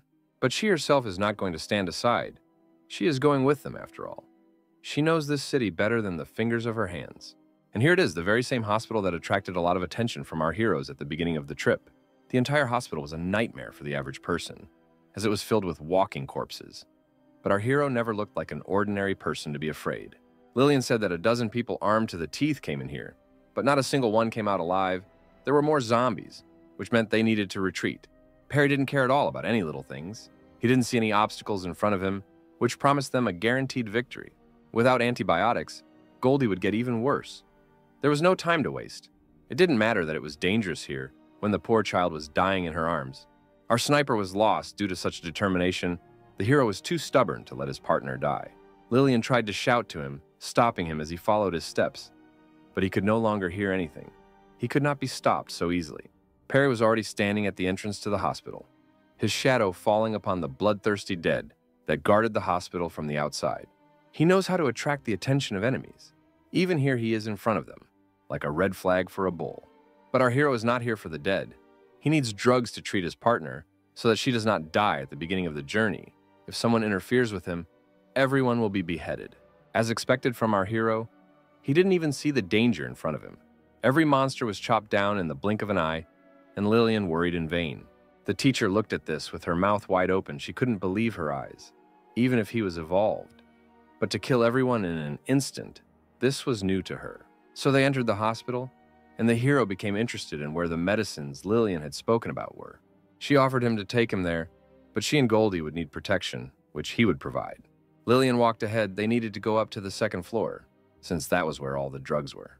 Perry explored the entire room to identify any oddities and track down the biggest danger. Even here he was able to notice a pistol, which he assumed belonged to the group of survivors. But one thing was strange. The barrel fell from the 5th floor. What did they lose there if the medicine was on the 2nd floor? Using such traces, it will be possible to learn about the very monster that guarded this hospital. And Lillian remembered it. On the 2nd floor, there are also many traces of survivors who moved higher and higher. Our heroes also stood up. Everything was covered in silence for now. No deadly monster was seen, and the medicine was almost in hand. There were only corpses lying around, not a single zombie. This had never meant anything good before. Only even greater danger awaited them. Lillian didn't let us down. All the necessary medications were right there on the shelves on the 2nd floor of the hospital. Lillian asked Goldie to be patient a little longer, and they would be able to continue fighting the Keeper. Goldie felt worse than ever. Her condition was getting worse with every minute. Even saying a word was difficult for her. Suddenly, a strange light appeared above them, and some kind of crack began to widen in the ceiling. The heroine noticed this oddity. She was haunted by this mysterious light, which did not promise them anything good. Due to reflex, he immediately reacts to the gap and puts it in his sights in order to be ready for anything. There was some kind of mysticism going on here. Red cutouts in the hospital walls, a bunch of dead people and dead bodies. Incredibly, horror began before the eyes of our heroes. Something was looking at them through the wall. Some creature was sitting on the floor above and examining the situation. Lillian reacted instantly to the opening of her eye. What was going on here? Was this the same guardian or something more terrible? Such thoughts visit the sniper's head. Perry noticed the noise from the gunshot and wondered what was going on there. She explained to him that some creature had been tracking them for a long time, and she had shot him in the eye with lead. It's incredible, this monster broke through the ceiling and burst into it, and here he is, the very same dead man Lillian was talking about. It was simply terrible. The body was covered with tentacles. In the middle of them was a giant head. How to fight such a creature. This monster was a head taller than anything our hero had ever encountered before. And it was no wonder that all the survivors in the city feared it. And it was no wonder that everyone avoided the hospital. Lillian felt this danger on herself. Nothing could compare to this monster. Even children in their wildest dreams could not imagine such things. This creature had eyes all along the perimeter of its tentacles, and it could also create sharp points on the ends of them, making it even more dangerous. But our sniper is not so weak as to let this creature touch him. Not a single hair from Goldie's head should fall in this battle. Lillian put a ton of lead into that thing's tentacles. She clearly needs some backup with a monster like that to take it down. Still, the tentacles managed to break through the sniper's barrage of attacks, which doesn't bode well. It only got worse. Lillian managed to dodge the attack, but his tentacle was not aimed at her at all. It wanted to attack Goldie with all its might. What was driving her? However, Perry manages to keep up with the monster's attack and cuts off the creature's vile limb. He ordered Lillian to collect medicine and protect Goldie, and he would take on the monster, promising a guaranteed victory. The monster is not going to just watch the conversations. He begins to attack without stopping in order to defeat these impudent people who dared to climb into his lair. The hero also does not intend to tolerate such behavior from the monster. He strengthened himself, which makes it more effective to deal with the creature. It's not hard for him to cut off a couple of tentacles, but there could be hundreds or even thousands of them. That's how many he'll have to cut off of this zombie. The monster suffered unbearable pain. His enemy was not simple. This was no longer his lair, and he was no longer the strongest here. It had never met such a strong man before. Everyone died under the onslaught of his attacks, and no one could dare to cut off the tentacles. But the young hero is capable of even greater deeds. Perry decided to take the monster away from the girls, since it was an unusual mutated one, and could cause them great harm. The monster fell for the hero and again went up one floor. Now it is clear what made the survivors go up one floor. Lillian wished good luck to our hero, so that he would definitely win and return in triumph, so to speak. Now the size is up and there is ham on the sandwich. By then she was still looking for medicine. She better hurry up, as Goldie was getting worse and worse by the minute, and the keeper might notice them. At that very second, Perry takes the monster to the highest floors, so that he cannot even think that he has the opportunity to attack the girls. He climbed higher and higher, passing each floor and lifting the monster behind him. Still, he assessed the situation sensibly. To win, he needed to strike at the monster's brain, but it was completely unclear where this creature's head was. The monster was not going to waste any time. Perry was caught in a barrage of attacks from the monster and was able to successfully dodge. He maneuvered every tentacle. Nothing could catch up with him. In battle, he fluttered like a butterfly and stung like a bee. The most obvious place to attack was the head. The hero decided not to miss this opportunity and struck the first blow there. A monster would be too stupid to stick its brain in the most obvious place on its body. It didn't work though. The zombie only became more angry, and his determination to kill only increased. As expected, Perry understood that this creature would not be as simple as it seemed. Of course, it would not be in his head, but where then? If the main brain is located in the body, and it is protected by tentacles, no. Something is wrong here. There are too many tentacles, which means it is outside the main organism. The creature attacks again and again. There will be no mercy for the enemy. Perry managed to unravel the mystery of the monster. This body is just a puppet controlled by the brain from outside, which means all that remains is to find it. Meanwhile, Goldie was not getting any better. Lillian was looking for medicine for her, but it seemed like there was none. But still, she's a great girl and she managed to find the necessary drugs. All that remains is to give them to Goldie, and she will be saved. There's only one more drug left to find, and everyone will be here. Lillian did a great job, but suddenly the ground underfoot began to shake. What was going on here? It's not for nothing that people are so afraid of the hospital. Too many strange things happen here. Now a sudden earthquake has begun. Something too inexplicable is happening here, that it will not be easy to even imagine it. Lillian began to search more thoroughly. The situation was getting worse with every second. The only thing missing was a keeper with a crowd of zombies, and paradise would come in the real world. But suddenly, our girl opened her eyes. Did she really feel better? Would she soon recover and go on chopping up the dead? She even managed to get back on her feet, which means that even the deadly virus won't take our heroine. What will those terrible monsters do to her? The sniper was very glad that the girl woke up. Everything will be fine, she thought. But there was definitely something wrong with her face. There used to be a sparkle in her eyes. Now there was an emptiness in which you could drown, and her face was also covered in shadow. Now Lillian realized that Goldie was not walking of her own free will. Someone was controlling her. Could it really be the one I was thinking of? Only not him, after all. The keeper appeared at the most inconvenient moment. But what does he want from the child? Lillian didn't understand what was standing in front of her. It didn't look like a zombie. It was someone's shadow, she assumed. The strange thing is that Goldie gave in to the will of this monster too easily. But why didn't he take over Lillian's mind? They would die faster. She tried to shoot the creature, but it was scattered into the air. And that was true.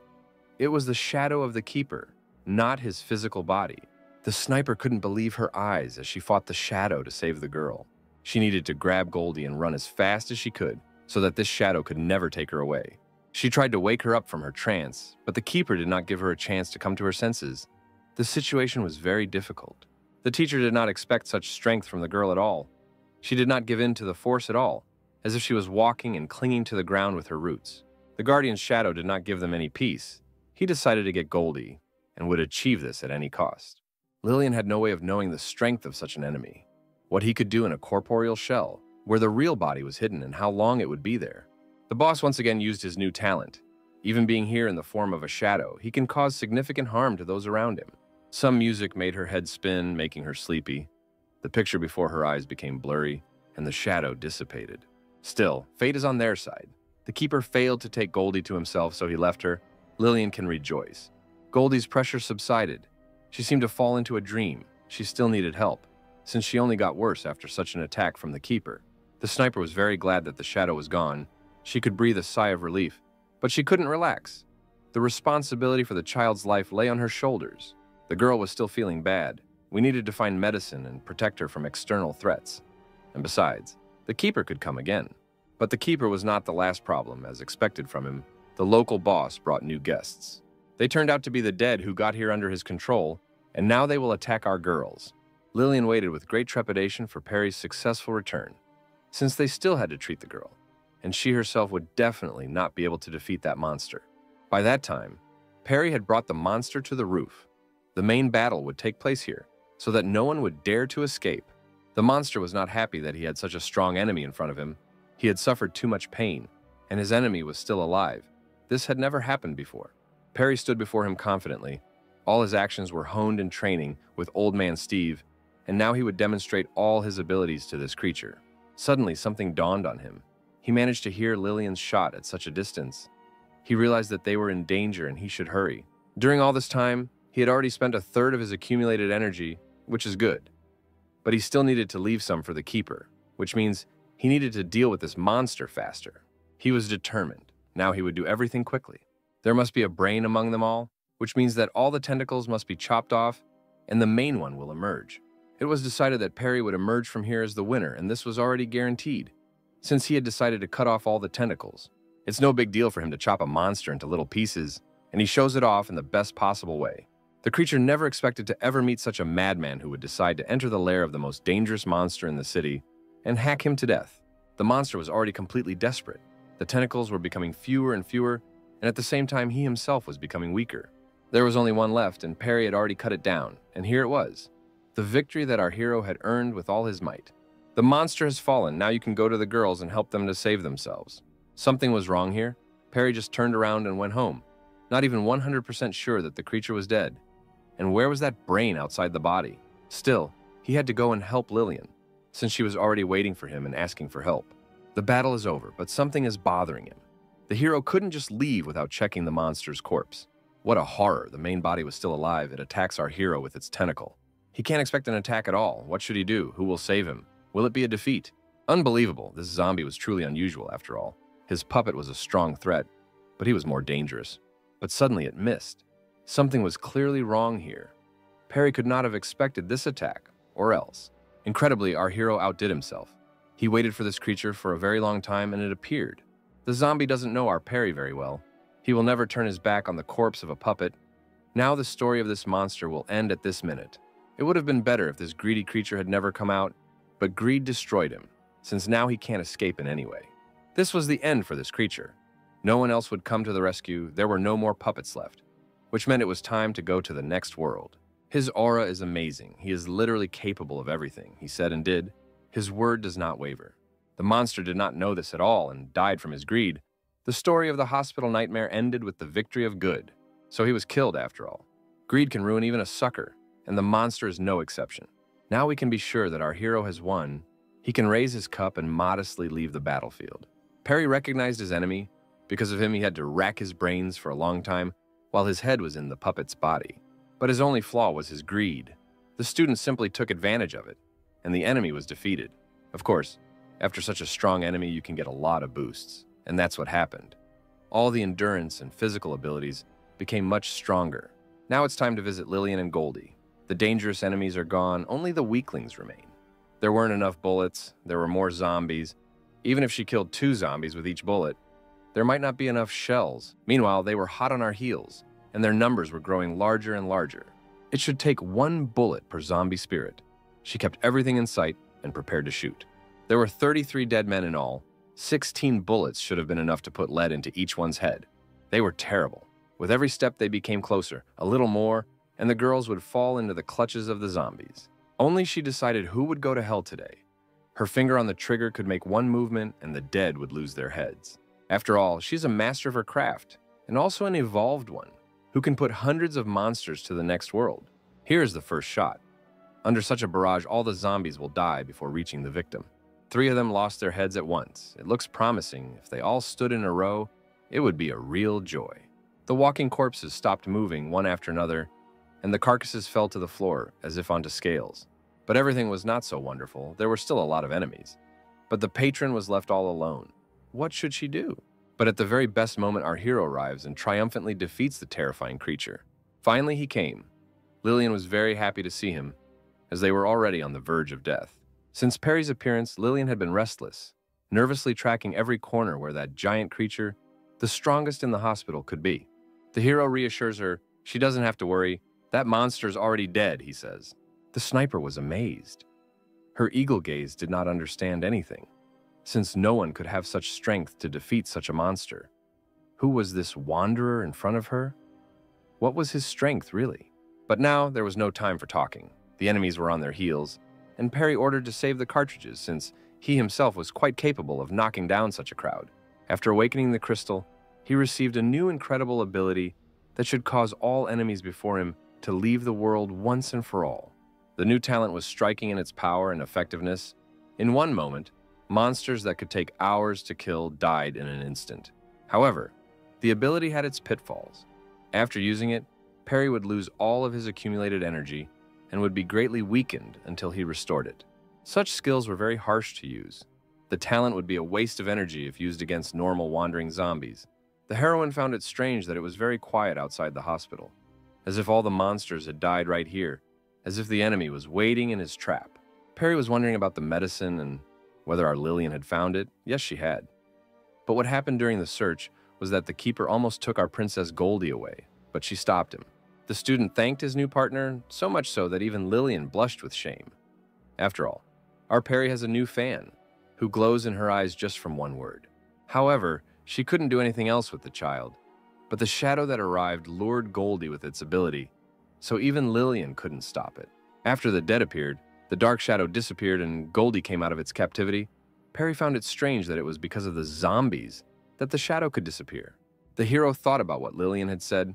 The keeper couldn't use his ability to control people and zombies at the same time, which meant that a little more and they would be able to find all the weaknesses of the boss here.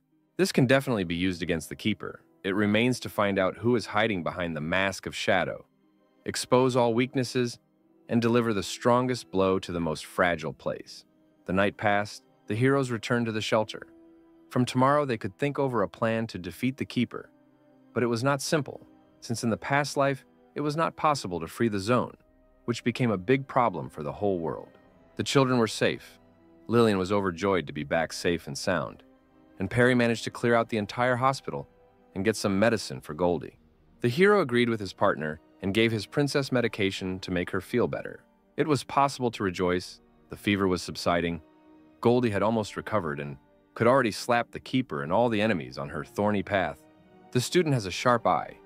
He immediately noticed that Lillian, caring for the children, does not get enough sleep, which means he must guard the shelter from zombies so that no one kills them in their sleep. She showed all the difficulties of caring for such a family: lack of sleep, pale appearance, bruises under her eyes. She was very grateful to Perry for not being on the sidelines. Finally, she could sleep peacefully and drool while watching a charming dream. Time passed. There was a strange rumble outside which was able to wake up our sniper. Perry hadn't slept a wink, and morning had come, and nothing bad had happened yet. But the noise outside was making Lillian very wary. He put his finger to his lips, saying that there were a lot of zombies outside, so she should keep quiet unless she wanted to put everyone in danger. She decided to take a look at the kindergarten cameras. According to our Perry, the enemies had already filled their shelter. It seemed strange to her that it was only morning and the dead were all gathered in one place, as if they had known in advance that their victims were nearby. The hero explained that the keeper knew their approximate location, and it was he who sent the monsters here so that they would find the heroes themselves. But still, Perry's team was not their target, so they had to sit quietly. Otherwise, the keeper would arrive this very minute, which was good. Lillian realized the seriousness of the situation.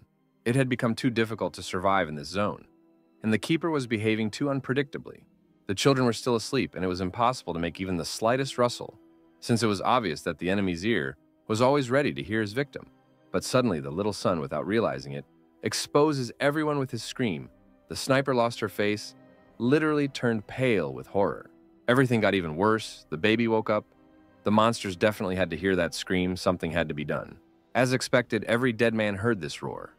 Their bloody gazes turned towards the garden. Danger will soon arrive at the threshold. The heroes should expect it. Everything became too terrible. The zombies seemed to break loose and run towards the shelter. Previously, they could not even guess that their victims were literally under their noses. But the keeper managed to track down our hero. The boss of the zone liked him too much. Lillian didn't even know what to do, and Perry himself understood that if the keeper noticed him, there would be many more monsters than there were now. They were in a hopeless situation. But suddenly, they hear a voice behind them. Goldie didn't even have time to stand up properly, and she was already rushing into battle so as not to attract the attention of the keeper. Although just that night, he tried to steal her for himself.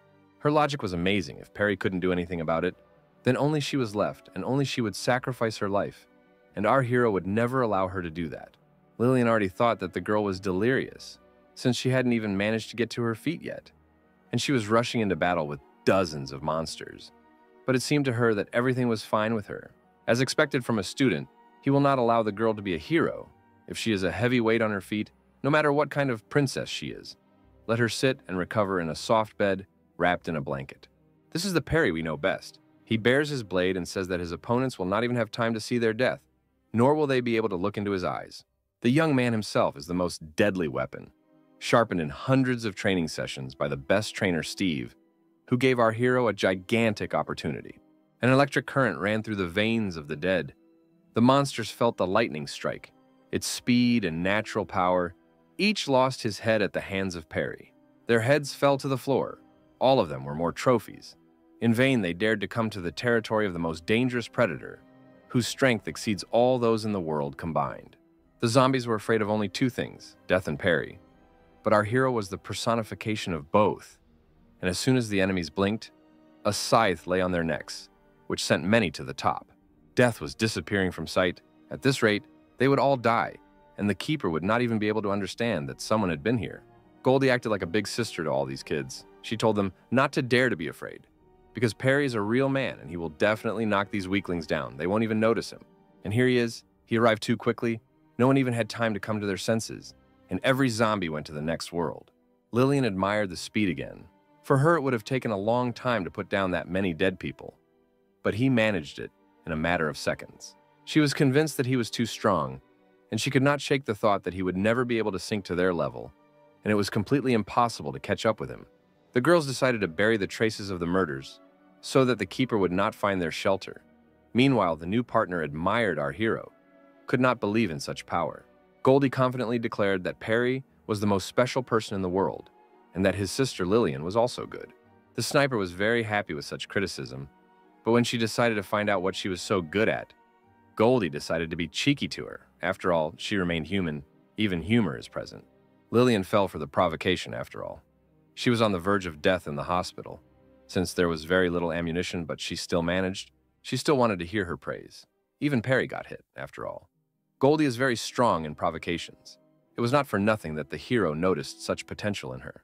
Perry was deep in thought. He wasn't interested in anything superficial at all. He was worried about the fact that in his past life, this zone was captured by the dead. But what to expect now was completely unknown to him. Lillian suddenly became interested in why her partner was standing in such a thoughtful position. What was wrong with him? The thing is that he and Goldie strengthened their blood crystals. But the city's inhabitants were in danger and could die within a couple of weeks. This should have been avoided. At that very moment, they made a decision to contact the remaining survivors in the city. Lillian took on this role, but so far everything was unsuccessful. Numerous attempts to contact and not a single successful one. The groups of survivors did not respond, and only the hiss of the radio could be heard. For over half an hour, no one responded. Perry began to realize that the longer they went without making any decisions, the less chance they had of winning. By that time, the sun was setting behind the horizon. The 26th day after the apocalypse was already drawing to an end. The second zone of evolution was in the process of completion. Lillian was very concerned about the power of the Guardian, why he tried to kidnap her, why he didn't try to take over her mind, why a little girl. Perry suggested to be calm, since the Keeper is the personification of myths and legends. If you find out who he is, victory will be guaranteed, since even an ordinary person can defeat him. They should have gone down to the basement to see the kids and Princess Goldie to discuss their next plan of action. There was silence all around. The strange thing is that by night the activity of the zombies and the Keeper becomes less. This is exactly what Perry noticed. For the second day in a row, the dead disappear at night and the Keeper becomes silent. All the red threads lead to the fact that our Keeper becomes a weakling when the sun leaves the sky, just as the zone has greatly affected the daylight hours. On top of that, the boss of the zone could put his enemies to sleep. The sleep was very deep. They would hardly be able to get out of it if they did get caught. But with Goldie, everything happened completely differently. They took control of her and tried to take her away. And Lillian was a good target to take the hit. But the boss left her alone and chose the girl. Perry understood that there could be some connection between this, but he couldn't even imagine what it was. After all, he and Goldie were too different. The princess suggested that the age difference was still a very important factor. But what was driving her decision? This is strange. The Keeper is behaving too unpredictably. His character is very disgusting, since Goldie saw this freak with children. So it's not for nothing that he sent the Pole today rock guard kindergarten. This information reveals a lot of cards. Lillian was very scared for her kids, since the Keeper could hunt them. The boss's entire power lies in the crystal's abilities, and the reason for his actions could only be one reason, which the hero himself had already guessed. If we draw an analogy between this guardian of crystals and the former Sphinx, who protected the pyramid, then this one will kidnap children. A truly terrible monster awaited them. But with such news, the scope of the survey only expanded, since too many beliefs about monsters kidnapping children had accumulated over time, and more clues were needed. According to Lillian, this monster was a man, and she also heard music that caused strong drowsiness. There is already a lot of evidence. Goldie knew firsthand the instrument their enemy played. He was very good at the flute. The red threads converged at one point, a mysterious river in the city, the kidnapping of children, a man, a flute. The circle narrowed very much into one monster from myths. It's incredible. Their enemy was a certain rat catcher. Who is he? What is his power? The girls had no idea who their friend was talking about. None of them had heard of anything like this before. One day, in one German city, rats appeared in incredible numbers. This was the worst disaster for the city. But suddenly a weirdo appeared in a strange outfit. Oddly enough, he had a flute. The locals asked him to help them take away the rats, of course, for a reward, which suited the townspeople. The wanderer in the ridiculous clothes fulfilled his promise. As soon as he played the flute, every rodent ran after him, and he sent them into the river, where they drowned. However, after a while, the city council refused to pay the promised money, so the piper had nothing left. He sighed sadly and left. But the music from that same flute began to play again. But it was not the rats that followed him, but the children, and only one lame child could not keep up with them, and the council paid for its greed. Our hero just mentioned the very river into which the rats were supposed to fall, But it wasn't them that went. Everything came together. Rats were replaced by zombies, and as soon as night fell and the adults went to bed, the rat catcher went out to hunt for children. There is good news too. The Pied Piper kidnapped children only at night, while the adults were watching their 7th dreams, which means he is not so strong to fight the elders, and the keeper is the same. Lillian finally realized that the only truly dangerous thing was the zombies that protected him during the day. And when night came, he hid, and his shadow roamed the city. So Goldie herself suggested her initiative. She decided to become a trap for the rat catcher, since he would come to them at night anyway. Lillian, of course, was against this. She had been leading the life of a mother for a long time, and could not allow a child to go into the most dangerous situations. Even Perry can't let his princess risk herself because the creature will definitely do something as a result of yesterday. The situation is such that no sensible thought even enters my head. I can only sigh with heaviness. If they followed Goldie, they would only end up trapped by the monster, which was not a good thing, and there was no time to think about it. Perry warned Lillian not to despair. They should just prepare for the arrival of the keeper, since they definitely cannot avoid meeting him today. And if a monster does come, you can always meet it with a couple of traps. It will be caught, it will be killed immediately, and such a vile monster will never be spared. Meanwhile, the shelter of another group of survivors, from whom our heroes did not receive an answer. Here's the leader of the largest group of survivors in this city, the impressive Max. All his subordinates listened to his orders with gusto. They needed to find as much equipment and supplies as possible. Suddenly, news appears that Lillian was able to contact them and warn them about the meeting, to tell them something important. She will be there any minute. It turns out that they haven't been sitting around doing nothing all day. They were attacked by zombies and ran out of ammunition, and then there was Lillian with her help. And how can she help if she's only one? And here are our heroes. No one expected to meet someone else along with their sniper friend. Even Max was surprised that she was able to find a partner for herself. And together, they would no longer be so useless. Perry's obviously not here just like that. He came here with good intentions and cooperation, or rather, in helping to eliminate the Keeper and free the zone. Max will never believe such nonsense. The two of them want to defeat the Keeper. But what are they capable of? He definitely considered himself the strongest here, since he was evolved. But he was very wrong. He even managed to laugh at Lillian. Could she defeat an enemy of that level with one shot? He certainly wouldn't be as weak as ordinary strays. After all, they are not here empty-handed. Our guests have important information, and whether to believe it is their decision. In this situation, the hero of the future leads everything to one thing: cooperation, and with it, victory is already guaranteed, since they have assembled a whole puzzle to achieve this. Nobody will immediately believe such nonsense, after all. Max is not a fool who will follow the lead of a wanderer without proof, whom he knows for 5 minutes. Who he thinks he is, the bald man believes. But it's true, from the outside it looks like a strange scheme with pitfalls. There are more of them, and they use this to make them a distraction. But the young man will not allow anyone to offend his comrade. Only with his incredible aura, he will shut everyone's mouth. They did not expect such strength. They realized that the person standing in front of them was unusual, but he could not be called super strong. Even Max felt this horror. The atmosphere of this guy was pressing heavily on me. Who is he? All these thoughts visit the shaved head of the evolved one. Perry only needs one thing from his new friends: for them to deal with the dead, and for him to defeat the Keeper. Even from outside the shelter, Max's voices could be heard, unable to believe that Perry was capable of defeating such a monster on his own. But our hero is not just throwing words around here. He will actually demonstrate his strength, so that Max's group will join the plan. Max will never refuse such an offer. Let Perry get ready, since his enemy will definitely not be a weakling. Even here, the student wants to show himself in all his glory, pointing out to Max that they can attack him together, and not one by one. Max didn't get it at all. His guest was immortal, and a stupid, impudent fellow who was looking for death. Something was definitely not right with him. Perry was completely confident in his words. Thus he shows his superiority, after all. He is unknown to anyone, but the strongest warrior of humanity. It is not for nothing that these people have survived until these days, which means that they are worth something. You can fight with them. The gang will not tolerate such impudence. They understand that their enemy has no sense of boundaries and does not know at all who he has come to. Max decided to attack first. He attacks him from above with his massive axe, and the hero doesn't even move from his place. Something is wrong.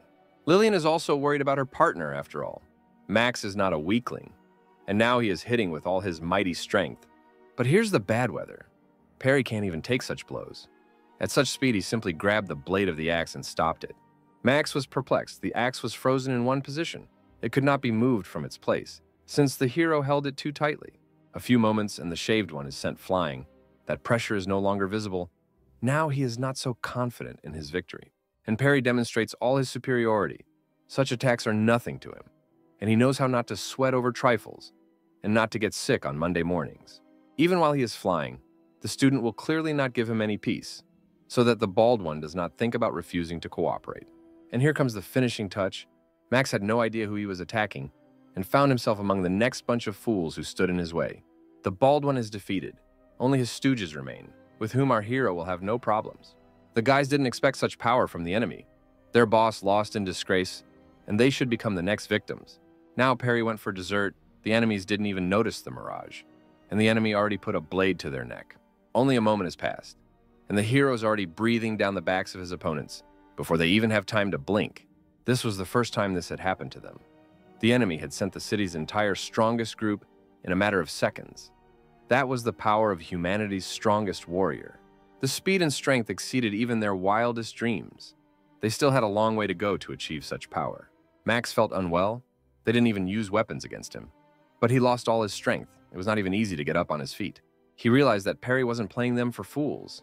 He was fully capable of defeating the vile keeper, and his information could definitely be trusted. The hero made it clear that his boys would live, since he attacked them without weapons, and they would wake up in a couple of minutes. Our boy really hoped that the idea had occurred to the bald head, that they might consider this plan. Still, they managed to understand each other, and so their opinion changed and they shook hands, and the plan could be put into practice. Shaved asked to discuss all the details of the plan. They need to be completely sure of their capabilities to know what they are getting into. Yesterday's events should prompt the keeper to act. If they do not do something, then they will not avoid death. And the task of Max's group was to delay hundreds of zombies and protect the girl. Max was very surprised by the number of zombies. He was alarmed by the fact that there were so many of them, and also by the protection of some girl. He was very worried about his comrades. But he had common sense, since the radicals from the first zone were fighting only for their own lives. Perry was pleasantly surprised by such prudence. Even now, Max is very much thinking about sending his partners to certain death. The hero saw the harsh reality of this situation. For every person there would be at least 24 dead people. How to win this battle without losses is completely unknown, and Max himself was not a fool. His common sense told him that they could not avoid losses, and there could be more enemies. But there's also a flip side to the coin. If they sit in shelters and wait for fate to decide, they won't be able to hold out for long, and all they need to do is hold off the dead. On top of that, the other groups of survivors weren't responding, which meant they had been destroyed long ago, and they could be next, so they should grab the keeper by the scruff of the neck and slam his face into the ground. Finally, Max made up his mind. The allied groups had disappeared, which meant they could also become food if they hid, since they were lucky to be alive in this zone. Only Max can raise the fighting spirit of his guys. New comrades are always good, and such strong ones are even better. Everything is decided. The negotiations were not without fights, but they were successful. Now they are comrades, and Perry suddenly became their boss. But our hero doesn't like his new nickname at all. He hates the fact that they don't call him by his name, and here he is both a boss and a swordsman. Our Max is a real mischief maker. He was serious at first, but now he communicates warmly with Perry as a friend, and he became a young boss, since he single-handedly overcame everyone here. He was not at all happy with such nicknames, but the shaved one only added fuel to the fire and named new nicknames for his boss. Even Lillian didn't stand aside. She believes that with such strong people, he could easily become the leader of the city. They began to bow before the sniper. They were too loyal for ordinary people or survivors. So here's the thing. Max completely misunderstood the relationship between Perry and Lillian. The so-called companion, therefore, has the same privileges with the boss.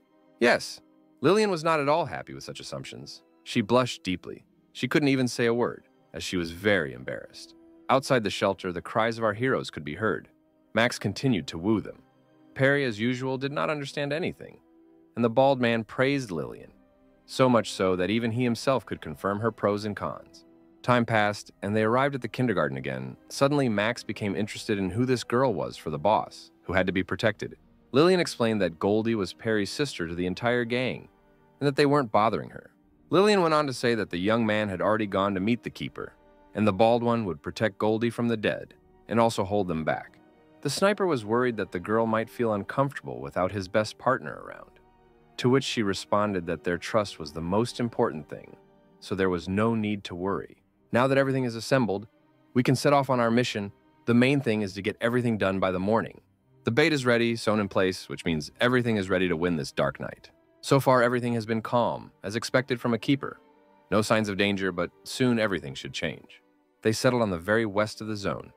They decided that this place would be the best of all, and Lillian could look for a place with a good view. Goldie asked not to follow her. She could handle the danger herself. Max was afraid that something unexpected might happen to the girl, even a zombie. Wasn't she afraid to go there alone, but she was determined, which meant nothing could stop her. It's incredible, that same pressure from the keeper, he was already nearby, the plan was starting to work. Max has a sharp eye, he felt this pressure, and immediately called the girl to behave carefully. It is unknown why, but he gave her a strange stick, asking her to be safe, and Goldie told him to hold back the dead. Here she is, arriving at the school that will become the keeper's trap. He must definitely fall for her, otherwise the plan will fail. The Pied Piper will lead himself into a corner. All that remains is for him to get on the hook, where the bait will be a little princess, just like he loves. That stick was also useful, but what is the point of it if it only slows down the movement? Goldie couldn't wait any longer. She really wanted to meet this mysterious shadow so that the plan would be completed faster. Meanwhile, the young man explored every corner, occupying the building with the best view. The keeper was supposed to arrive very soon. And here's our rat catcher. The whole plan worked, as did the keeper. He realized that something was going wrong, which meant he had to attack before anyone united, but he was too late. The hero noticed this creature. He was already very close. The plan was going as it should. The boss's shadow was looking for new children. At that very second, Goldie was sitting at the back of the class, so that the keeper could finally get hooked. Suddenly a pencil fell, just like in the most standard schools, where children drop all sorts of objects dozens of times a day. Everything was not so calm. She felt those same warm days with her classmates at the same desk, when monsters and dark shadows did not roam the alleys. She picked up this pencil. Everything around became a reference to pleasant hours with acquaintances, which no one had previously appreciated. Now it's not a pity to shed a tear. A school desk, a green board, chalk that writes every other time, teachers with sometimes interesting life questions. Our girl felt all this. But just recently, the kids were frolicking during their break before class. The teachers came and made the mischievous kids sit down in their places. But suddenly there was a break, between which there was no desire to have fun at all. A lot of time has passed. It is unlikely that it will be possible to return everything. Those warm memories will remain deep in everyone's hearts. But it was too late to think about good times. The shadow of the keeper was caught on the hook, and darkness began to fill the office. She was still under the effect of the Pied Piper's ability, and it was their perfectly thought-out plan to put Goldie at the barrel of an enemy gun. She obediently followed the creature. But would this be good news for the rat catcher, or would he find himself in the greatest danger of his entire stay? That stick turned out to be the best support for our princess. Our heroine was one step ahead of the rat catcher. She managed to come out of the trance thanks to this savior's stick. If it hadn't been under her foot, what could have happened to her? Perry's too brilliant for the keeper to catch him in his clutches. In that very myth, only the lame boy escaped from the Pied Piper. So the stick will become a life preserver for Goldie. She continued to follow the shadow, the stick helping her to stay at a distance from the keeper, so that she could hide from it at any moment. Goldie was conscious, but she had no control over her body. But remaining with a clear mind was a definite plus for her. This creature led Goldie into the depths of the forest, where Max's team was. This darkness walked among the trees behind which our allies stood as if it suspected something. There was definitely something wrong here. Lillian noticed that the shadow suddenly stopped. She suspected that it was a trap. It's incredible. It was they who fell into the keeper's trap. He prepared it in advance. After all, Perry was right when he said that the rat catcher would do something. Lillian immediately sensed something was wrong and began firing at the shadow. It all happened too suddenly. The keeper was too smart to let their plan go so easily. He summoned a lot of the dead as expected. The Pied Piper is only strong when he is protected by the dead who always follow him. What does this rat catcher think he is? Max will never let this creature interfere with the execution of the plan. After all, he promised his boss that he would protect the girl in any case, even if death awaited them. The plan would be carried out, so let his comrades fight until they lost their pulse. The fighting spirit of our allies has risen. They will not allow these body bags to interfere with their older brother. Each creature gets a bullet. Not a single one will get out of here alive. Death is breathing down their necks so that they fear those who stand in front of them. But everything is not so colorful. There were too many monsters. They should retreat anyway, so as not to lose people. Max thinks completely differently. The girl was still in danger to be abandoned to her fate. And here it is. That very danger, a creature is flying towards her, which imagines itself to be quite capable of defeating our princess. But she won't just look her death in the eye. She's already been through too much to worry about such trifles as an ordinary dead person. Still, the monster doesn't know at all who he has his eye on. And Max's people don't believe in our heroine, you see. She won't be able to cope with this zombie. But they are too self-confident after all. Ordinary people do not gather around Perry. It is unlikely that he will keep under his wing a girl who is not capable of anything. So she demonstrated her strength. With one blow, she laid low a walking corpse. And yet she supposedly needed to be protected. Max didn't even dare to think about it. As if this girl needed to be protected from zombies, and she herself could handle the security of all his guys.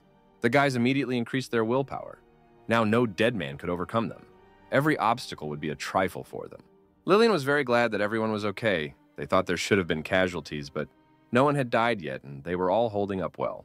Even our beauty Lillian will not stand aside and will always help with her barrage of shots. With such a barrage of attacks, not a single monster will remain on the battlefield. Meanwhile, Perry is actively looking for the real body of the keeper. He was nowhere to be found. He hid very well, as he was very weak at night. The young man understood that he had to hurry, since his allies would not be able to withstand the full power of the keeper for long. But suddenly, the sounds of a flute began to play overhead. The Pied Piper was very close. There was little time left. The enemy was nearby. He needed to be found quickly. That sleepy feeling again. Perry was in the range of the Pied Piper's ability. He had to hurry. Otherwise, it would be the end of their operation.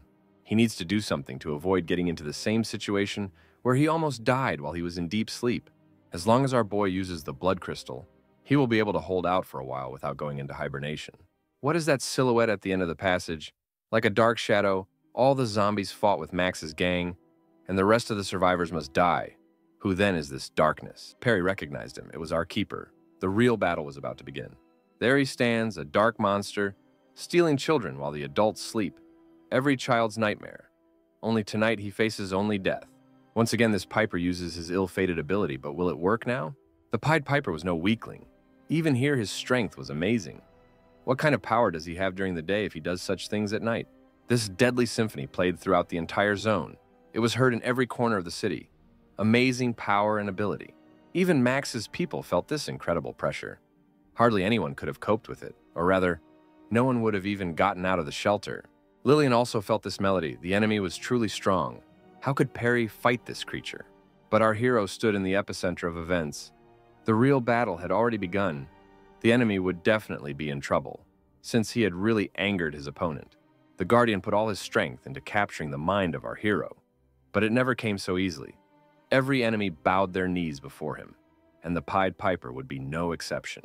Even here, Perry will always have an ace up his sleeve, after all. He always has something to answer his enemy with. Incredibly, the Piper met his brother. Two guardians of the power of two guardians met. Incredible power of bosses that no one will surpass for a long time. The Pied Piper in his silly outfits couldn't expect such power. Perry definitely reached a new level of power, as he was able to scare the keeper himself to the bone. Well, where's that pressure? Where's that incredibly powerful symphony that will knock hundreds of enemies into eternal sleep? What happened to that monster?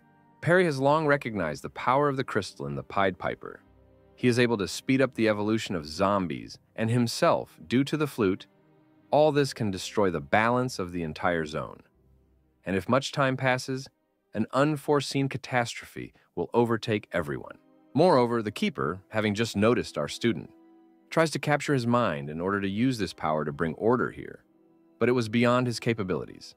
These mental attacks no longer work. The Piper did not expect such power from the survivors here. The Pied Piper certainly didn't like this. According to his plan, he would easily put down all the enemies. But one obstacle turned out to be too much. Here's another ability of the Shadow Keeper. He was in a strong rage, to which no one had ever brought him before. The hero of the future was not afraid of this monster at all. He didn't care about every new talent, the power that he surpassed. This attack is like the flow of that very river. What can the mysterious power of water do? Still, the Piper managed to surprise our hero, or rather, to frighten him. Something in this stream was more frightening than the Keeper himself. Our Keeper was very vile. He was a terrible, truly terrifying monster, since in this stream floated the corpses of small children who became victims of this monster. The children's ugly hands, all their limbs, empty eye sockets and rotten flesh, all of it floated in the water. murky with dirt. The Guardian could even control the corpses of children who had fallen for the Pied Piper's charming symphony and were left to rot forever in the river. Perry would never let that thing hurt him. A few moments, and that rotten arm would be cut off at the elbow by a blade. In the middle of this stream of black water, it was too dangerous. Zombies, corpses of children, and monsters, all of them posed a great danger to the victim. Everything is clear. The ability of the flow is that the keeper can immerse the enemy in his subconscious, and the creatures here are his victims. Even such a number of monsters will never be able to stop the young one. You know who trained him. All the bravest creatures will not be able to survive this battle, after all. They bought a one-way ticket. There will definitely be no way back, since Perry has never let anyone go. Every underwater creature has lost its head. No one will remain alive, even the incredibly powerful Guardian. And this scoundrel continued his large-scale attack after all. He was not so simple as to let them win so easily. This flow was getting stronger and stronger. Perry was right when he found out that it was getting stronger when he used the flute. Now it was becoming a real disaster. This stream is truly terrifying. A couple of seconds passed, and it filled all the streets of the city, as if something even more dangerous was being prepared. Lillian understood that something very terrible was happening there. The boss needed help. Perry did such a good job that even the dead fell face down on the ground, the keeper losing control over them. The hero made it in time. Max's group rejoiced. They hadn't suffered any losses, and the monsters had stopped moving. All that was left was to finish them off while there was still time. But Goldie doesn't think so at all. The zombies stopped moving because Perry took all the Pied Piper's power on himself, and he got carried away and weakened his control over the zombies. Thus the boss needed help. Goldie managed to convince them. The boys changed their minds about finishing off the monsters and decided to go help their older brother. Meanwhile, Perry was thinking about what to do with this flow, what the Piper was preparing for him, and how to deal with it. He understands that he must not fall into this abyss. Death will be guaranteed, and if he dies, then the plan will end. But something was bothering him. In the depths of the typhoon, a terrible grimace was visible, as if waiting for the enemy to descend upon him. My God, this power was amazing. From this stream came a giant creature that no zombie could ever compare to. Everything was terrible. The Piper went to extreme measures. He gathered all the zombies that were absorbed by that river and united them, creating this. At this rate, the evolution stone will absorb him. Things were bad. This creature was hundreds of times bigger than the one in the previous life, and on top of that, the keeper couldn't die. Otherwise, the evolution crystal would fall into the hands of this walking horror. If this creature is destroyed, it will disintegrate into many smaller ones, like construction blocks. The rat catcher must be killed, and the crystal must not be allowed to fall into the hands of the monster. Even in the night, the keeper was not weak. He was slandered when they called him a monster without abilities. But his monster does not think so. It was necessary to act. This creature is strong, but not immortal, which means victory is possible. A giant like that requires a big weapon. Steel beams are perfect for killing such a monster. Our hero is also not so simple as to lose to a big guy who is the size of 2 skyscrapers. But that doesn't matter. The bigger the cabinet, the louder it falls. And the fall of this monster is also inevitable. After all, he is fighting with a more terrible monster. It's big enough to bring down the sky, but Perry's unlikely to let that happen since he filled it with steel. And the big guy himself is not only going to take the blow, he himself is capable of creating streams of the dead. The perfect moment for the final attack to cut off the giant's head. It's time for these creatures to go to the next world, where they have been awaited for a long time. Yeah, that was great. The big guy lost his stupid head. Now we can attack the keeper so he doesn't get bored. The rat catcher didn't like this turn of events. The Piper didn't expect such strength from a mere mortal. He hadn't even seen a hero from the future yet. And Perry won't let the Piper get bored. He'll hardly be able to kidnap children while the adults are sleeping anymore. The Pied Piper was going to fight to the end. New abilities came one after another. He will not be as predictable as the Sphinx from the previous zone. It's incredible. He's able to transform this giant corpse into anything he wants. What could he have been capable of back when the zone fell to the dead? Even with such an abundance of attacks, our hero cannot be broken. He will easily sharpen each bayonet and plunge them into the throat of this scoundrel. This Guardian was alone, but could bring a lot of problems with his presence. It is not for nothing that they could not pass his zone. Distortion, synthesis, decay, and much more. All this was possessed by one keeper. He became extremely strong. Even the monster from the pyramid showed much less than this creature. His talents had too much influence on the environment. He influenced his evolution and the dead. He could easily create different forms from organic matter. And most importantly, he reassembled this monster. There was very little time. Perry needed to finish him off quickly, but the Pied Piper only grew stronger and strengthened his monsters. Even for Perry, this enemy was becoming too much to handle, and he already thought that he wouldn't be able to defeat him without using his evolution crystal. But suddenly a bullet flew past, right at our hero's temple, a new enemy. But somehow he shot unsuccessfully, or help arrived. Incredibly, our beauty Lillian came to the rescue. Now the chances of winning are much greater. By that time, Perry had begun to humiliate this freak who kidnaps children and wants the death of the entire civilization, after all. He is a terrible guardian. This bastard is the complete opposite of normal guardians. When Perry said that the purpose of the guardian is to protect the stone of evolution, but not to exterminate humanity, that's when he was wrong. From this moment on, this zone is not ruled by the Piper. Now our hero dictates his laws, and not the rat catcher in strange outfits. The young man shines like lightning in the sky. For his enemies, he was a storm in the middle of a quiet sea current. Now this freak will pay for all his atrocities. This mouse will struggle, use all means to get out of a hopeless situation. But now, no one will help him.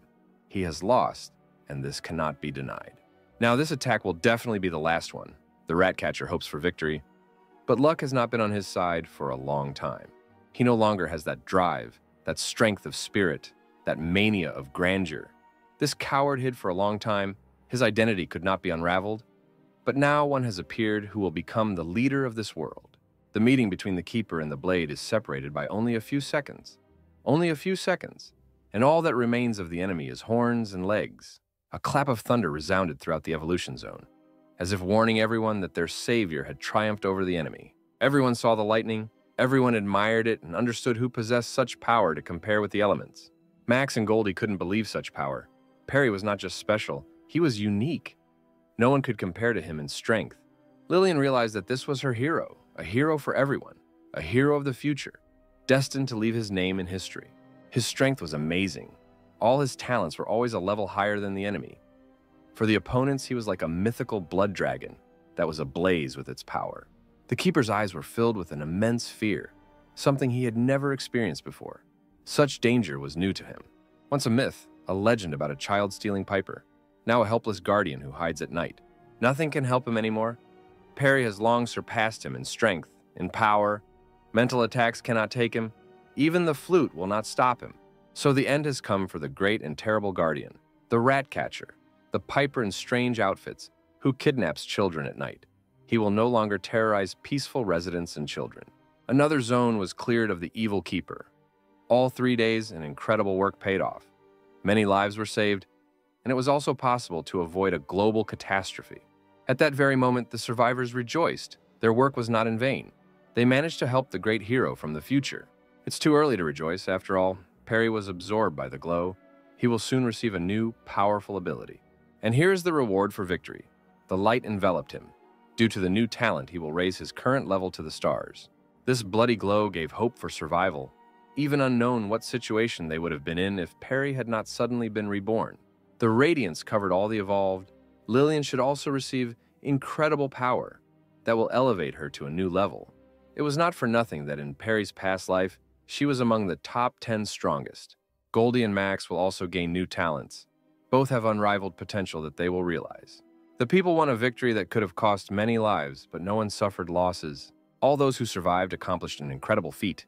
Each of them can bring enormous benefit to this world. It was a real triumph. Each zone of evolution became easier and easier for our hero. This time, everything happened in 3 days. More than 3 weeks have passed, and he again meets with the crystals of evolution. New incredible abilities were already waiting for him. Another encounter with the Keeper was crowned with success. The enemies did not even have time to hope for luck, but were already in the next world. This time, the abilities were much worse than in the first zone. The first one angers the zombies, and the second one puts everyone to sleep, just right for Goldie to send to the dream world at night. Now here's something interesting. Mind control could be a good boost in symbiosis with angry zombies, but you can only take one. Another good ability, the power of evolution in the hands of one person, quite good, but the probability of success is very low. That same stream of darkness that plunges into the subconscious is good, and the more often you use it, the stronger the talent. The very first ability shown by the Guardian, Shadow Materialization, can be used for reconnaissance purposes and to increase range in ranged combat. Still, the choice was not easy. Perry's full of excitement and is going to choose a random ability. The main thing is that it is not useless after all. Our hero likes to play with luck. Finally, he made his choice. The new power that our hero will gain will depend on luck. I got the last ability. Congratulations on the materialization of the shadow. It could have been mind control and a stream of darkness. But this is much better than a lullaby in control of the dead. One can no longer replace the other, so let's be happy with what we already have. Here he is, our hero of the entire civilization. Because of him, humanity has hope for a bright future. And it is he who will become the historically most important person from the future. The butterfly effect worked. The return to the past is already bearing fruit. A ray of sunshine has broken through the dark clouds that our hero pushed aside after so much time. By that time, in the city, the military headquarters was attacked by a terrible monster. The soldier reports to the captain about the sudden danger that has overtaken them at such an inconvenient moment. The captain thought sensibly. Their weapons would definitely not defeat this mutant zombie. They needed help. The soldiers were panicking. They needed military support from the government. But the trouble was, the bridge through which help could have been brought was destroyed in order to reduce the spread. Now all that's left is to desperately hope that the Almighty will suddenly extend a helping hand. Oh no, the monster noticed them. Now even God can't help them. All that's left is to surrender to fate. What a horror. This monster almost caught up with them. The soldiers had no choice but to die at the hands of this monster. The man acts like a true warrior. He is the last to be saved. Like the commander of a ship who lets go of all his subordinates and later leaves the deck himself. He still managed to get out of the tower before the collapse. There was nowhere else to hide. The monster was already on his heels. The soldiers ran headlong, but only one stopped, as their captain was buried under the rubble of the tower. Here he is, the hero of this time. Even here he orders his comrades to flee, so that he does not become a burden to them, so that they have hope for victory. Apparently, these will be the last minutes of service for this man. He fulfilled his duty, which he had to. The military were too loyal. They couldn't abandon their captain to be eaten by this monster. He had lived so long, so he would live so long. Unfortunately, the bullets did not take him, and he was already too furious to forgive them for such impudence. But something suddenly went wrong. An incredible force began to act on the monster, but the soldiers will survive. The captain had already lost hope for life. He thought that his life had ended at that moment, but salvation came. And here she is, our magnificent savior. Since the moment of separation, she has even become prettier, but that's not the point. Now she is so strong that she is able to defeat the mutated ones. And this is our beautiful Lieutenant Gloria. She had clearly become stronger in that time. Gravity control had become easier for her, and she had reached a new level of strength. That monster never dared to think that he would be trampled into the ground, as if into a coffin, and nails would be driven into the lid. Things must be going well in the city if girls like these are becoming so strong. This is power. It surpasses many people in strength, yet it was not for nothing that Perry was able to see potential in it, that it can even create coffins for monsters without any problems. Gloria had encountered this monster before, but then he managed to survive. But now he was finally finished. The landing was soft. She was able to get a promotion at work, although it would be strange if she did not manage to do it with such force. The soldiers don't even have time to come to their senses. She is too beautiful to stand up on her feet. The commander thanked him for his support. The soldier held him so that the old man would not fall. After all, old age is no joy. But he was not completely sure that the monster was dead. He was very worried that this creature could get out. This is very unlikely. Gloria is so strong that she is capable of creating craters.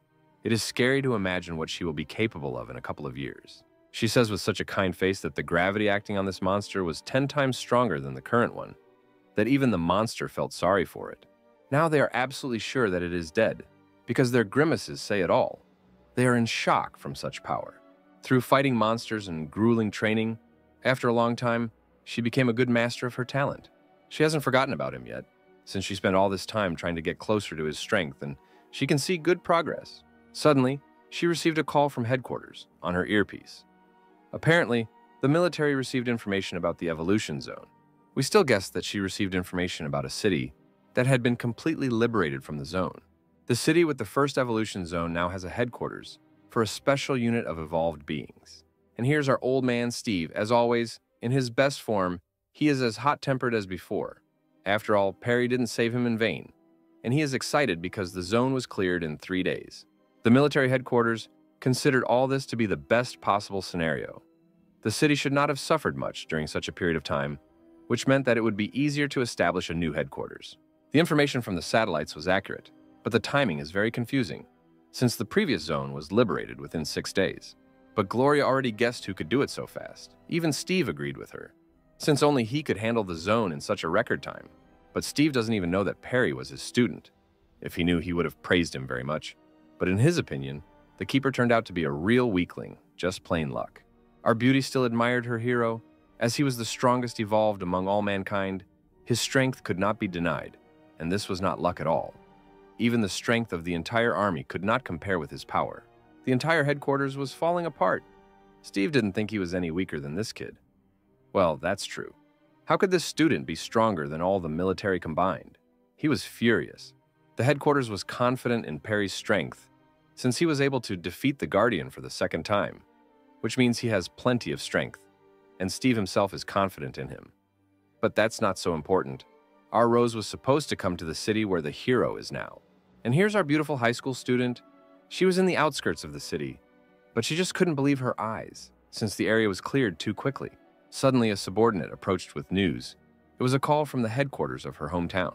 From the place of the second zone comes a strong light similar to the first zone. It is already beginning to fade.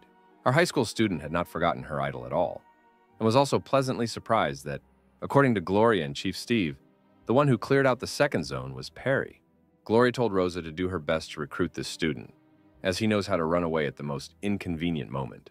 The high school student decided to take everything upon herself. Now her priority is to meet her old idol, between whom there was a great distance. She immediately decided to head to the city, since their target could disappear at any moment convenient for her. A lot of military equipment has gone into the city. There will be a big assault. They will go around every corner. She was already glowing with happiness as soon as the thought occurred to her that she would be able to meet her favorite student. By that time, the city was covered with warm rays of the sun. The zone was cleared. Still, it was worth taking off your rose-colored glasses. The sun's rays did not block the giant monster that the vile Piper had created. But one person is not going to leave everything as is, and that is our Perry, who is determined to finish off this creature as soon as possible. Here they meet, a monstrous and gigantic monster that could become another danger for all of humanity. The hero couldn't hesitate with him. The enemy was too strong to play along with him, which meant he had to put in a lot of effort to defeat him. But he might just be the perfect guinea pig to try out the new ability on. Perry smiled evilly at this monster. He understood that without the evolution, Crystal, this zombie, was not strong enough to defeat our hero. But something suddenly changed in the big guy's face. He was afraid of his enemy, as if he had met death. What was wrong with him? It's an incredibly ridiculous situation, a big guy running from a little guy like an elephant running from a mouse. Only this could cause a lot more problems than they have. The young man didn't expect such childish behavior from the monster. Our hero managed to scare such a big guy with his appearance alone. This could not be left alone. Perry decided to chase this monster in order to take its power into his crystal. But the giant did not want to become another victim of this monster, because he was too scary. And it took us to our delay team. Probably Max already got his new talent, because of which he almost went blind. But suddenly there was bad weather. The girl disappeared somewhere. What to do? She got lost. Zombies could have eaten her. Anything could have happened to her. Nobody knew where the boss's little sister was, where she had gone. Max understood that the situation was worse than ever.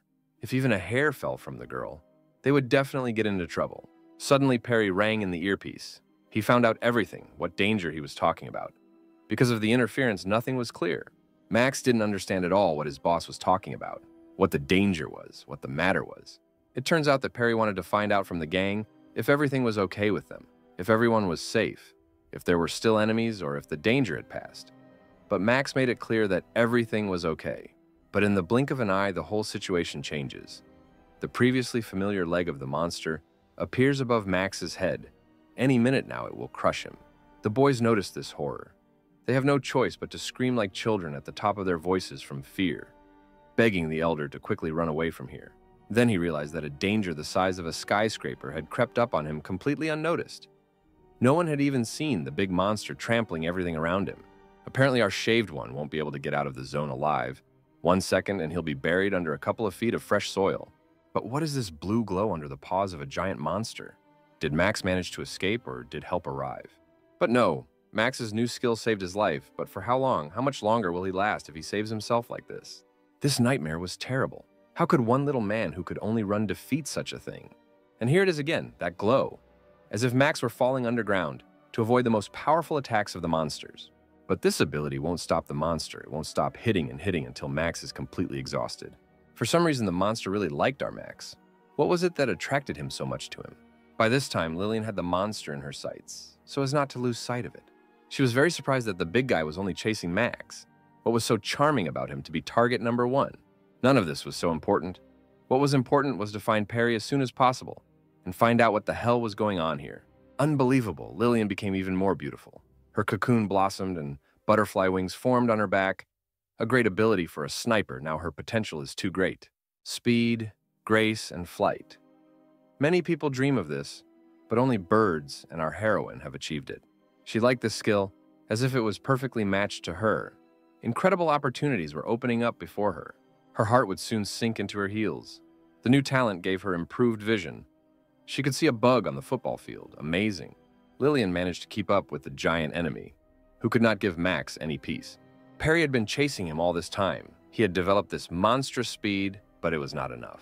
Our hero could not figure out what was going on in the head of this thoughtless creature, why she was constantly running away from him, headlong. But his faithful comrades will always come to his aid. And so Lillian's mother arrived at the most convenient moment with renewed vigor. With her excellent eyesight, she was still able to notice her idol and rush to help. Perry was very happy for his partner, as she had received an improvement in her vision as a bonus to the flight. A great stroke of luck for a sniper. She was very happy that Perry was safe and sound, but without him, humanity would not be able to avoid trouble. Besides, she was very interested in where this giant came from, who was now chasing Max, giving him no peace. The student of the future explained everything quite clearly. The keeper summoned him before his death, and it would not be easy to deal with him. By the way, how was Max? Were there any losses? Perry was interested, but everything worked out better than ideal.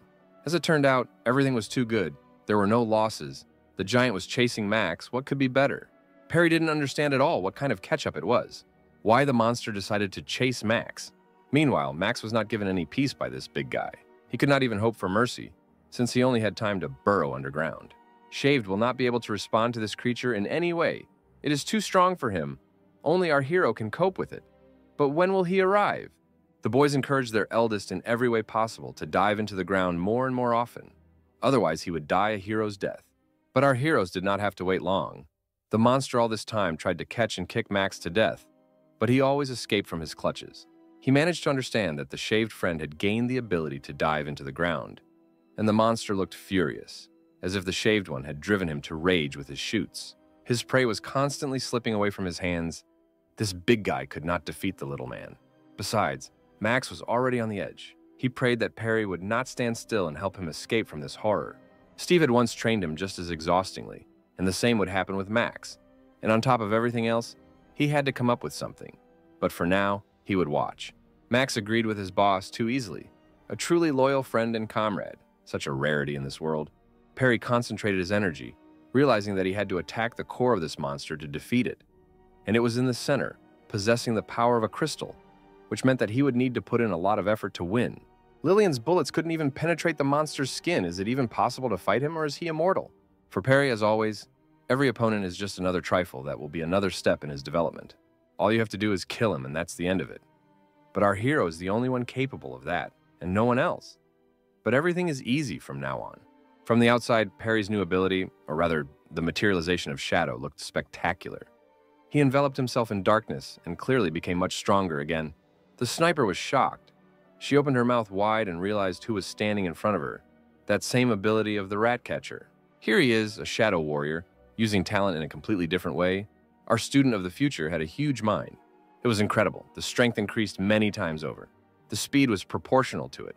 No one could have expected anything like this. Only a few moments had passed, and he was already driving the wind around him. Every obstacle was a trifle. This darkness had too much incredible power. It surpassed itself again.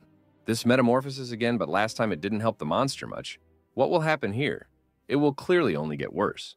He thought this ability was only defensive, but it had an incredible use, that he looked like death in his guise. Besides, he is not only deadly in appearance, in fact, he is simply unique.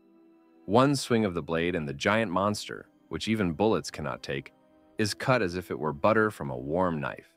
Surpassing the gods? That's about our hero. Only he is capable of performing such miracles to amaze people around. Max's team opened their mouths wide, a perfect show for them, as if the monster was originally so weak that it only required one sword strike. Lillian knew it was incredible, She had already dared to think that she could get closer to him when she received her power. But he became tens of times more powerful than before. The shadow dissipated. Together with the blood crystal, this power became stronger and stronger. At this rate, he could become the strongest in the world. But the energy consumption was correspondingly impressive. The hero knew that after some time there should be a ranking with the strongest evolved ones. But he only hoped to get there, although it was obvious that he was in first place. Max rejoiced for his older brother. He promised to light a candle for him, or light incense, since he was his savior. It was still too early for joy, even if the central one was dead. All the others could still bring problems. Shaven finally noticed this oddity. There were too many of them to defeat them all at once. All that is needed is to make a fire out of them from rotten corpses, so that they never rise again. Let them warm themselves in the tongues of flame. But there was one problem. It was not safe to set fire in the city center, as the fire could spread to the city. Suddenly, Max ordered his men to go to the monster and make trenches. They can't let the boss down. Everyone immediately rushed to help, and Max himself could have done a great job with this task. Perry pointed this out to him, you see, that he couldn't handle this matter himself with his new skill. Finally, it dawned on our shaved one. He punched and decided to go to the rescue. And here he began his dusty work. Perry will never refuse the help of his allies. All that was needed was to go around the entire circumference of this large corpse and make the same gigantic trench. It could have taken a long time, but Max managed to do it all in a couple of minutes. His talent is also very good. Time passed, and tongues of flame sparkled above the treetops, simultaneously burning the walking corpses in the hellish flames of Inferno. Perry was worried that since arriving here, he could not see his princess. Something happened to her. All this frightened the hero of the future. But Max wasn't to blame for her disappearance. As soon as he woke up after receiving the ability, she was no longer anywhere. And then this big guy attacked them. Even Lillian couldn't keep an eye on the little girl. She disappeared a few moments after the others received their abilities. But suddenly, there was a call from the radio. It was the girl they were looking for with such trepidation. But there was no need to look for her, since she was in the neighboring building on the left. In an instant, they all looked up to see their little princess. Goldie should already be on this skyscraper. No one has seen her for a long time. Everyone probably misses her. But she is haunted by what attracted her there. Whether everything was okay with her condition, because last time with Rose, it was not okay that she fell asleep for some time. The radio interference was driving her crazy, but now was not the time for it. Goldie called the one person she trusted, of course. It was Perry. He agreed and promised that he would come to her very soon to listen. The young man understands well that she is a child, but still she is smart beyond her years. There must be a reason for such behavior. Time passed, and he arrived at his girl's place. He was haunted by the fact that she had come here. As expected, her problem was related to her abilities. Something was wrong with them, and it bothered her a lot. Still, Perry had too much experience and could always help her answer her difficult questions. It wasn't easy to explain to her. It was easier to show her what was frightening her so much, what was putting so much pressure on her. It's incredible what that shadow's doing there. Is it really the Pied Piper? But how he's dead. That's what worries the heroine. Perry is not at all happy to meet such a vile enemy again. He can't sit still. He decided to kidnap children again, and Goldie became his victim. The princess needed to be saved. The hero grabbed her and held her tightly so that the monster could never hurt her. He was fully prepared. Danger was waiting at the most inconvenient moment and could plunge a knife into you when you let your guard down. And that's what happened. Now he could breathe deeply. Perry could rest easy. This was the girl's ability. He couldn't believe his ears. The ability to control the Pied Piper. She has a gigantic potential that cannot be measured by anything. After all, it was impossible. She only received a quarter of the crystal's entire power. How could she control the Piper? The truth is that she is not capable of this. She has too little strength for it. It was only a defective copy, which means he was still a weakling compared to the real Pied Piper. Perry felt safe. His former enemy now an ally in the body of a teenager with a colorful outfit. Moreover, he is not only younger, but also more than 3 times weaker, in short, a weakling. But even so, the girl has incredible strength. She can still develop.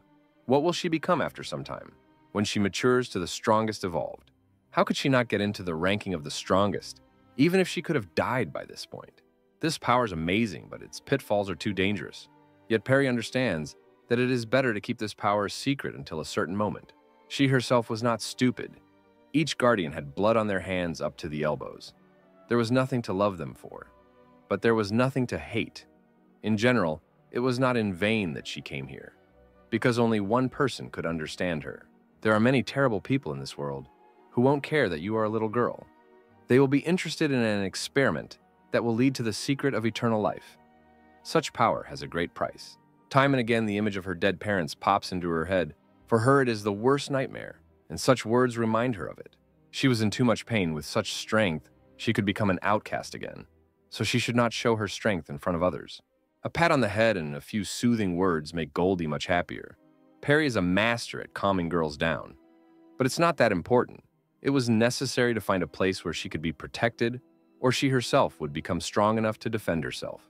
He mentioned an organization that could protect her. She was very surprised by this, as she probably hoped that she would always be by his side. And here's the first example of organization. The military could become a good defense for the girl. And under the leadership of such an impressive, magnificent, amazing, and simply good man, Steve, there was nothing to fear. But she definitely didn't like the military. Something bad connected her with the army, and she couldn't go there. Perry praised the military very much.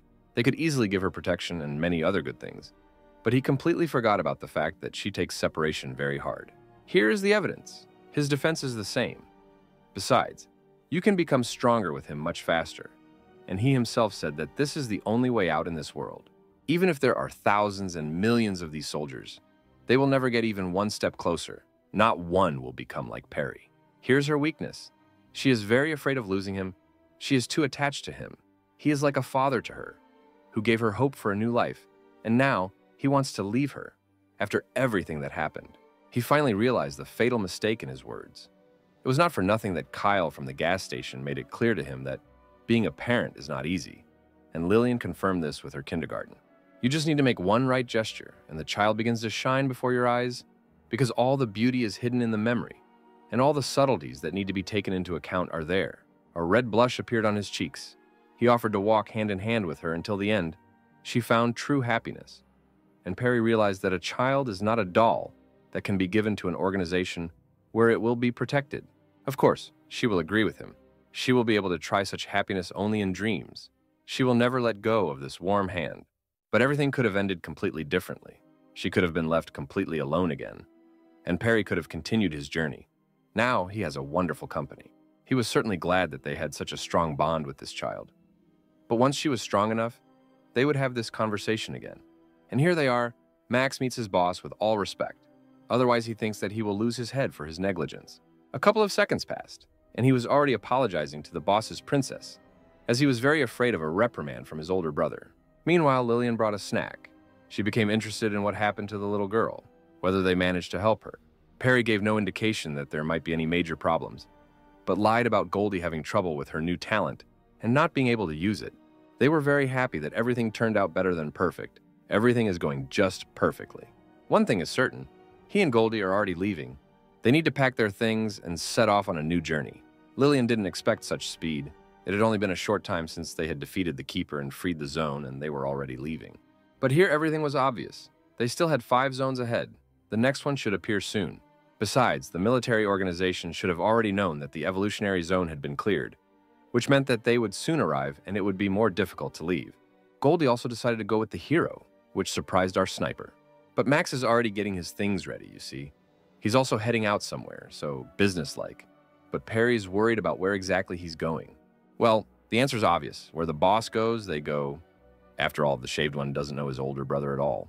The hero was confused by the fact that they were residents of the city, but they were moving out of here as if they were afraid of something.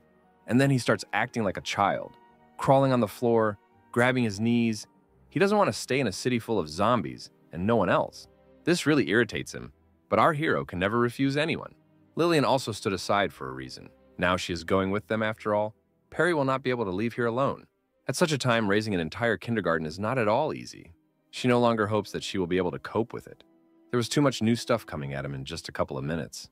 Everyone suddenly wanted to be Perry's team, and he couldn't refuse anyone. Goldie is really smart. She suggested creating an organization that could protect her.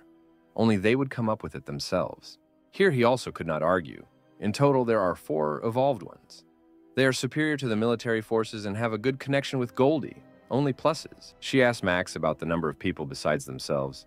It turns out that there are more than 100 of them, including old people and women with children. Great, they found the best solution since no one wants to go their own way. Then together they will create their own organization to help survivors.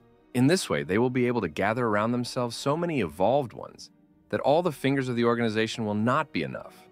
Otherwise, we will cut everything off. But it was impossible without a name. Max immediately asked Perry about it. But the hero has already thought everything through in advance. He comes to such decisions after much deliberation.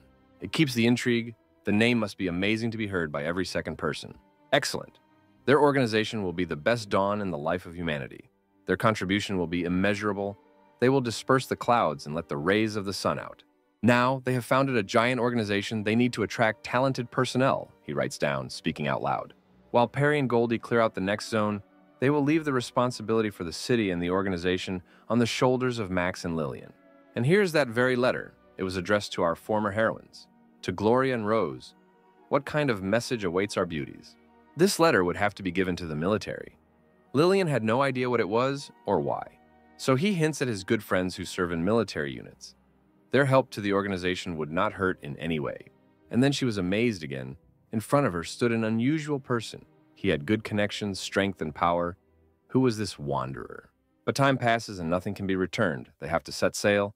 They say goodbye and ask them to be careful. Max was too sensitive to his boss. It was as if he had been torn apart by wolves, that he had already shed rivers of tears. At this point, the girl and Perry leave another city. The further journey promises to be just as exciting. Meanwhile, the military had already invaded the city. The strange thing was that the path was too clear. Intuition spoke of danger. The soldiers put forward various theories about why the city was too quiet. The best idea was that the power of the evolved had scared off all the dead. They were afraid to even move their noses. And here's Rose. She was sure that Perry was here. Only he could have done such a thing. The military tried to help their lady, as her behavior was too strange, but she asked them not to pay attention to her. The high school student devoted herself entirely to finding her beloved, after all. They had been separated for too long that her heart couldn't bear it. Previously, she was in oblivion after receiving the ability. She fell asleep in the arms of her comrades. Everyone was very scared, but still she woke up. It's incredible. Gloria's a real friend. She was guarding her by the bed all this time. Besides, Rose couldn't wake up for 3 whole days. But she was only concerned about one thing. Where was the senior student? How far away? Where had he gone? Nothing was more important than that. Unfortunately, Perry has long since departed.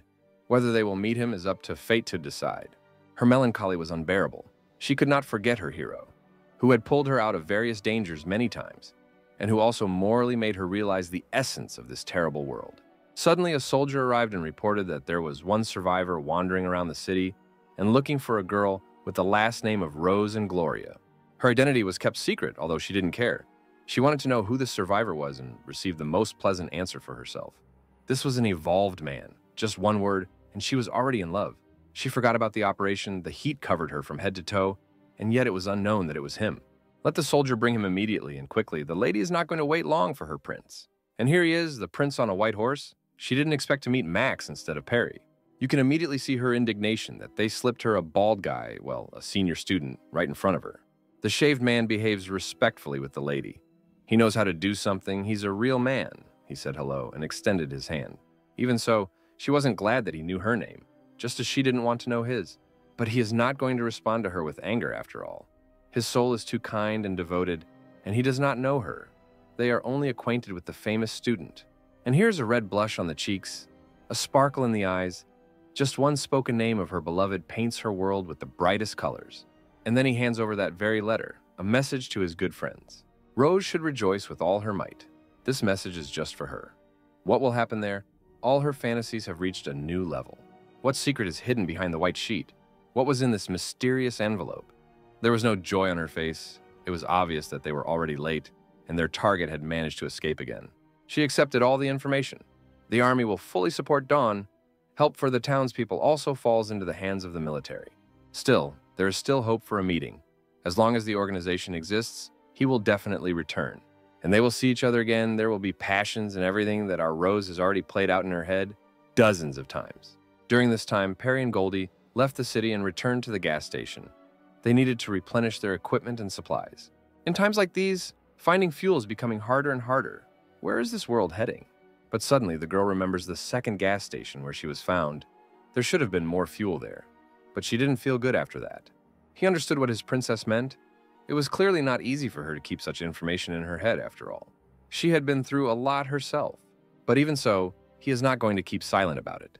It is hard for her to live with this burden on her shoulders. but she could not do anything. After all, she has lived through too much. There is no arguing with that. She has gained a lot of experience and has become very smart. After all, a hard life gives birth to strong people, and besides, she manages to learn the value of life, a certain plus. But she can't help but wonder what her parents' reaction would be if they found out about her new ability. Perry had no experience with this, but if he were in their place, he would definitely be proud of her, since she can save many lives. She absolutely agreed with her partner. This was exactly the answer she wanted to hear. Their road was not short. They plodded across cracked asphalt, made their way through thorns to the stars, walked along a path where flowers grew. Goldie wondered where they were going this time, what the next route would be. Now they are heading north. That is where the new evolution zone should be. It took a week to get there. There was no way they could be late. They were heading north. What surprised Goldie more was that Perry seemed to have predicted the appearance of the zone, as if he knew something beyond the human mind. He asked her not to tell anyone about this after all. He was straight from the future and no one should know this. Only and only she. She made a firm promise that would definitely be fulfilled. The secret would forever be only between them. But even so, she found ordinary riding very boring, and she decided to use her power. The piper could come in handy. It would be much more fun with music. And she would also be able to practice her talent. He was very surprised by this melody. It reminded him of something familiar, something that evokes pleasant memories. Goldie was certainly wise beyond her years, admired Mozart, and used the classics to lift her spirits. But suddenly Perry stopped. The melody became too pleasant for him, or vice versa. The girl didn't understand at all what had happened, and Perry braked too suddenly, which no one expected. Here's the thing. That same rating began to show the strongest among all those who evolved. Not bad. Rose took 9th place among the survivors. Which monsters were at the very top? Perry also thought her result was great, so everything was going according to his plan. Many strong evolved ones appeared, but Gloria still couldn't get here. But one thing was always stable. Perry, as expected, got to the best place, and at that moment the end came. Further travels will continue.